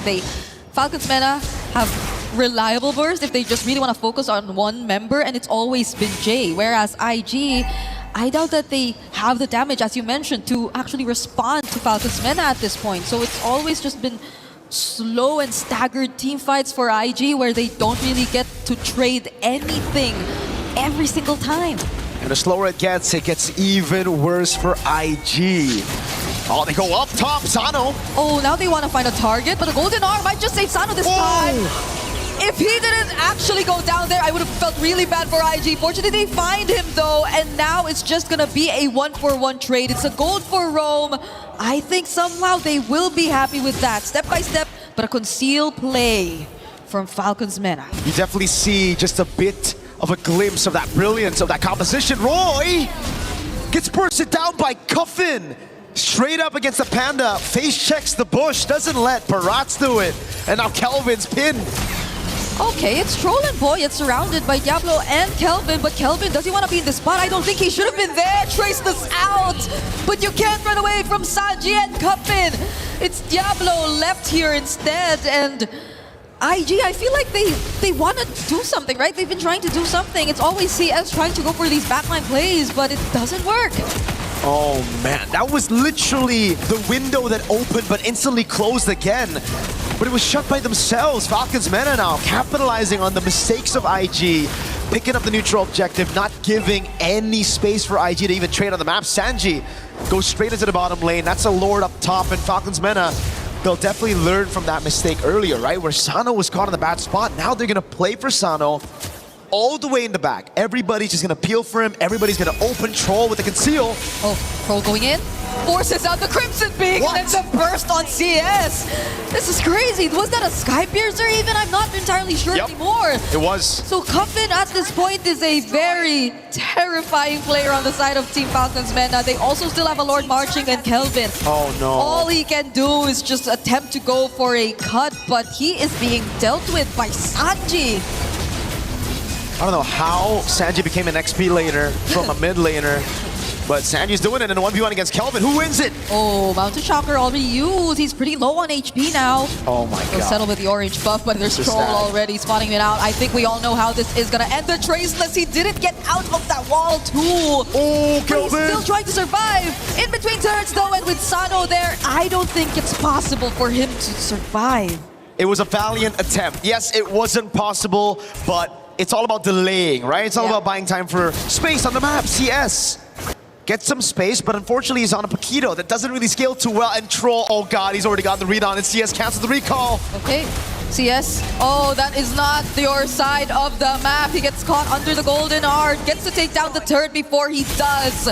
And Sano's now on a killing spree. This is a Paquito who I feel like is just really having to sacrifice himself every time he wants to go for something. It's 0-4 on a lethal ignition and a damage build too. And the 12-minute hits the clock. That says, or that means, goodbye to the Holy Shields. Falcons Mena are just going to look to go for the siege without the Lord. Mini's Fury! Okay, knocks up 4 members, but Coffin responds with a Mystic Gush. Diablo couldn't catch anyone with that Detona's welcome. At least they defend the base turret, but they had to lose Diablo in the process too and his flicker, so Falcons Mena still win it out there. Oh god, it gets from bad to worse. Falcons Mena again just sieging it down, but there's literally nothing IG can do. Diablo tried his best. Now Sanji on Uranus. Oh my god, it's Troll getting frozen moments as well. Look at that poke on Roy with just a projectile. It's so difficult if you're IG, because you look at this composition and I have to bring up the point that I made earlier. Yeah. No clear. They have horrible clear. If waves are gonna come in with the Lord, who's gonna try to actually get through the minions? That's why it seems like they have to sacrifice at least one member from their side if they just want to guarantee that Falcons Mena will not have an easy time going for the siege. It's either CS, it's either Kelvin, and I'm not sure who you really want to put out there at this point, because you'd really want all your resources to be there when you go for the defense, because again, it's not enough. Now Falcons Mena with a 5k goal lead just really secured this Lord, and CS isn't even able to push that wave up top as much. You can't really put yourself in a very dangerous position, not at this point where Falcons Mena are just moments away from another Lord Siege. I mean, you can't, right? I mean, you got that PTSD as well, a bit of trauma. Last time he tried to clear up top, it went really bad. He had to die for the 4th time in the game. He doesn't want to, increase those deaths, not to 5. Although, there might be a case to be made that, he needs 7 to get a power spike. Who knows? Maybe the BBB special. And not on a Paquito. Maybe on that Minotaur. Diablo! Troll getting the stun. It's Diablo. They're bursting down right now. Not even with its own as welcome. Will they find anything? IG just lose one of their frontliners, and now they have to deal with a Lord and multiple waves. Roy, J, what can they do? There goes the heavy spin from Boyet. The knockout from the Minoan Fury and the Golden R onto Roy once again. But the burst! The burst coming from Sano, and he's still alive. CS trying to push them back, but it's not gonna work as Team Falcons Mena secure this game. Falcons Mena are a game away from stepping forward in towards that next round and also eliminating IG from MSC EWC 2026. Staying true to their identity on the utility jungle, Boyet shows that he can still make it work. Now it's up to IG to go back to the drawing board to see if they can make their identity work, if they can adapt to this style, because right now it's looking bleak. Boyet had his entire team to rely on to make it work. We had a lot of questions for them. Were the amount of practice that they had, as minimal as it were, enough to actually get them through the group stage, the main stage? And now against IG, they're showing us that yes, and they're staying the exact same as we've seen them from Wildcard, with just a bit of changes here and there, but overall it's still the Team Falcons Mena that you know and are familiar with. Again, maybe, yes, a few of adjustments from IG, but now they should have learned and they should have understood that it doesn't work. It did not work out for them this time. It was too spread out. you couldn't really see them united in terms of what they wanted to accomplish here, if it's team fight or just splitting up. It's a rainy day with the two dinosaurs, Raptor and Trex on the panel. What you got for us? Almost like you were saying it's a rainy day, and I think you were saying rain day. However, it was a rainy day if you were on the side against Team Falcons Meta, because Ignite Gaming, well, that fire might have just been put out by that first game. I love the way that Falcons Meta approached it. You felt that they might have the lead in this one. Yep. They certainly did after game one. Yeah, again, they just went back to comfort. They forced their opponents to play a metagun, and I feel like that also made Ignite Gaming very uncomfortable in the draft. Definitely made them uncomfortable, and they may have just cracked a possible code as we move forward into this, right? We were saying it, just ban out the Ling, ban out the Harara.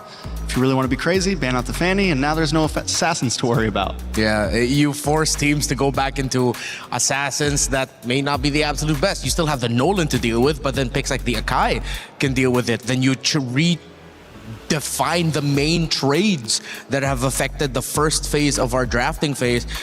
I hope there are teams right now still like maybe in the upper bracket still like comfortable here looking at what Falcons Meta has done with this Ling Hirara ban and realize, oh wait, that's a way to approach the game. What do we do to prepare for that? I think the question too is it such a good ban that if you were to put somebody at a high, well, let's not even say that. Let's just say one of our top organizations who have already made it into the knockout stage, if they were to play against that, do you think it would have the same impact? Or is this something that, you know, we're seeing Falcons Meta abusing this certain matchup right now against Ignite Gaming? Yeah, I think they're definitely, it's not just a cheese pick, it's a cheese draft approach that they use coming into this matchup. Right. The fact that they banned out the Ling, the Hirara, the Valentina, which forced out the Atlas ban, but I feel like if that's one thing that Ignite Gaming could have changed up, now that you know the type of opponents you're gonna go, you're going up against with, you take out the Eudora ban, you keep your Freya ban, you change the Atlas ban to a Marcel ban. Again, that's considering they stick the same sides here, and I feel like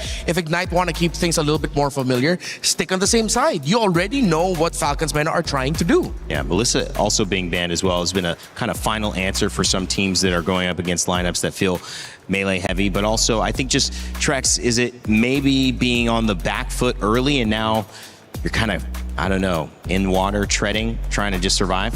I think another big issue with Ignite there was, you know, what Falcon did in the ban phase was okay.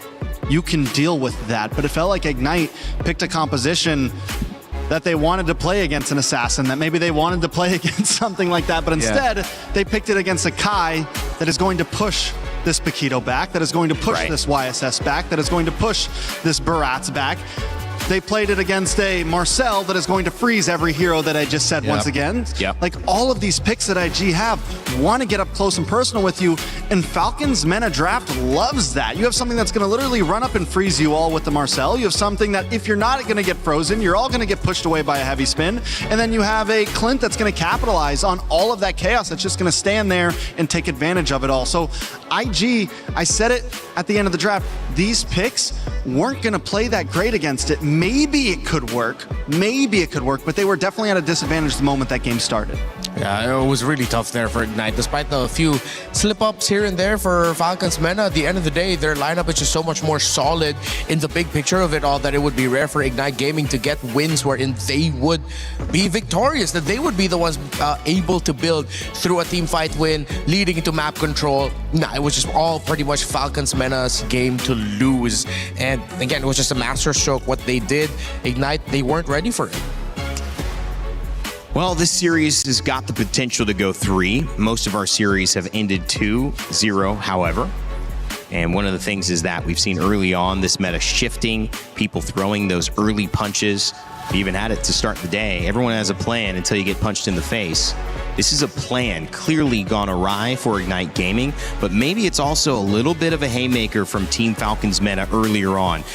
To count this team out is to do something that you should not do, because having to go through that wild card, I don't think anybody would have said, oh, I'd rather do that, because there's so many things that can go wrong with those 10 teams trying to qualify for that final spot here. Falcons Meta made it through, and so that's got to say something for what they can do, even though they're not in the best position in this tournament right now where they got to keep playing elimination games. Yeah, I think we can base it off of how Troll was reacting in his interview earlier. He was so nonchalant with everything. everything. Eternal was trying to get some emotion out of him, like, oh, are you guys nervous? Like, were you expecting this? And all that. He was like, no problem. It's okay. It's okay. It's okay. I wish I could have that level of mental strength that Troll has, where it's just like, it's all right, no problem. You might have to be named Troll at that point. Wouldn't His be a- name is you kind of a wouldn't be a shield good right caster there. then. Oh, yeah, We that's need true. crazy Renmar. What do you think, Renmar? Was that crazy It's okay. Renmar right there? Was that what I just saw a glimpse of? In this world, we just call it Renmar. Just Renmar, okay. No need to add the crazy. That's just me. That's a tame. Unfortunately, That's a I bit of a tame crazy, man. I don't know. Maybe you're not as crazy as you think. I mean, Rain Day. Wait till TL or Falcons if they make it to the grand finals. You'll see a drum in his hand. And Listen, I've seen Brigitte go a little crazy on the stage as well. I'm not going to say what was going on, but there was some hype moments when some of those upsets were happening yesterday.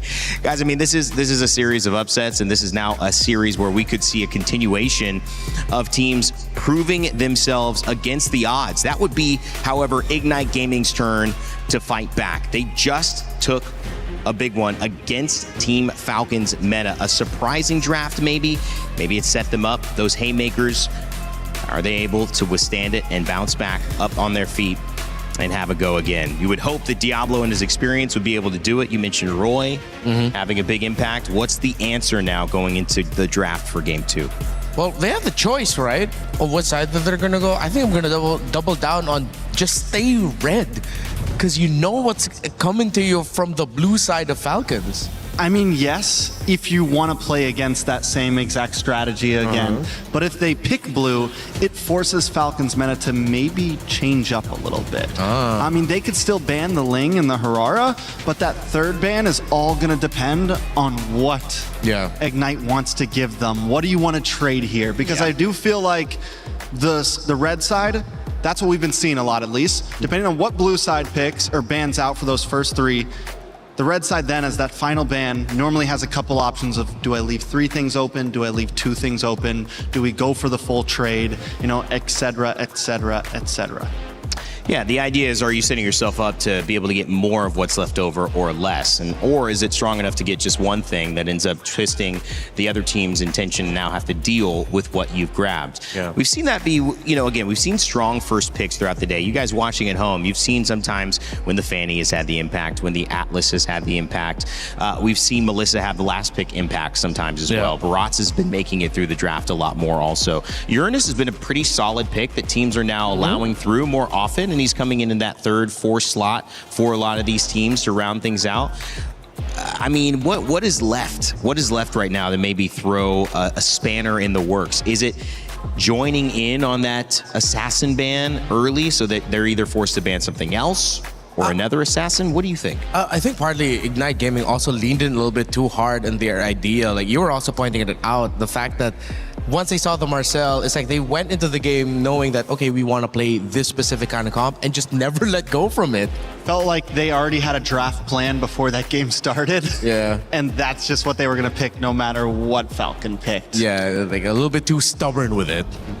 Well, the Fanny, the Atlas, and you could see that started to get into the hero pool with the Ling and the Harara band. That changed things up in game 1. That opened up a Marcel, which we have not seen very often. It's either maybe once or now twice in this tournament so far. Will Falcons meta be on the front foot again? Will we see Ignite Gaming pull something off here?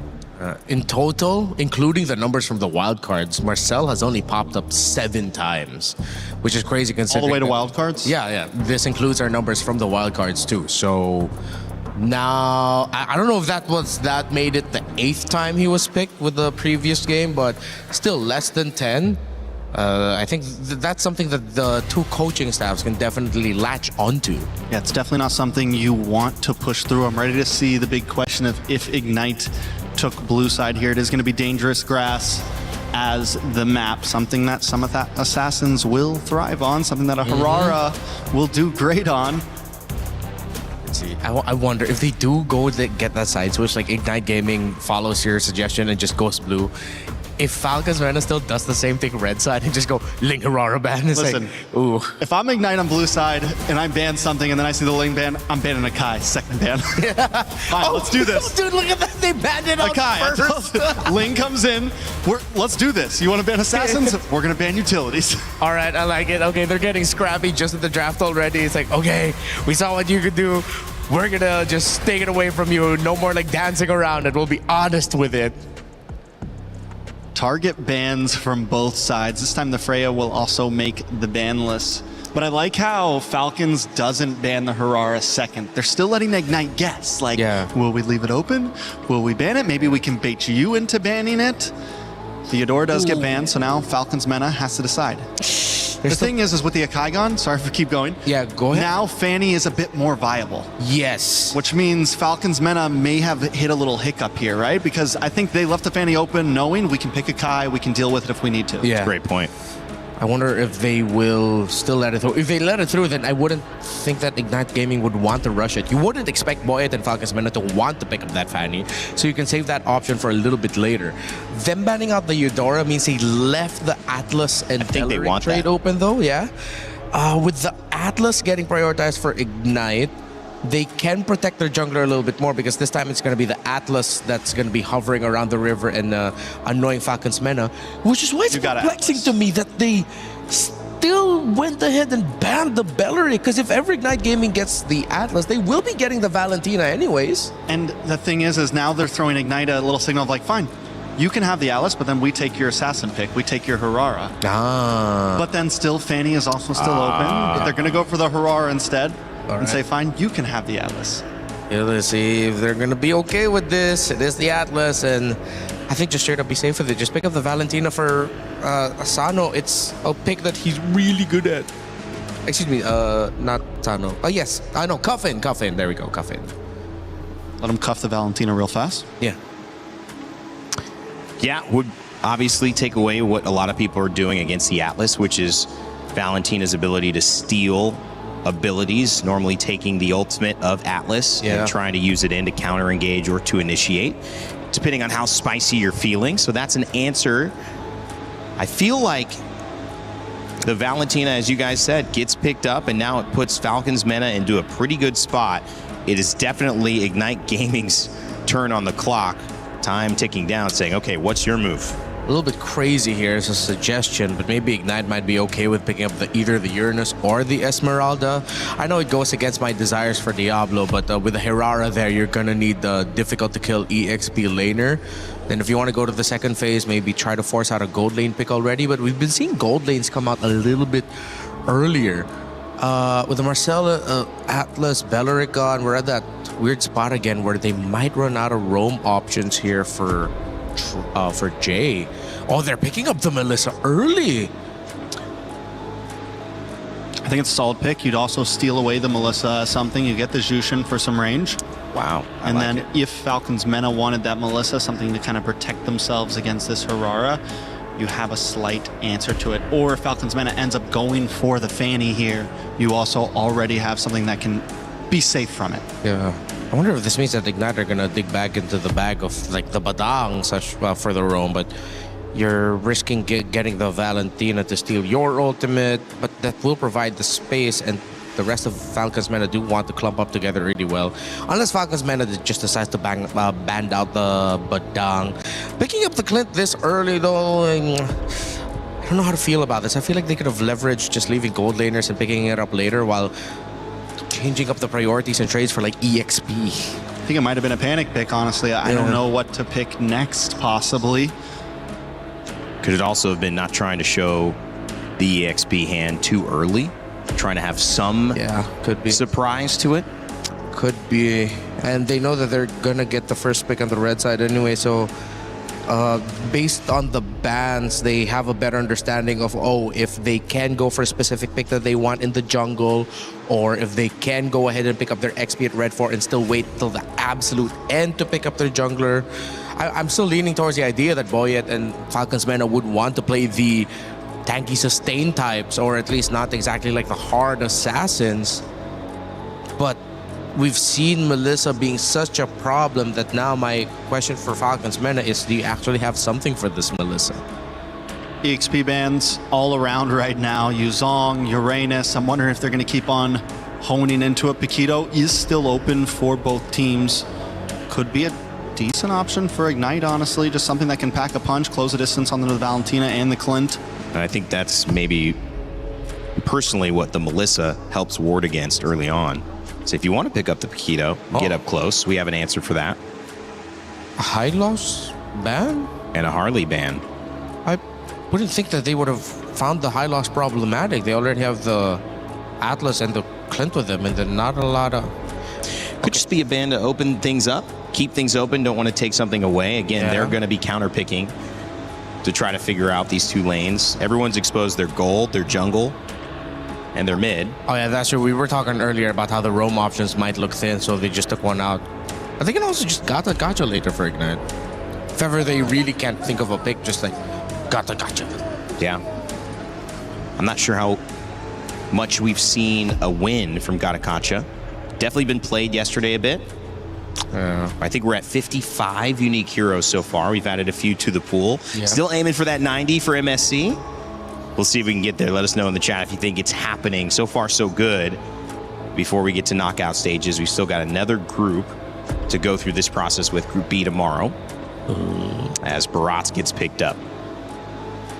Oh yeah. Gotcha. There you go, Renmar. Good call. He just settled on it. It really feels like, yeah, might as well. Oh, and they pick up the Alice despite there being a Valentina on the other side, and that makes it even deadlier for Ignite's cause. Now, actually, because of the Alice pickup, Falcons Mena has multiple options to answer this Melissa. Will it be enough is the question, though, because you still need the damage, but diving it, reaching the Melissa wouldn't be a problem anymore. What is going to be jungle, though, for Mena here? I'm thinking, can't you just maybe go something like the Hayabusa? I mean, even the Fanny isn't going to be able to target down on the Melissa very well. Yeah, we saw it struggle earlier. Get taunted by the... Oh, wait a second. So Barat's jungle. Oh, okay. Right? Yeah. So kind of like a jungle Barats, they send the Paquito to the EXP lane. All right, let's see how this is going to work. Let's roam. I still have a lot of questions for it, but let's see. Wow. What is the final switch around? This will be interesting here. Yeah, it is looking like, jungle Barats, EXP, Paquito. Well, thoughts, it doesn't cease to surprise us here, guys. We've got a second game coming up here in our final series of the day. If they take 2 in a row, Team Falcons Mena is going to close this one out and move on. They'll face their Falcons teammates, or not teammates, but I guess organizational mates in a win. And if they lose, well, we'll send it to a Game 3. Let's get Game 2 started here and send it back over to your casters. Thank you, mates, on the panel, man. I love them, this panel. T-Rex, Raptor, Rainy Man. I'm joking. Welcome to the Land of Dawn, folks. It could be the end of the road for one of these teams, and right now it's looking like it's going to be IG because they're down a game. But how are you doing, Brigada? Hey, I'm doing okay. We've had a really interesting day today. Some very intense games at that, and some very one-sided games. And so far, the series has been one-sided for IG, as you've mentioned, who are on the brink of elimination. Wow. So we're really hoping for them to at least figure things out heading into this game. But I feel like even the panel, T-Rex, Raptor, and Rainy Day. As mentioned, you're right, Mirko, we're just kidding. But I feel like even the panel couldn't really fully grasp the idea behind what IG wanted to do. I think so much focus also was put on the Alice option here, the Alice pick as well, and the fact that Falcons Mena yet again are still sticking with their identity and just shifting it around with putting a Barats in the jungle is another statement for them if ever they do get to secure the 2-0 against IG. I mean, they did make this work at the wildcard, right? The Barats in the jungle with the Mathilda, though, so it was already very different. And the Barats in the jungle was a good answer into a lot of the other utility jungles, like the Akai as well, and the Baxia. This time around, you're up against a Hirara, right? Someone that can already farm faster than you and can actually capitalize on the winning lanes. I think that's where we have to, kind of point our fingers. And set our sights towards. The lane in gold, I like it for the Melissa up against his Clint. And even in XP, I like it for the Alice for the matchup against the Paquito. So these are two lanes where Ignite Gaming are going to be able to utilize this Hirara to finally push in and capitalize on the mistakes or the lane dominance of the other mates on the team. Falcons Mena, though, it's all about neutral objective control. So I think it's kind of like a better IG from game 1, but Falcons Mena, the same exact Falcons Mena from game 1. Granted that the laning does go that way, because we're expecting it to favor IG, at least in terms of the sides. We're looking at again the Melissa, who at least based on today's showing has been a phenomenal gold lane pickup, but it was more into the Fanny and the likes of the more dive type comps, which I don't think Falcons Men are that far away from, but they're more fighter than assassin type of compositions too. So you could expect them to stay much longer in the team fights if things go their way. Well, right now, IG, let's see how it goes and let's see how they manage this lane. Quick emblem check as we get into game number 2 in the Land of Dawn. Wilderness Blessing for Troll. In a world where we see a lot of pull yourself together just to try to get more flickers out there, Troll decides, no, I want to get the movement, and it's the same for Cuffin. So they're expecting to win here in the mid lane, trying to rotate around. Perfect match on Roy.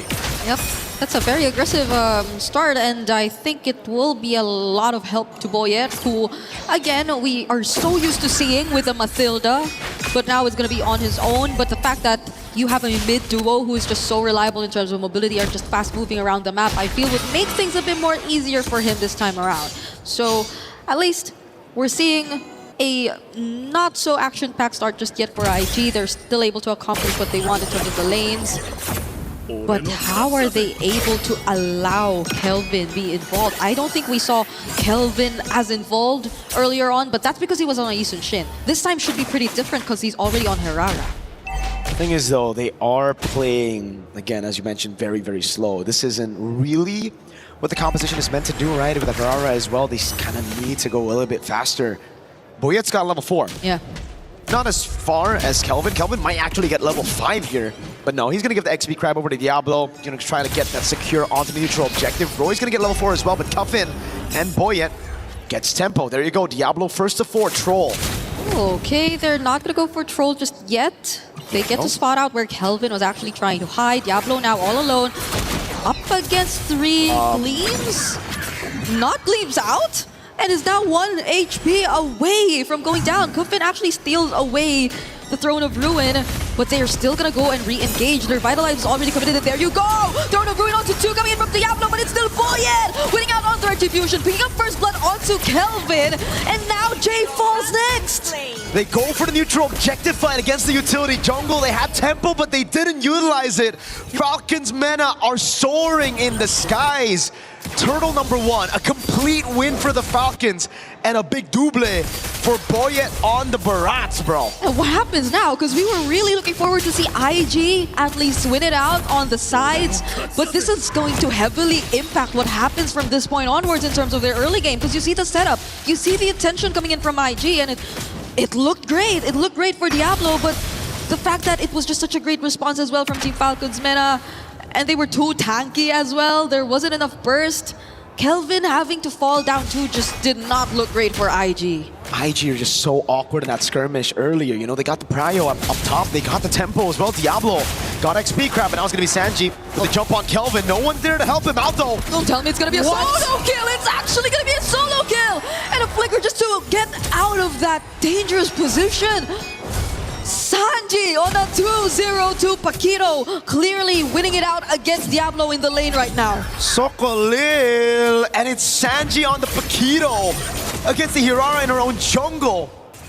We were talking about that earlier, the Paquito should, oh god, he wants to do it again. This time Diablo is going to be there to shoo him away, but this could still be good for Falcons Mena as Boyet's going to walk up. Okay, he doesn't steal away that jungle creep though, at least for them, but now, when is Kelvin just going to be able to play?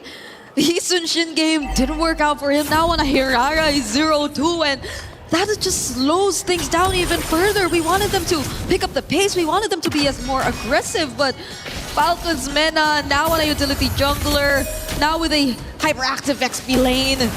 There's just not much you can do. And now it's just Falcons Mana doing exactly what they did in game number 1. After getting the initial lead, they just play it slow. Diablo just used Throne of Ruin to survive against Sanji. And it's still Sanji who wins it out in that skirmish. So down below, they're going to go for the turret. They're losing this tier 1. Now the Fatal links onto a single member, and that's going to be Jay. Oh. They don't care if they just find one. They already have what it takes to burst down even one of the tankiest members of IG. And now both sides seem to be in favor of Falcons Mana already. Oh my god, Roy! Oh no, Roy, Crimson Beacon out. No Fatal links for Troll. He is still gonna try and defend this, but is it gonna be worth it? There is gonna be the muddles from CS, but the damage is just not enough threat for Falcons Mana to get away. What do you do at this point? Boyette's gonna try to steal this away, but the Hirara is nowhere near. It's a retreat from Boyette. And Kelvin's gonna be very careful. Troll's already on the perfect match. Boyette's gonna figure it out. Uh-oh, Kelvin! Oh, this is a running Atlas. He's moving so fast. Kelvin, can he get out of this? There are still flickers in their hands. Kufin, Sanji, the wraparound. Oh no, Kelvin dashing out with the flicker. Iframes were close to saving him there, but Sanji says no. Nope. A flicker to take him out. Sano picking up the 3rd tier 1 in this game. He's had a hand in all the turret takes so far. It's all about sieging with Sheriff Sano. Troll again just opening up for Sano to have such an easy way through these turrets. And again, it's Cuffin on the Valentina this time around, providing that peel as well. It's just so difficult now for IG. They have a combo, that AoE with the Throne of Ruin and the AOG. But there's just no damage. Sanji in the bottom lane, picking up his own turret as well. They're just taking turrets left and right.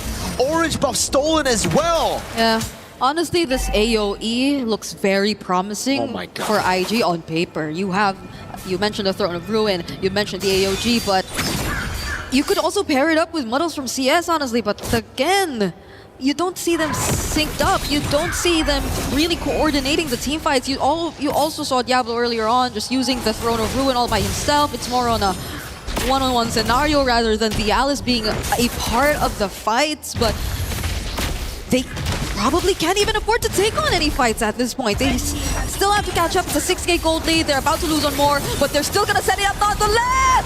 Throne of Ruin coming in from Diablo, and now IG are gonna fight and clap back. Roy going in for the Crimson Beacon. Boyette left all alone, and this isolated pickup might be the start. But then, Sanji, the damage does he have? Was it enough? He did not expect this amount of pressure from IG2. That's 4 members he tried to take on all by himself. They got a shutdown and a kill on Boyette as well. And finally, the combo lands.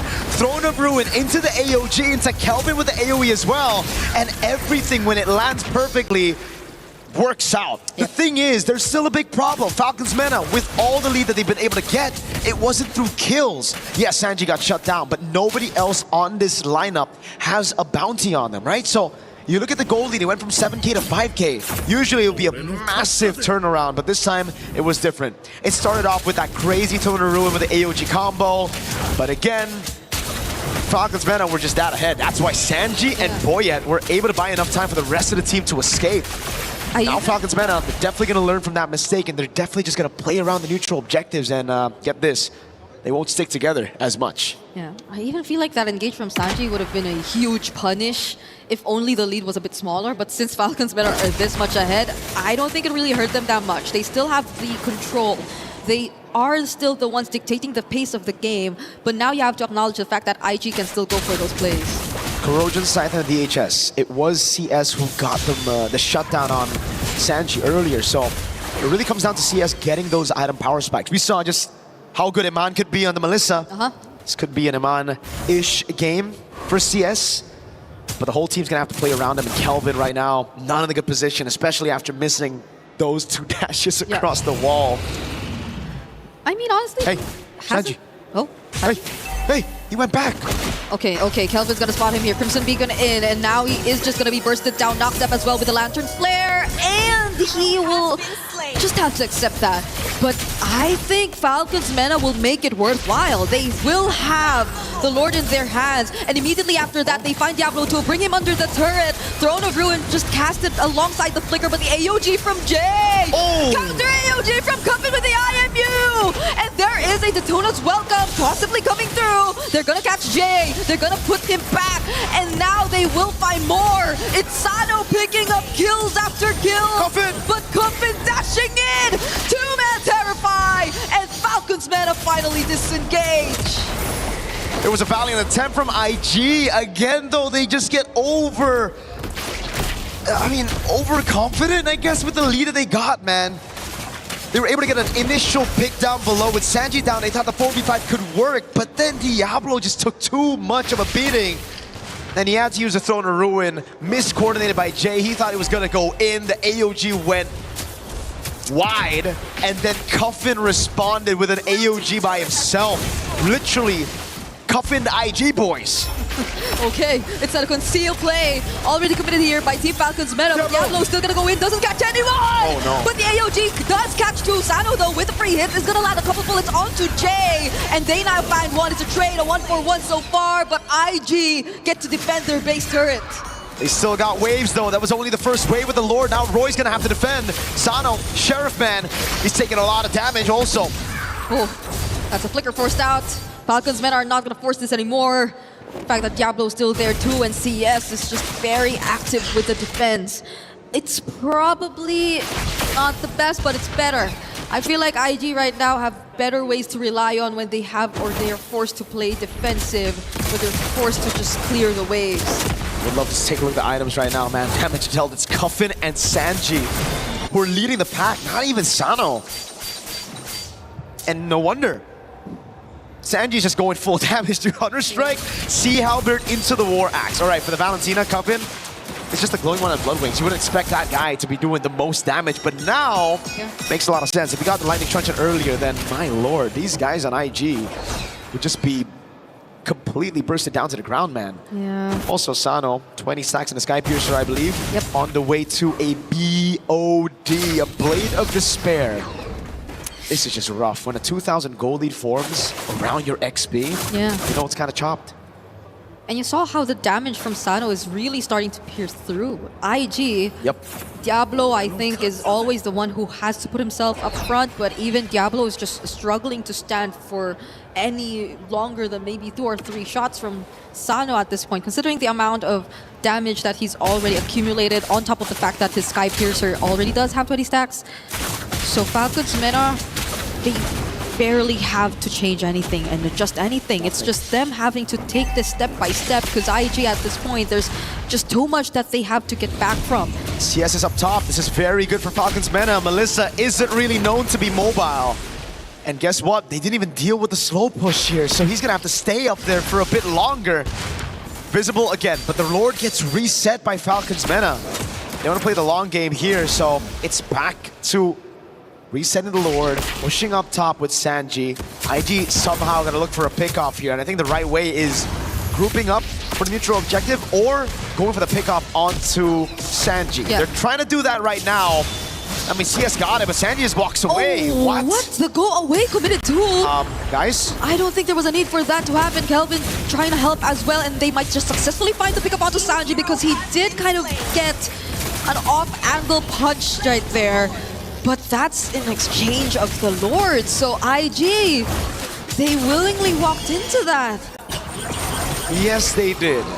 To be fair, I really feel like at that point it was already very honest from IG. It looked like, okay, we're not gonna throw the ruin. Oh, this is honest too. Diablo going in, but the response with the tone is welcome, and now he's just back. And another AOG from Cuffin. The IMU working wonders together with the Fatal Links. It's a double kill now for Sano, and Boyan just finds one more. Kelvin, what can you do? Roy is just too low, and it's just IG scrambling to get back to their base. Brother, the AOG was used on Sanji up top. That was literally, it just happened. But they went in for the Throne of Ruin with no AOG under tier 1 and tier 2. Oh my god. Oh my god. We are starting to run out of words. in this game. 15 minutes almost in, and it's just Falcons Meta still with this really big lead. Kelvin nearly getting caught there. Oh, Crimson Beacon in from Roy. Now they're on to Sano. They'll find and shut down the gold laner of Falcons Meta. Falcons Mena capitalize on a mistake. IG says we can do it as well. Yet again, staying afloat with a pickoff on Sano. A shutdown as well. A way to cut down on those Sky Piercer stacks. Again, we see the set. But it's like, bro, the AOG was literally just used earlier. And it's like, dang, it's under tier 2 and tier 1 with it not even being there, and it just baits everybody in. By everybody, I mean it baits its own team in. Yeah. Valid reaction. Valid reaction. Okay. That was a slow-mo. That was a slow-mo. Oh, God. And a clear punish from Falcons Mena, earning them an additional base turret and more map control. But IG, at least you, well, saw that just now. They found the kill on Sano, and they found a tier 1 in mid. That's the second turret they've been able to take down in this game. 15 minutes in. So maybe there are still some signs of hope, because you actually see them moving out of their map a bit more now. Dude, I'm just so impressed right now. Such an interesting game so far. Take a look at the equipment real quick. Wind of Nature can be built up by CS. Wind of Nature already for Sano. It's a Winter Crown for Boyet. All right, so he's going to have a lot more to say here as he dives in forward. Not too much at risk when he dives in, as CS won't really be able to get those hits in. But the thing is, for me, Diablo hasn't gone Winter Crown. Yeah. Being the main guy to initiate and literally the first one in, I really thought the Winter Crown would be built on Diablo by now. Yeah, and instead you see it on Boyet, and now Sano. Oh, is he changing his item? I think he is. He initially had a Wind of Nature, and now he went for Winter Crown. Instead, Jay finds the taunt onto Cuffin, forces out the Crimson Beacon, which he stole. But Sanji's gonna come in from the side, and there goes Diablo! There goes the Winter Crown as well, coming in from Boyet, but the damage from IG seems to be enough. Now it's gonna be the Hirara, finding kills here and there. But Sanji has waves! He has 2 minions alongside him in mid, and Falcons men are not letting IG get back to base, but Kelvin fortunately find his way back, and IG find more as they take down Troll. 1v1 up top, it's 1v1 right now. Sanji tries to go for the kill on Kelvin. Lord in the bottom lane already there, Boyet. Let's see if he can steal this one with Kelvin up top, and 1v1 against Sanji walks up. Immortality for Kelvin. Okay. Boyet is here to try and contest. The Dakota's welcome not being charged just yet, and he finally does use it on one. That's going to be the Winter Crown as well, but the Throne of Good from Diablo! Boyet is taken down, and Sanji from the backline gets caught in the AOG! A counter from Kuffin, but now he's all alone. He fights the kill on Diablo, but CS takes him down too! But wait, Sano's here! Hero play from Sano, can he steal the Lord? No, he can't. All right. Waves dealt with by Roy. IG pull up a crazy teamfight win in a brutally chaotic brawl. Oh my goodness, they put the Ignite on Falcons Mena. Falcons couldn't react, man. The heat was brought in, and it started with IG doing... Okay, it started with Falcons Mena ulting everywhere. That's where it started, actually. There you go. Cuffin gets caught by Jay. There you go. I'm starting to remember now. Okay. But in this skirmish, man, it was just Boyet just trying desperately to get back into that pit. But unfortunately, couldn't get in. Sanji tried to go in. He forgot about the go away. So Melissa's ult, right? Bring it up. It's a sphere, you can't get in. Yeah. Just in case you don't know. You know? So, I don't know anymore, because it's a 2.9k or 3k gold lead now in the hands of IG. It initially wasn't like this. It was Falcons Mena leading massively, but now they're pushed to a corner. It's IG trying to charge in the base, and CS, you could already start to feel the damage. Boyet is already being shredded down to pieces. Sanji picks up an Immortality, gets bursted down! Immortality, he just bought it, now it's popped and he has to fall! Falcons Mena, one man down. Still some waves available for IG.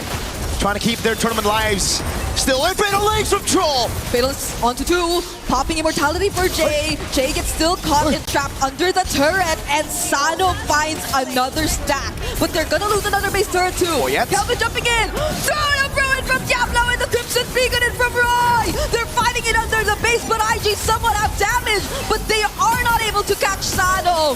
Sano is still able to deal damage. Kelvin dashing in, and they still have waves incoming. Uh-oh. Wave down below as well. They're going to go all in. It's Kelvin in the back row. It's going medium for Sano. Sano still survives. Sano finds a kill on Kelvin, but can he deal with the waves? He cannot. IG are bringing us to a game number 3.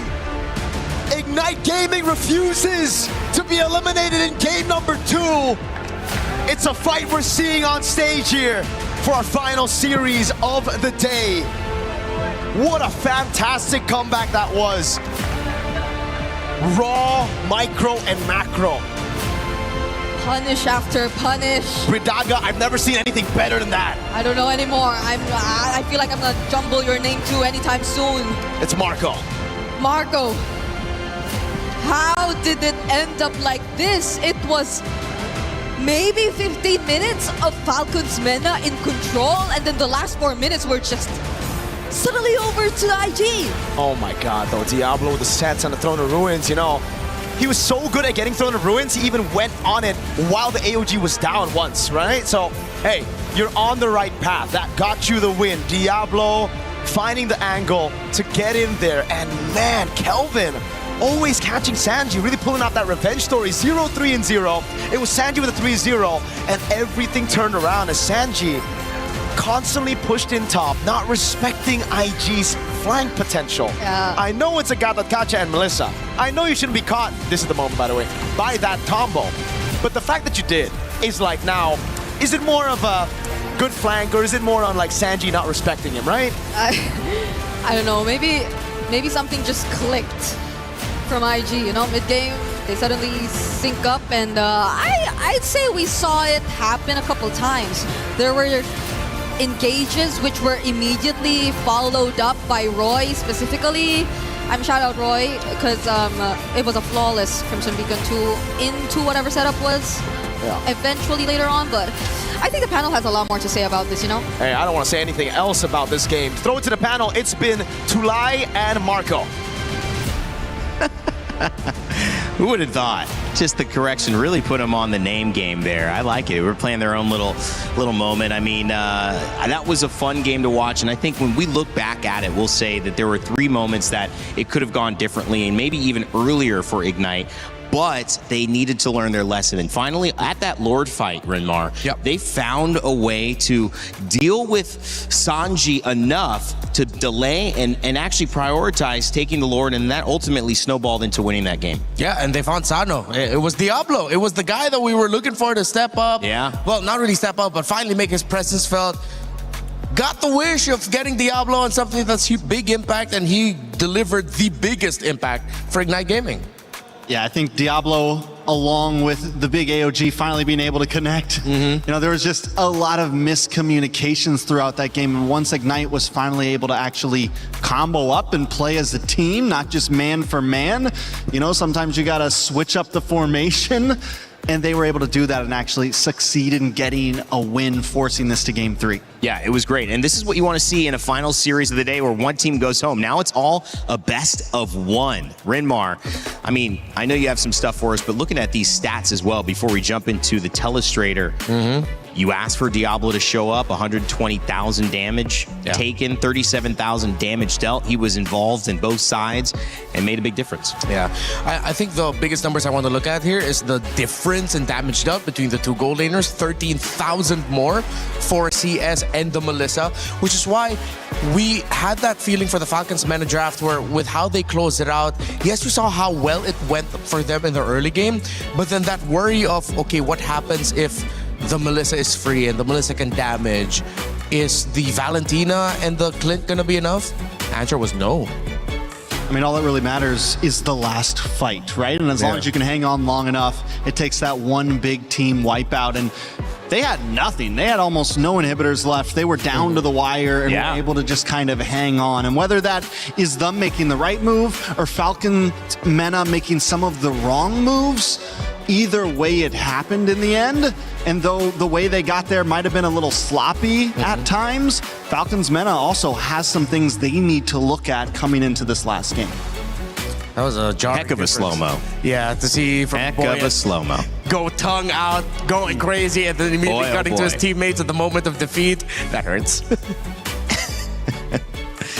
These are actually scrims shots. Those weren't even in this game right there. He's just doing that randomly. No, I'm kidding. That was actually recently. It was a real reaction. It was live. And what do you expect? You're playing for $100,000. I mean, the hype is real, and getting a chance to move in gives you that 65K in this situation instead of the 45 from going out earlier. So still a lot of money coming up on the line for both of these teams who are fighting for their last chance at it. Renmar, I want to give you the opportunity to break down what you saw there. There were a lot of failed fights, a lot of successful fights, but like Trek said, you only need one fight. Yeah, I'm ready to break down. All right, could you hold this for me? All right. Both mics? Yeah, I'm good. All right, we double it. Oh, okay. Okay, so we look at the draft. So this is already post-switch up where you see the Alice come in, but then we have to put focus on this Melissa. We look at the Falcons meta composition, and the only source of reach that they really have is the Clint. Now, yes, there is still the problem for Ignite Gaming of the Valentina being able to take away the ults of the Gacha, even able to take away the Jushin ult, and of course the ult of the Alice. All of them as a means to break the formation of Ignite Gaming. But again, the question is, will they have the damage? We saw in the numbers difference, it was 23K lead for the, I'm not even going to try to make numbers anymore, for the Melissa hieroglyphics? over Wow. the Clint. Yeah, that looked like hieroglyphics there for a second. But then with the combination that Ignite had, as long as they're firing off on all cylinders, despite Falcons Mena being able to hold a very strong line of defense for their Clint, they're not just pumping out enough raw damage compared to the Melissa. Alice is even dealing damage as she has her passive up. We know the Gacha is one of those surprisingly hurtful roamers with a good amount of damage, and even the Hirara being able to come in and provide damage as well. Overall, Ignite Gaming just had more damage, and Falcons Mena, when the Clint was taken out of the equation, no one in this remaining four can deal with a full 5 that Ignite has. It was way too Clint dependent for Falcons Mena. And that burst, I mean, it does scale late game. And so they had the early game handle. Yeah. And Baratza's, I mean, dominant. Like he was a high level, maybe 15 when there was 11s, 12s roaming around on the side of Ignite Gaming. But you did say that it all felt like if the Clint was gone, then what was the answer? And they didn't have one. Yeah, it was also, everything should have gone so well for Falcons Mena after Ignite Gaming surprisingly fought Turtle 1. They committed all those bodies up against the Barretts. I think they were a little bit too egotistical in thinking that they could get the turtle, but even if they got the turtle, they still would have gotten taken down. But maybe a little bit of ego is what they needed. It is a little bit of ego that allowed them to get that surprise jump play onto Sano and Sanji and then turning it around. So, hey, Ignite, they have the ego, they have the confidence, and they force game number 3. I mean, how about that 1v1 down at the base? Sanji's trying to take it all, Trex. We're watching that together. We're thinking this could be it, but it's the delay that leads to the lore, that leads to things turning around for Ignite Gaming. What was going on through your mind watching that? It was a very all or nothing play, right? And a lot of time that is what you want to go for, but the fact that they couldn't delay Kelvin. Yeah. So that means he can get back. If they were able to delay Kelvin, easy, good win. But once they're not able to delay him, at that point, I think as the Paquito, you gotta back off, because once that keeps on going, it gives the rest of the team the time to get the wipe on the rest of Falcons Meta. And once that happens, they're able to just drive that win home. So it's a lot on the line. It's a lot of plays that I think both teams made throughout that game that maybe didn't have to be made. When you look at a game like that, you think maybe scrappy, you think, I mean, I'm going back to some of the World Cup final moments, especially for Spain and Argentina, and you say, there was almost not a shot on goal for Argentina in 90 minutes. Spain had a ton of shots, but everything was like that last bit of effort, that just final touch to try to make something happen. It feels like when you're in an elimination game or a game of high stakes, you know, some of the regular plans and composure goes out the window, and everyone's just like really trying to almost will themselves into a victory. Some of those team fights felt that way, Redmar. Yeah, I think also that Trex may have willed this into existence. You're the only man who saw 3 games for the final series, and you called it right on the money, bro. I know everybody loves me for that one, right? Yeah. I'm here for the excitement, fans man. do. Come on. I came halfway across the world to watch some MLBB. Hey. And that's what we're getting. More MLBB. Hey, MSC at EWC 26. Wait Come till on there's best now. of fives. Oh my goodness. That's really going to be fun. Well, what would be crazy is seeing reverse sweeps, because in that situation, you're thinking 2-0, maybe 2-1, and we somehow go to that fifth game. Wow, that is going to be exciting. As we get into our knockout stages, those quarterfinals are going to end up being best of fives, the semifinals as well, and a best of 7 will be our grand finals. So if you think this best of 3 is fun, exciting, matchups, chess match, it's only going to get more intense, more complicated, more advanced, and maybe more impressive from both teams here. Looking at the story of these two, though, as we get to see which map we're going to be heading into, if it's going to be Clouds, we expect a lot of fights. I don't care. We're going to get Dangerous Grass. Dangerous Grass. But it seems like this is going to be a much more happier win for Ignite, in the sense that people already counted us out. We didn't really get to show off as much.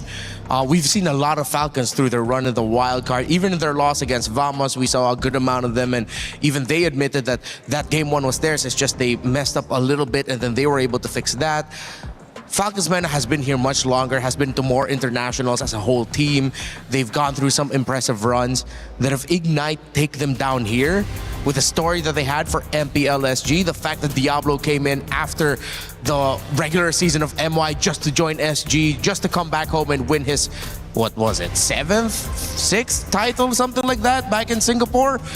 It's a crazy story, and it's something that even if they get eliminated in the next one, they can definitely hold their head high, say, hey, we beat Falcons MENA. Diablo always seems to find a way to get his way into the main stage. Can he find a way into the top 8, into the knockout stage? But let's get down to the nitty-gritty. MENA back on blue side. Yep. Back to that Ling and Herrera ban. How does the other, this time Akai and Marcel from the opposing? Oh, this might work out well for Ignite, because, again, they won that game 2 on the blue side. Now they're back on the red side game 3. They had more time to think about the approach of Falcons MENA of game number 1. The Freya band as well. The Akai, it ended up being something that caught Ignite Gaming by surprise. And maybe not by surprise, but they just couldn't deal with it in game 1. That ended up helping them out too much after seeing the Herrera Ling ban, which is not common. We're seeing those usually let through, maybe one of them banned. Going deeper into the assassin pool, Falcons MENA have kind of changed things up at the end of the day and said, nope, we're not going to see them, we're not going to play them, we're not going to use them. Let's see what else you got. So do you get rid of the Adora here?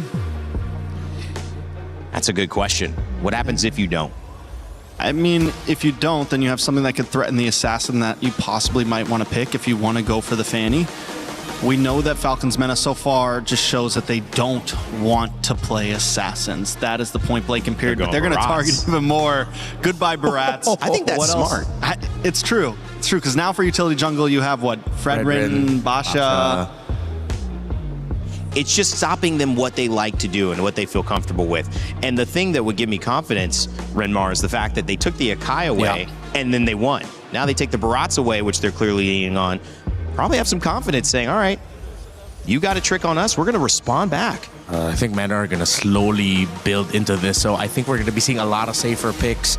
Wouldn't be surprised if their jungler comes in last, and I wouldn't be surprised if Ignite just pan out the Fredrin and Baksha to be safe in the end, so that you're really out of full counters. Yeah, just you're out of all the options for the utility jungle, which means we'd have to see Boyd have to double down on maybe something like the Joy in the end. I mean, does he have all of that in his kit? It's a great question. The only Assassins Boy played in MPL, PH, or international tournaments. Fellas, you ready for him? Hayabusa, Joy, Fanny, and Karina. Okay, there, they have the Joy as an option. Ooh, maybe even the, Karina.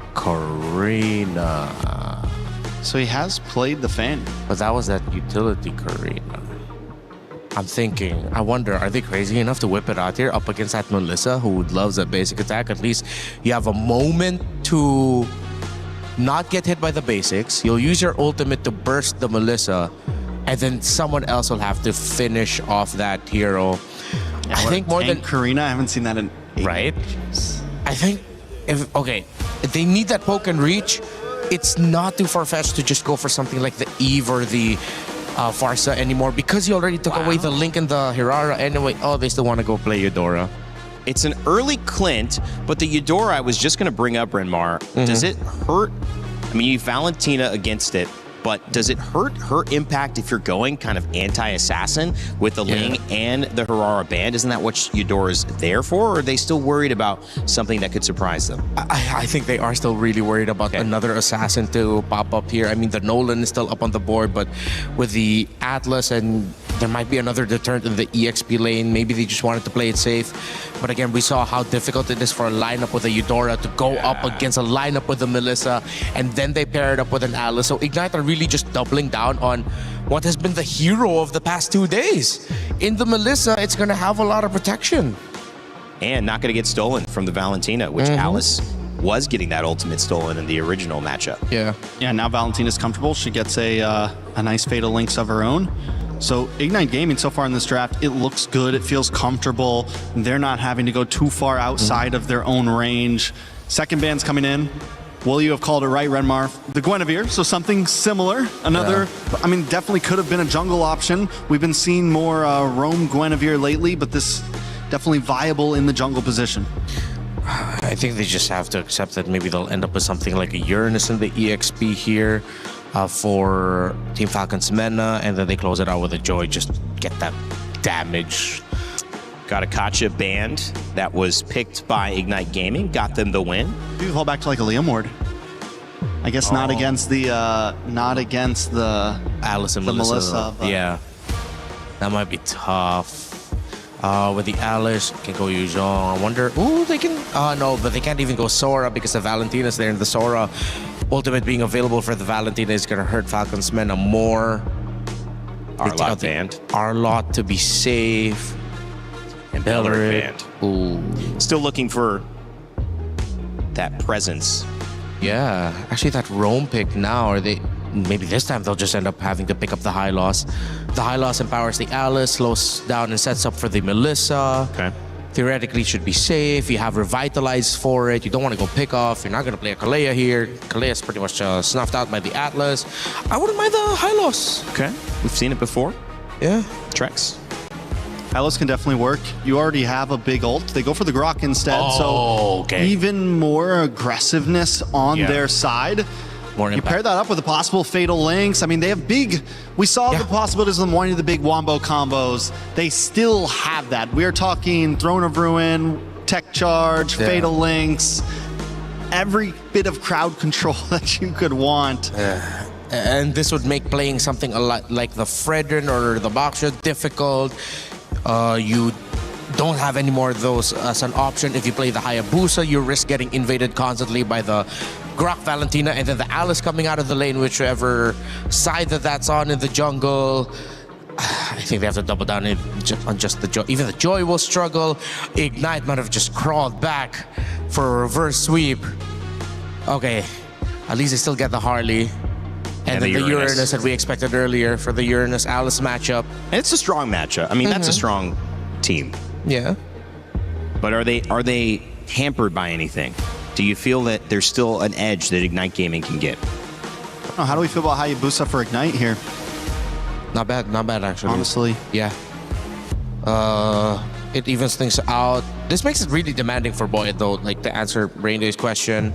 The Valentina and everything mentioned also. Ooh, and Lancelot. Wow. That's another unique That's some hero. unique picks, baby. Yep, Lancelot making a comeback here. Yeah, the Lancelot into the Harley, of course. That was one of the answers. Not gonna lie, Ignite might have actually crawled back for this. They feel good. They look confident. Yeah. See Troll there bouncing up and down. I'm feeling a little bit more Ignite here, but it's more a question of how the Alice and Uranus handle their game in the map. All right, ladies and gentlemen, Mena, Team Falcons, and Ignite Gaming in their final game of a best of 3. One team going on to continue their dream for an MSC championship. One team going home. Let's send it back to your casters, Mirgita, to finish it off. Hey, thank you so much, panel. It is Mirgita, the combo right now, to bring you this elimination match. Earlier, there were a few lives still, you know? It was one game after another. It was the equalization, but now it's the climax. One team's got to go. The other team's got to make it past this stage. IG or Falcons Mena. Yep. And it's going to be very devastating for Falcons Meta if it is indeed true, because the panel are starting to feel like IG might have actually found a way to get that reverse sweep because of the nature of this draft, which is looking to favor them in a lot of aspects, Mirko. I love the Lancelot pick, man. When you are not comfortable on the Fanny, Ling and Hirara's banned away from you, you got to find some creative moves, man. And Falcons Meta are really trying to choke Kelvin's hero pool down with the Harley pick as well. They denied everything away from him, so it only makes sense that he goes into the next best thing, which is probably a Lancelot. Yeah, like a lot of people were thinking Hayabusa maybe. We saw what the Yisun Shin is able to do both times. 0% win rate right now on the MSC stage. Cool though. CS went pull yourself together too on the Melissa. So I feel like they're also starting to just anticipate the amount of pressure that they'll have to break free from. In terms of Falcons Mena's lineup, that's a lot of stuns, honestly, that could just go for you. And it's not just stuns, honestly, that you have to worry about. I think one of the differences between the Melissa games we've seen earlier and this that we're seeing now is that there's just really so much burst that's directed towards you. So I feel like so much attention will be put towards the bottom lane. And even the matchup, it's already established and put there to manage and deal with the Melissa overall. So Falcons Meta, I think that's one of the ways they're really planning to go around this game, at least in the early stages. XP Crab battle though, it will be Sanji who picks it up. That means tempo for Falcons Meta. Troll in the mid lane against Roy. That's Boyet as well. Flicker already burned by the mid duo for IG. So this is a pretty great start for Falcons Meta, honestly. Sanji all alone, already being enough to zone out multiple members. Throne of Ruin from Diablo doesn't connect, and now Stroll's gonna go back in. Cuffin gets the last hit on the objective, whereas Sanji's just trying to go in for the chase. Kelvin might survive this deadly magic though. And so IG don't lose out on much, but they don't get the objective. And it's Falcons Meta with a very similar start to Game 1 and Game 2, despite having a completely different composition, right? Game 1, Game 2 was all about the objectives with the utility jungles, Barats and Akai respectively. Now with the Harley, it's still control over it. The team just knows they got that muscle memory on how to play the first neutral objective. Sanji with the instant prio after securing XP Crab. Boyet though on the Harley. Something we did get to see in the wildcard as well, now really abusing the fact that he can actually walk up and invade, unlike on the Akai.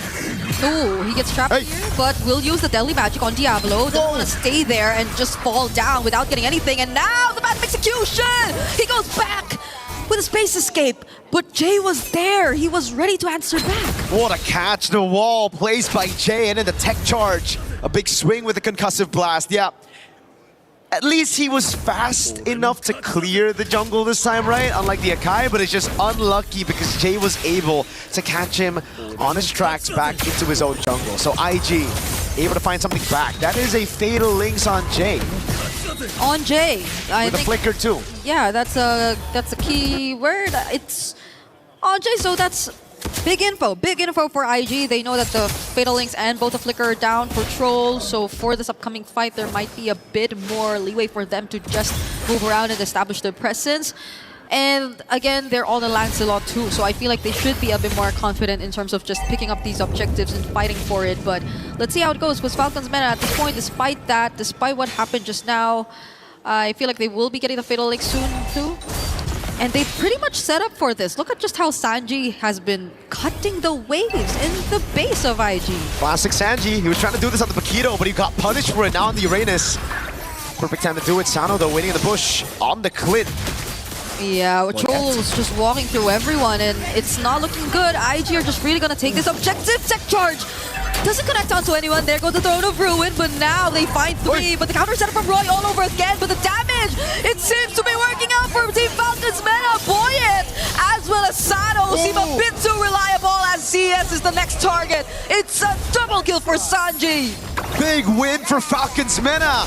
For the first time, it's IG were actually able to get the neutral objective, but Falcons Mena take the fight. They even take the orange. No, Kelvin's still able to secure it, but Sanji's gonna walk down on him. Yeah, and it's very fast conversion. They don't want to waste time. Now they finally will take that tier 1 in mid, and even that tier 1 down bottom. Kelvin is not having a great time though. He is not really taking his very own jungle camps.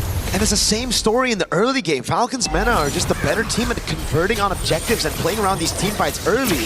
It's just somehow in that game number 2, they completely forgot about their win conditions and they played around IG's win con of just sticking together, which is something that IG can still do right now with the Alice and the Grok. But it's something that Falcons Mena will definitely be eyeing out for this time around, right?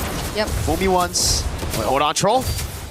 Okay, gonna spot out CS, forcing out to go away. The ultimate already casted 2 for Cuffin, but do they use the Fatal Links? No, it's actually IG using it first, and there goes the counter. Oh my but God. CS, he's just dealing the free hits. They're actually able to find Cuffin in the process, and it's just the mid lanes traded out.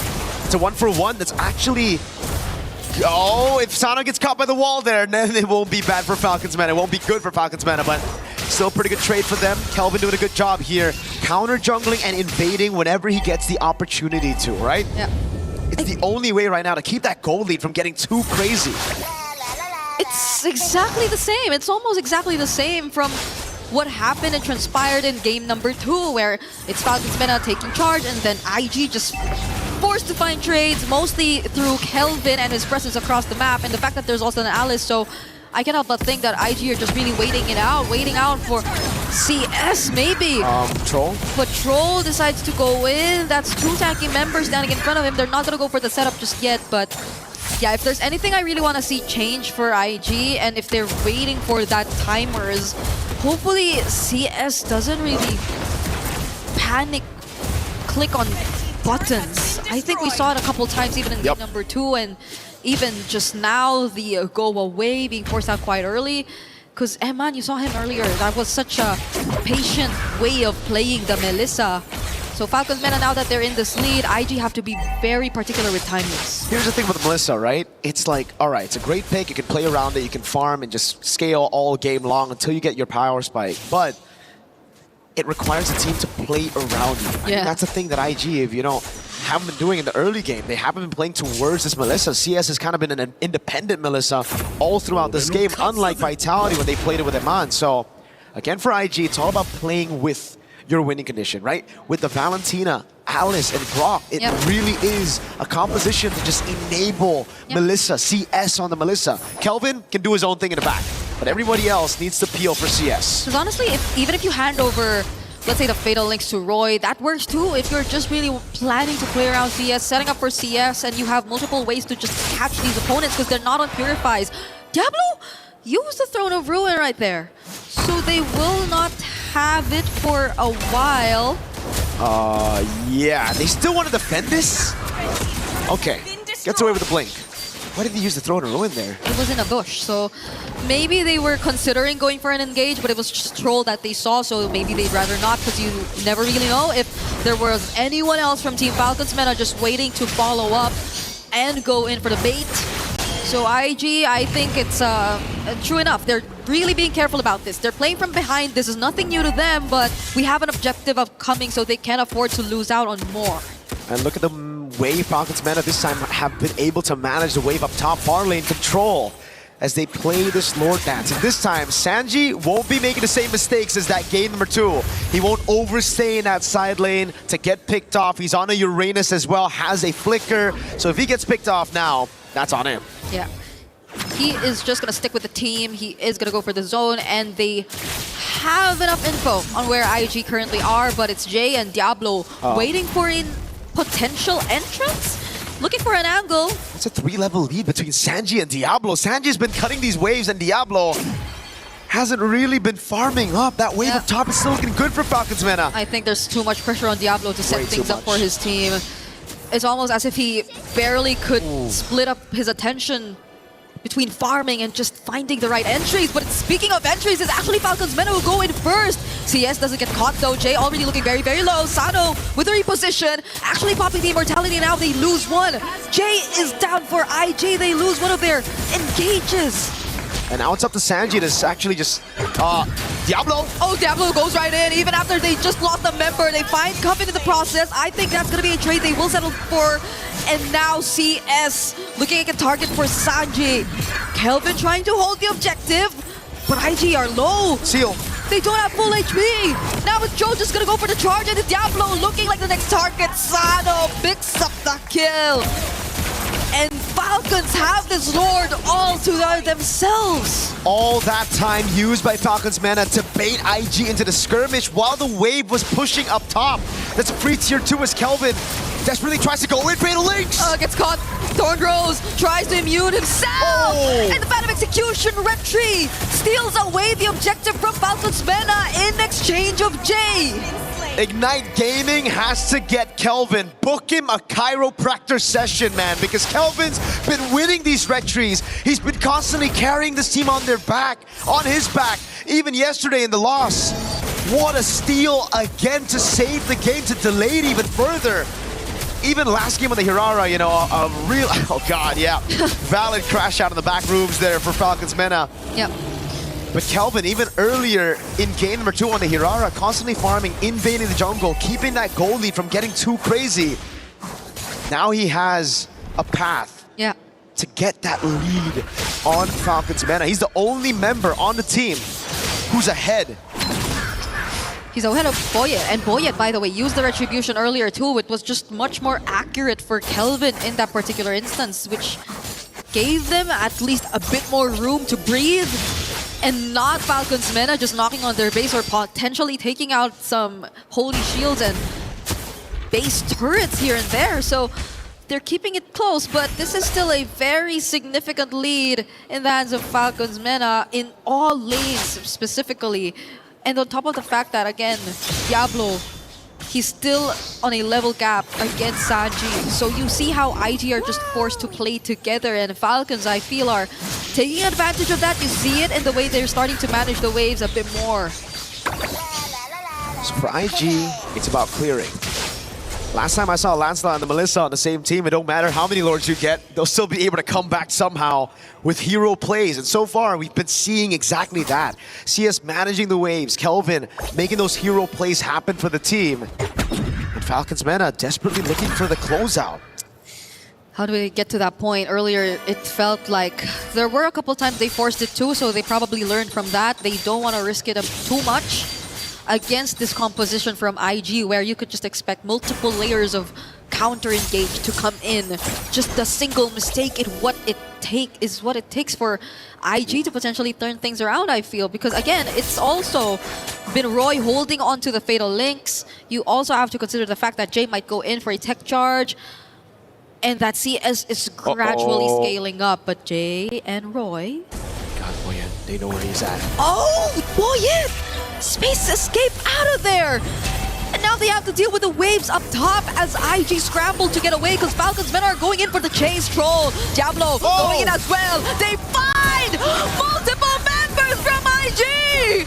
And that was the moment they've been waiting for. Boyet going in, trying to go for CS. The flickers from Sanji, a triple for Sano! And a potential wipeout coming through. There you have it! Falcons Mena! They take out every single member of IG! The moment Troll stops trolling, he gets a massive set.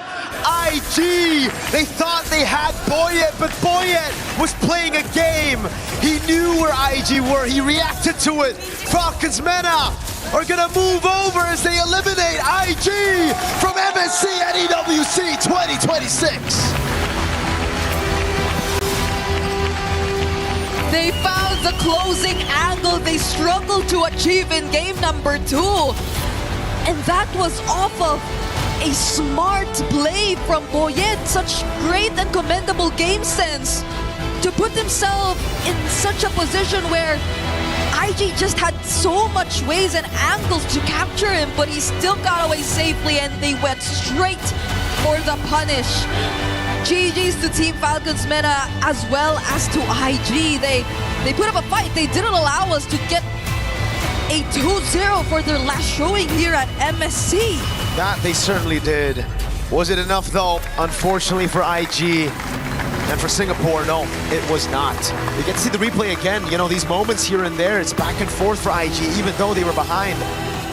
Some hero moments from Kelvin that saved the day. CS constantly just playing in the back, dealing damage. This is the play for Kelvin to save the day one more time before inevitably we saw the collapse of IG. And it started with IG thinking they had the catch, IG thinking they had Boyet in the clutch of their hands. But what was this again? The two-time Diablo with the push down below, and then now again throwing that Throne of Ruin gave Falcons Mena all of the information necessary for them to die, to go in and to go for IG's throat. We're gonna throw it over on stage for an interview with Falcons Mena. What a sweet victory for them.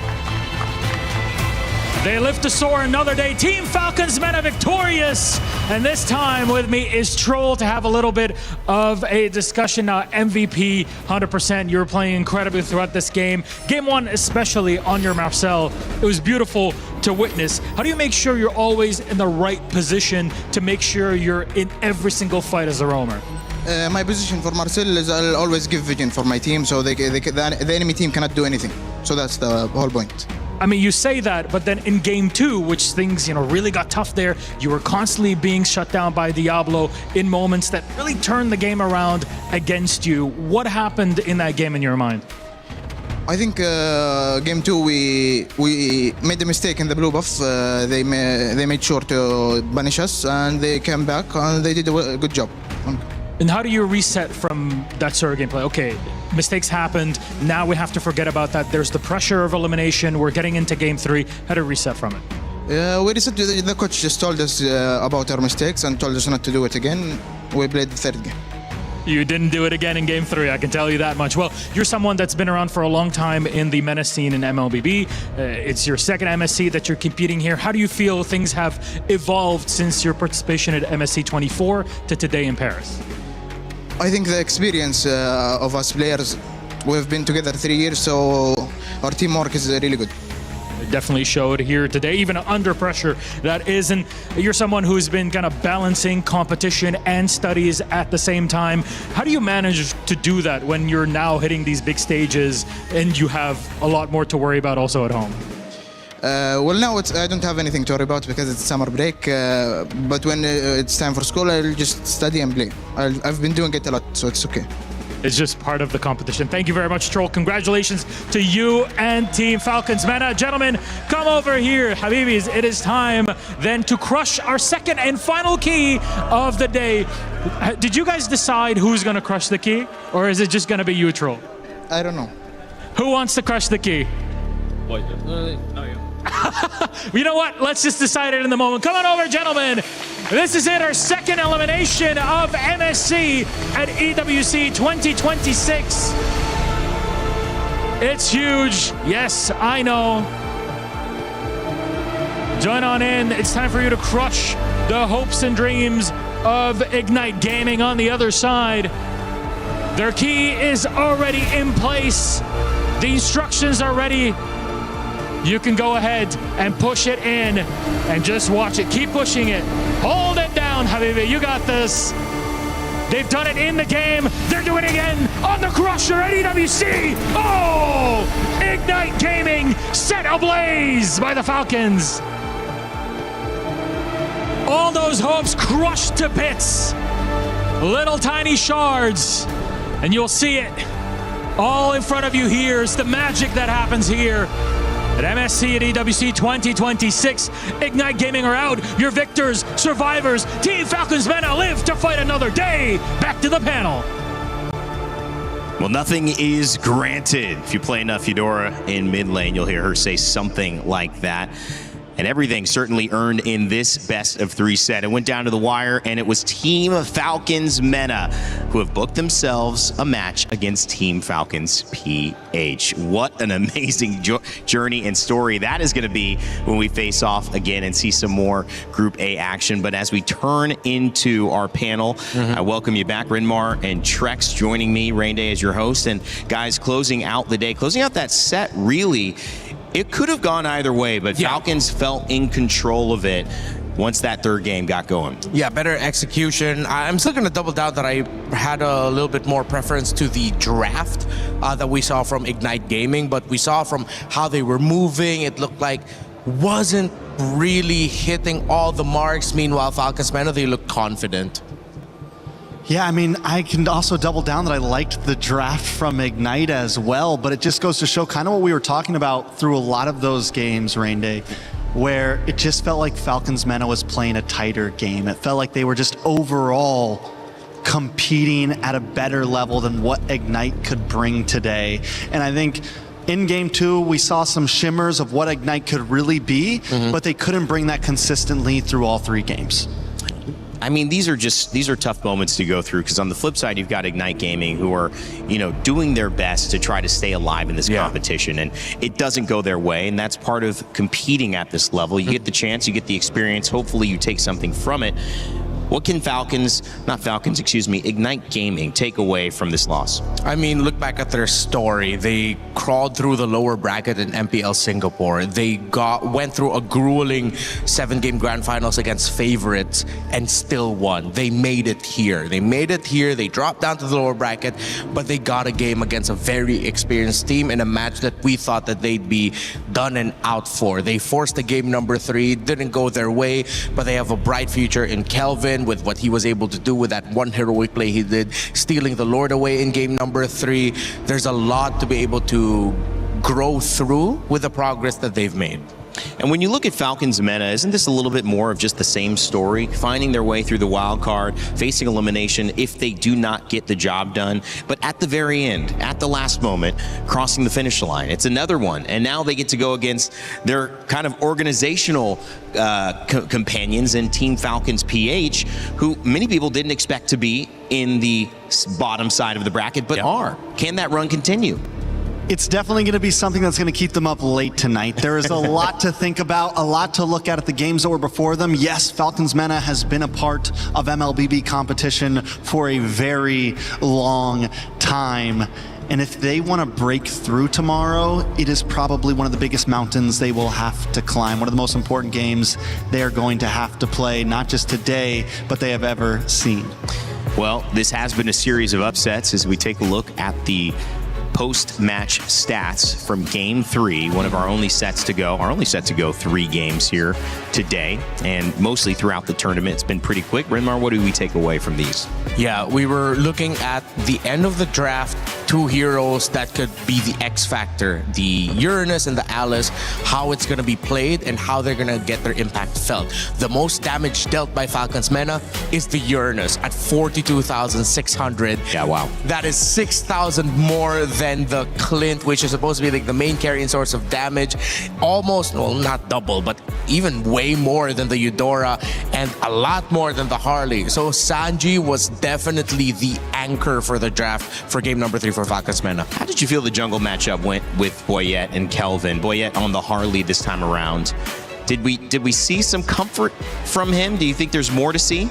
Well, if we remember in the previous meta, something that Falcon Mena is trying to bring us back to, Harley was a monster, was just completely dominant in so many ways, and I think it's something that maybe IG forgot a little bit about.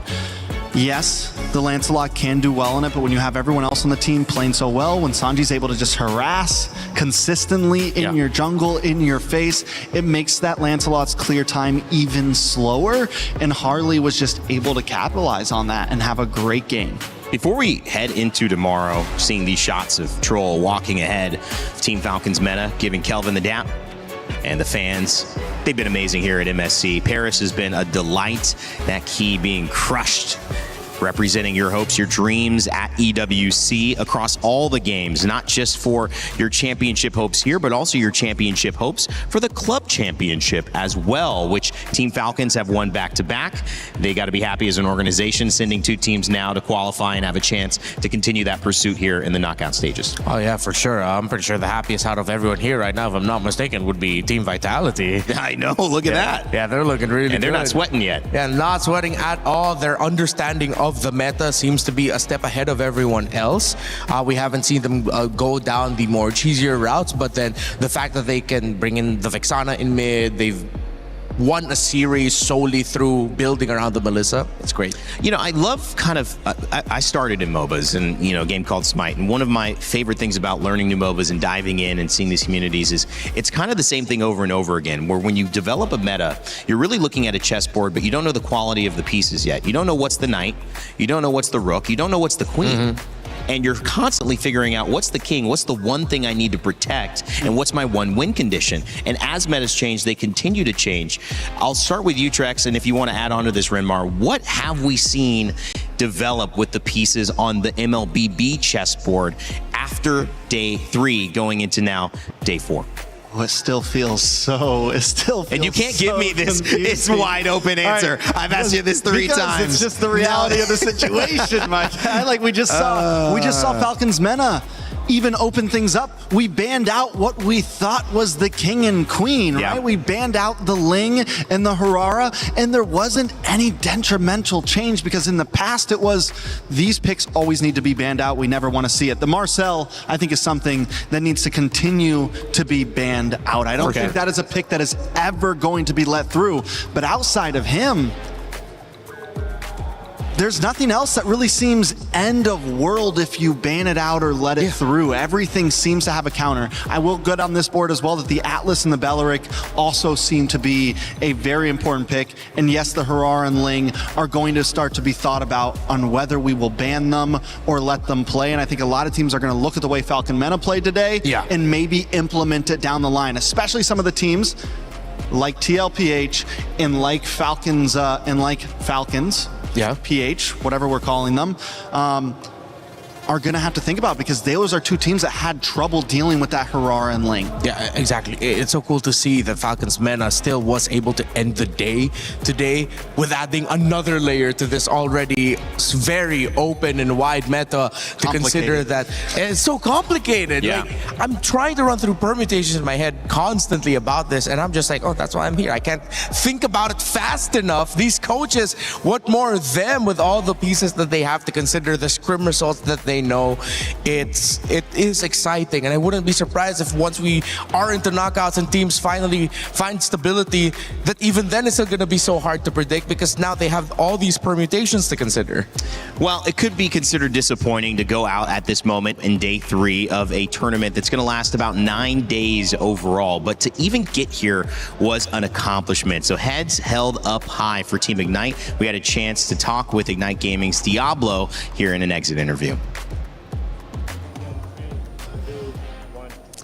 We're here backstage with Diablo from Ignite Gaming after that loss against Falcons Mena. What happened? They were just a better team, I guess, and we were underprepared, so we lost. Underprepared because you lost because you were underprepared. I think as a team as a whole, we weren't prepared enough to face them because we kind of knew they were pulling out the tank junglers, but I think our strats are not good enough. Okay, so I think we're referring to game number 1. Yeah.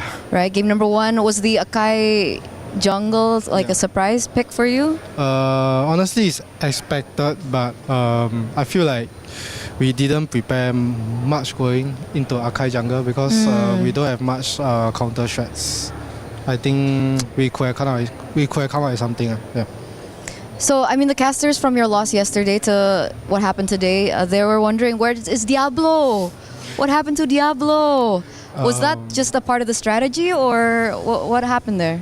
I would say just my part, I'm adjusting to what the team needs, so I'm unable to bring out my full strength. I think I'm more specialized in damage heroes, but for me, this is also something I have to improve on. So if I'm not doing well enough in sustain, then I'll just have to keep improving, and maybe one day you'll be as good as my damage heroes.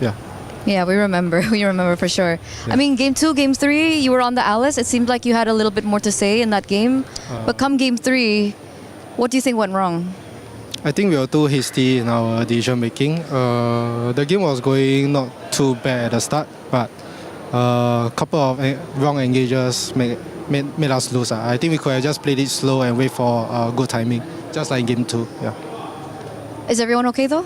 Did everyone... I'm not sure. I haven't seen their faces. Oh, okay. So you went off stage. You're here now. Yeah, I'm here now. Well, it looks like the Singaporean fans are obviously still supporting you. Do you have anything to say to them as your final words here at EWC? Just sorry. Very disappointing result. I think throughout this year, it's quite disappointing. I think as a whole, Singapore has improved, and sorry I couldn't bring the performance up. But if there's ever we make it back into the main stage, I hope you guys continue watching, and maybe one day I'll be back. Like my form will be back. For now, sorry for disappointing you guys, and sorry you can't see the Diablo that you want to see. Yeah. We'll wait. And we are all waiting. All right. Thank you, Diablo. Thank you, Ignite you. Gaming, for all your hard work. We're going to throw it over back to you guys. The world will wait, Diablo. Great final words, great humility there, and trust me, you will have your fans ready to support the next time you get a chance on this stage or a future M Series stage. Guangzhou Gaming in this schedule take the win over True Rippers. They will play tomorrow, and it's Team Vamos who win a 2-0 over Team Spirit, booking their spot into the knockout stages. Team Vitality also did the same, taking down Team Falcons PH, sending them into a knockout game, which means they could go home, but they're going to be facing off against another Team Falcons and Team Falcons Meta, which means the Falcons will be flying into another match. It just depends which one. As you take a look at this, it means that when Team Vitality and Team Vamos book those tickets, there's still more to do as Guangzhou Gaming, Team Spirit, Team Falcons PH, Team Falcons Meta want to find themselves in the other 2 spots. 4 teams fighting for 2 more spots, and that's just Group A. Tomorrow, Group B takes the stage. And that leads us to some big games, gentlemen. GK Esports, Selangor Red Giants to kick us off. That's a lower bracket game, meaning one of them is going home. Yangon Galacticos Pro Esports, Onyx and Aurora Gaming. Coach Midnight, who showed us some awesome stuff, that Rafael Ahmed. We'll see if he has any more tricks up his sleeve. We'll close out the middle of our day, and to end it all, it's Entity 7 versus Team Liquid. Another lower bracket game that will send a team home if they can't get the job done. Yeah, based off of what we saw from their previous matches, it seems like the first match for GK and for Entity 7, they're going to be the ones I think perceived by a lot of us as climbing an uphill battle. Yeah. But those middle set of matches, those look really exciting. What's insane is that in the past you would say the Aurora versus Onyx could be an uphill battle for Aurora, but this time around, I think more and more eyes are looking at Aurora as real contenders here. You know, word on the street is they are doing very well behind the scenes, and what we're seeing on the stage, they are also doing very, very well. Well, to all of our talent and all the production team, we appreciate you all for being here and joining us on day 3 of MSC at EWC 2026. My name's Rain Day, and I'll remind you to never give up, never stop gaming, and we'll leave you tonight with the STC recap. See you tomorrow.